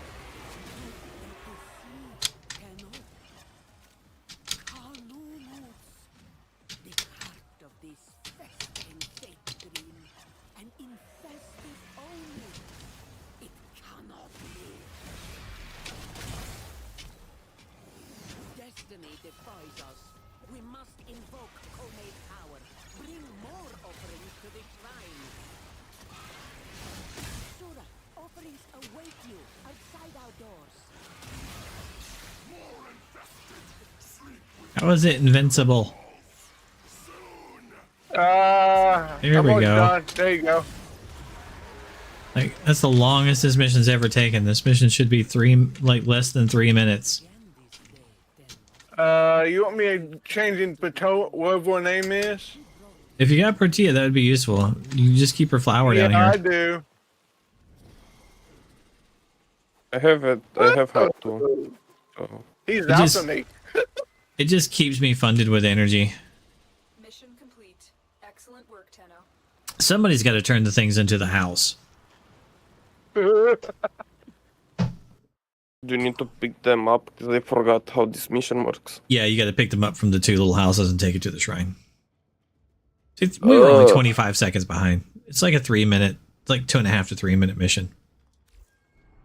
If I bring Protea, can I stay FK? Huh? Protea. Yeah, you can put the thing in. One second, please. I want to change something. Yeah, and then need to change Protea's build. I don't have anything in on Duration. the build level. You want like duration, a little bit of power strength. That's about it.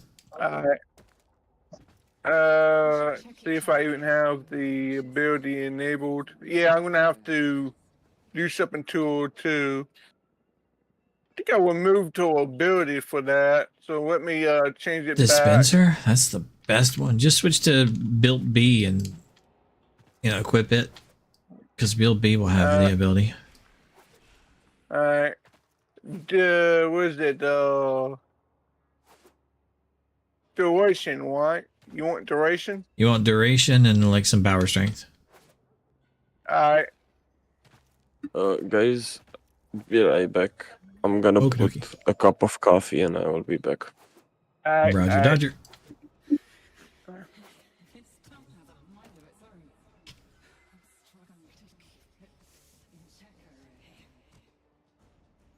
Let's see.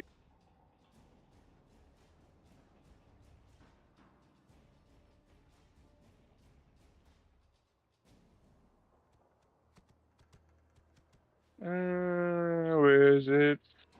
Verity. Okay, just let me we moved the infused ability that I had on him. Forget what I had Why? on him. Just switch to B or switch to build. You should have A, B, and C builds.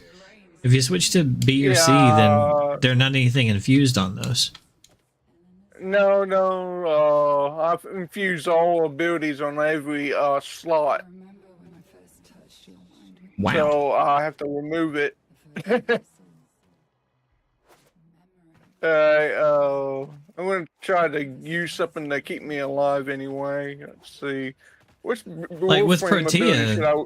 you should take off her 4th ability because it's terrible. The rest of them are Yeah, I all usually use the awesome. 4th ability. You should put on Barrage. Mm. On Yeah, Protea. Barrage is good. Barrage on is the 4th ability. awesome. It's a box breaker. It breaks all the boxes around you and it does a lot of damage. And you can just spam the shit out of it. Yeah. Mm. That's so easy. It's all I do. I That's my get main rid of the ability that I grenade use on stand. it. It's from Hydroid. And it has a ability mod for it that lets it do 2 types of damage. Just don't make your energy white. That really pisses people off. I always put mine black. Okay. I'll try that If next it's white, time, you'll but- blind people in a blizzard. Huh. Let's see. Do I know enough range? Yep. Let's see here. Do I got enough duration for the stowed ability? Yep. Okay, ready. Your last one already, yep. Abio's still Oh, missing okay. because of the coffee, though. Yeah, let's wait on him. Come on, get some Oh. candy. I am back. Okay, Oh, maybe welcome not. back. I'm good.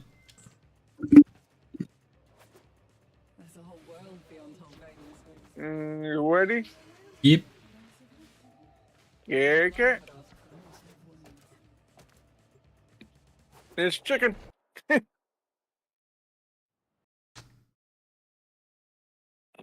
Excuse me.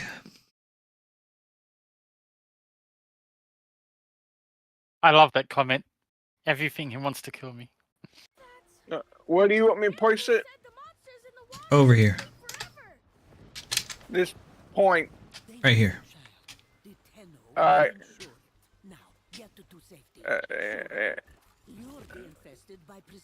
That'll work. There you go.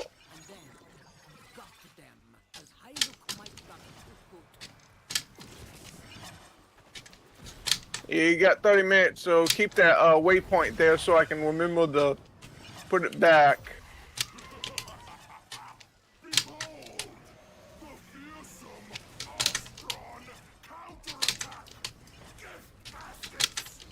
I need to see one.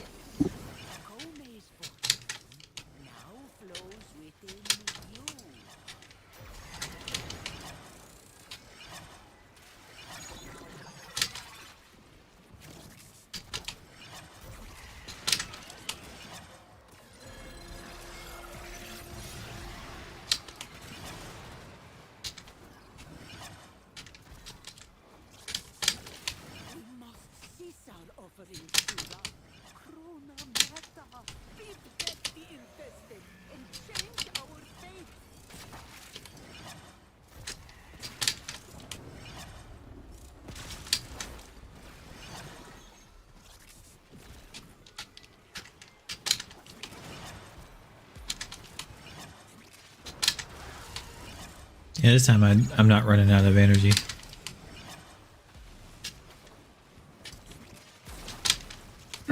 Well, I'm running out of brain cells. Don't do that.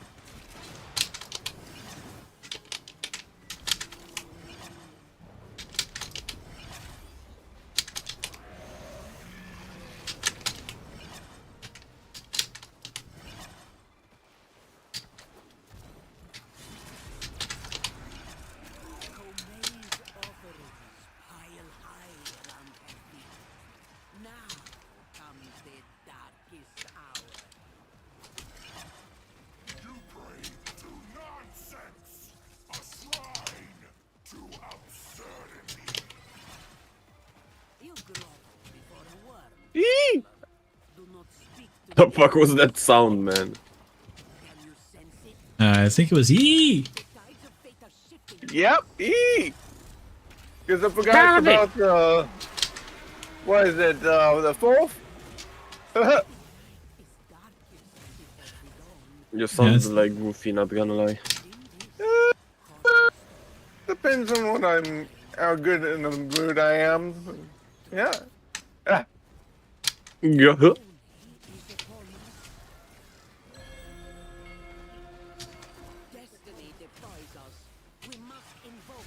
I got it.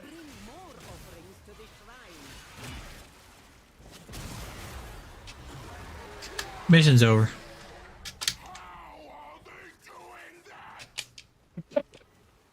Hello. What's up? I'm gonna leave the party after this mission. I have something to do. I mean, Okay, I need okay. to do something. The die has been cast afresh. Shola.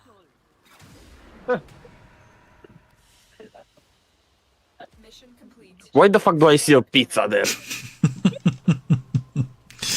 I Who put the it fuck? there. Fuck the totem. I put the pizza there. Why the fuck is a pizza there?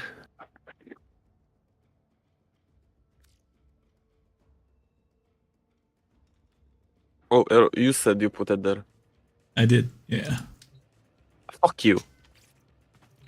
Because I can manifest pizza. I can. Fuck off. Be right back.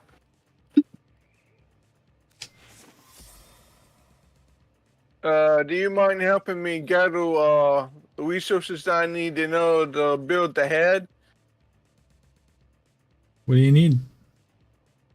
The head for whatever her name is. More like, what do you need? Like, to build it? The builder? Give me a moment. Head. The IRADITE. Those things. Iridite. I think that's an I. Ironite, yeah. Yeah, iridite. That should be the plains of Eidolon. How many do you need? I got 28, so 50. That should be pretty easy. Yep. That's all I need.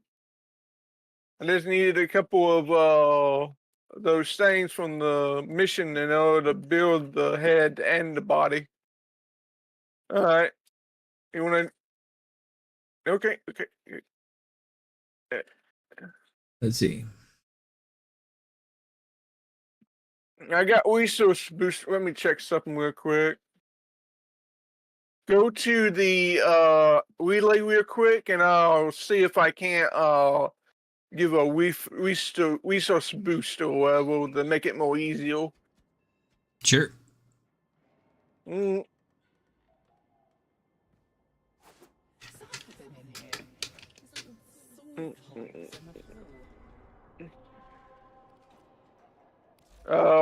Am I going to take us there, or are you?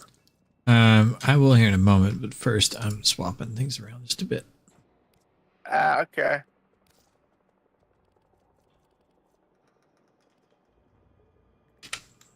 I know. Okay, that should work. And then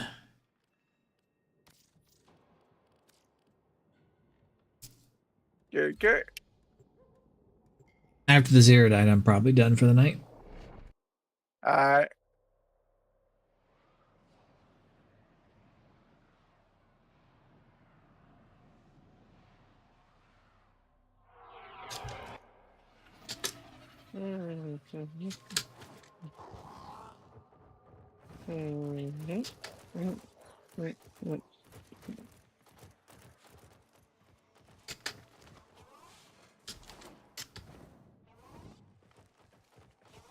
Oh, dang it. 4 minutes. Oh, well. I thought I had it would be ready by now, but oh well. Do you want a resource drop chance, Blessing? Can do. Yeah. Okay, let's go. Alright. I think we can go to the Just escape second floor, fast was it? travel and then navigation. Yeah. Alright. Done. I just did it, Debbie. It's fine. And Alright, we're let going me. to the Cetus. Free room? No. Mhm. So beginning at level 40 to 60 bounty will cause deposits to yield to 3 to 5 erudite. Otherwise, they yield 1 to 2. Oh. Steel path yields 5 to 10. So Oh, okay, okay. it's better to do like steel path version of the place. Mhm. So it's actually, we might want to back out of here. Hold on, let's leave Cetus. Because we don't want to have to do Actually, the you don't have bounty. to- I want to do steel path, and we don't have to actually do anything. Just go in invisible frame. Oh. So do you have something that can be invisible? Yeah. All right. Just give me a minute to switch. Yep, that's what I'm doing now. I'm gonna actually take something that'll kill them too, which will be kind of fun. I played around with this earlier.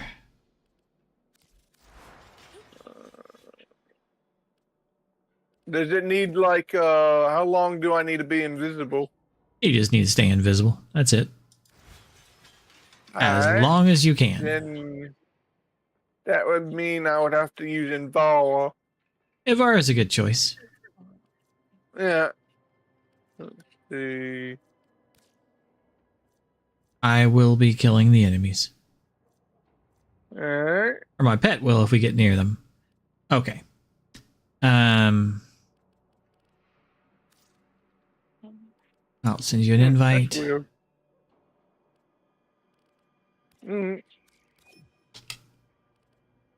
Give me a moment. I'm trying to look for my. Oh, there it is. And I need some duration, streamline, queen. Alright. Okay. So let me put this on still path.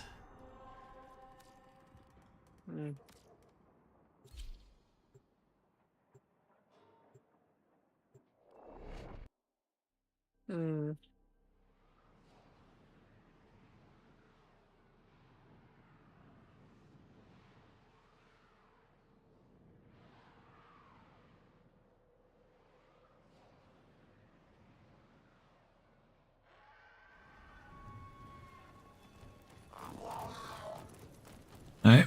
I'm gonna drop an energy pad.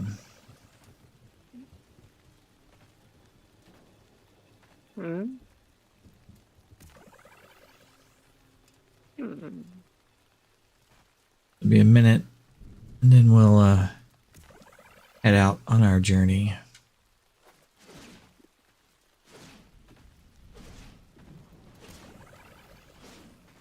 Okay.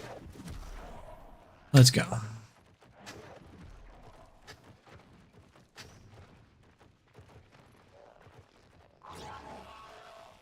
Okay, what do we have here? Iridite formation. There's 5. I got 10. Nice. Good. Iridite formation. There's another 5. No. Not this full. More than full. It's a different number for each of us. I got another 5 there. Okay, what do we have over here?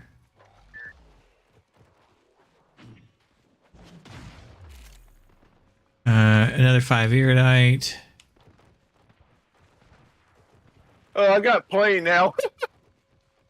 That's why I wanted to come out here, because you can quickly get what you need.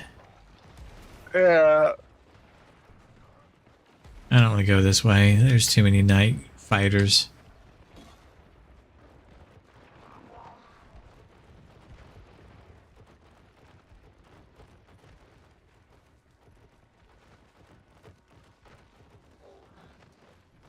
What do we have here?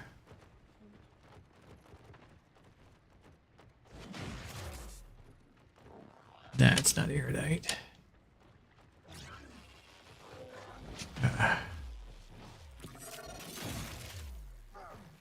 That was some iridite. Got a little bit of iridite there.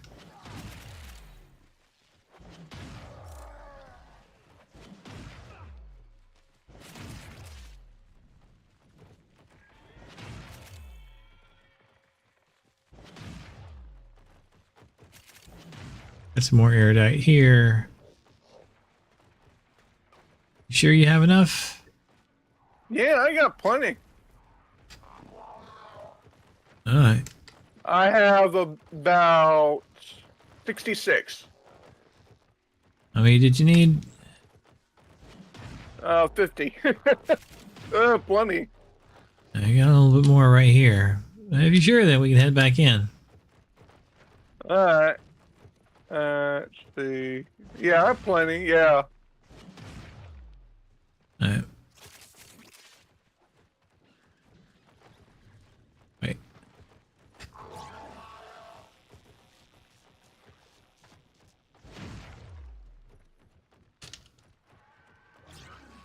Ah, there it is. Aha. There's a Cetus Wisp right here, by the way. Oh. Give me a moment. I need one of those for my weapon. That's why I pointed it out. Alright. 2 of them. That's plenty. Yeah. Why I pointed Guys, it out. I think I'm gonna head out for now. Okay. I'm going to be doing the same thing after this. Well, good luck. Have fun. Thank you, Take thank a you. rest.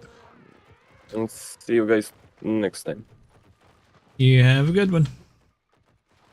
I'm out.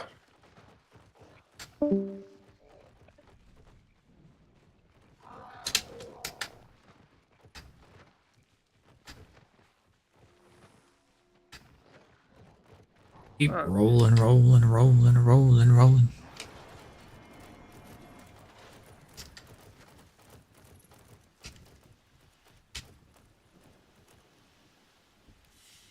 Hey, I'm bringing a good frame. Makes it nice.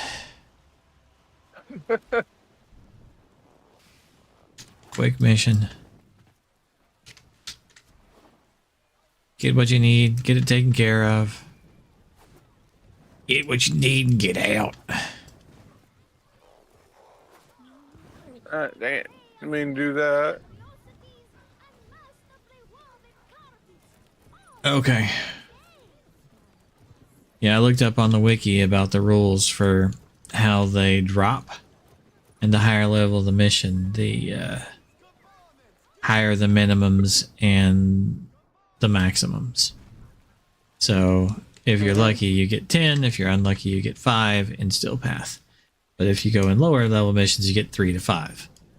So it's one of those, like, might as well do Still Path. And then you don't actually have to complete a mission. You can just run around and, you know, get stuff while you're invisible. Yeah. So. I didn't really think about that. Forgot about Still Path giving a boost to with your resources. Mm-hmm. Alright. I'm gonna head out. I was like, everybody stop by the stream. I hope that everybody's trying to be good to each other. And while we're at it, hopefully we can learn from each other. So, peace, take care, stay safe. I'm out.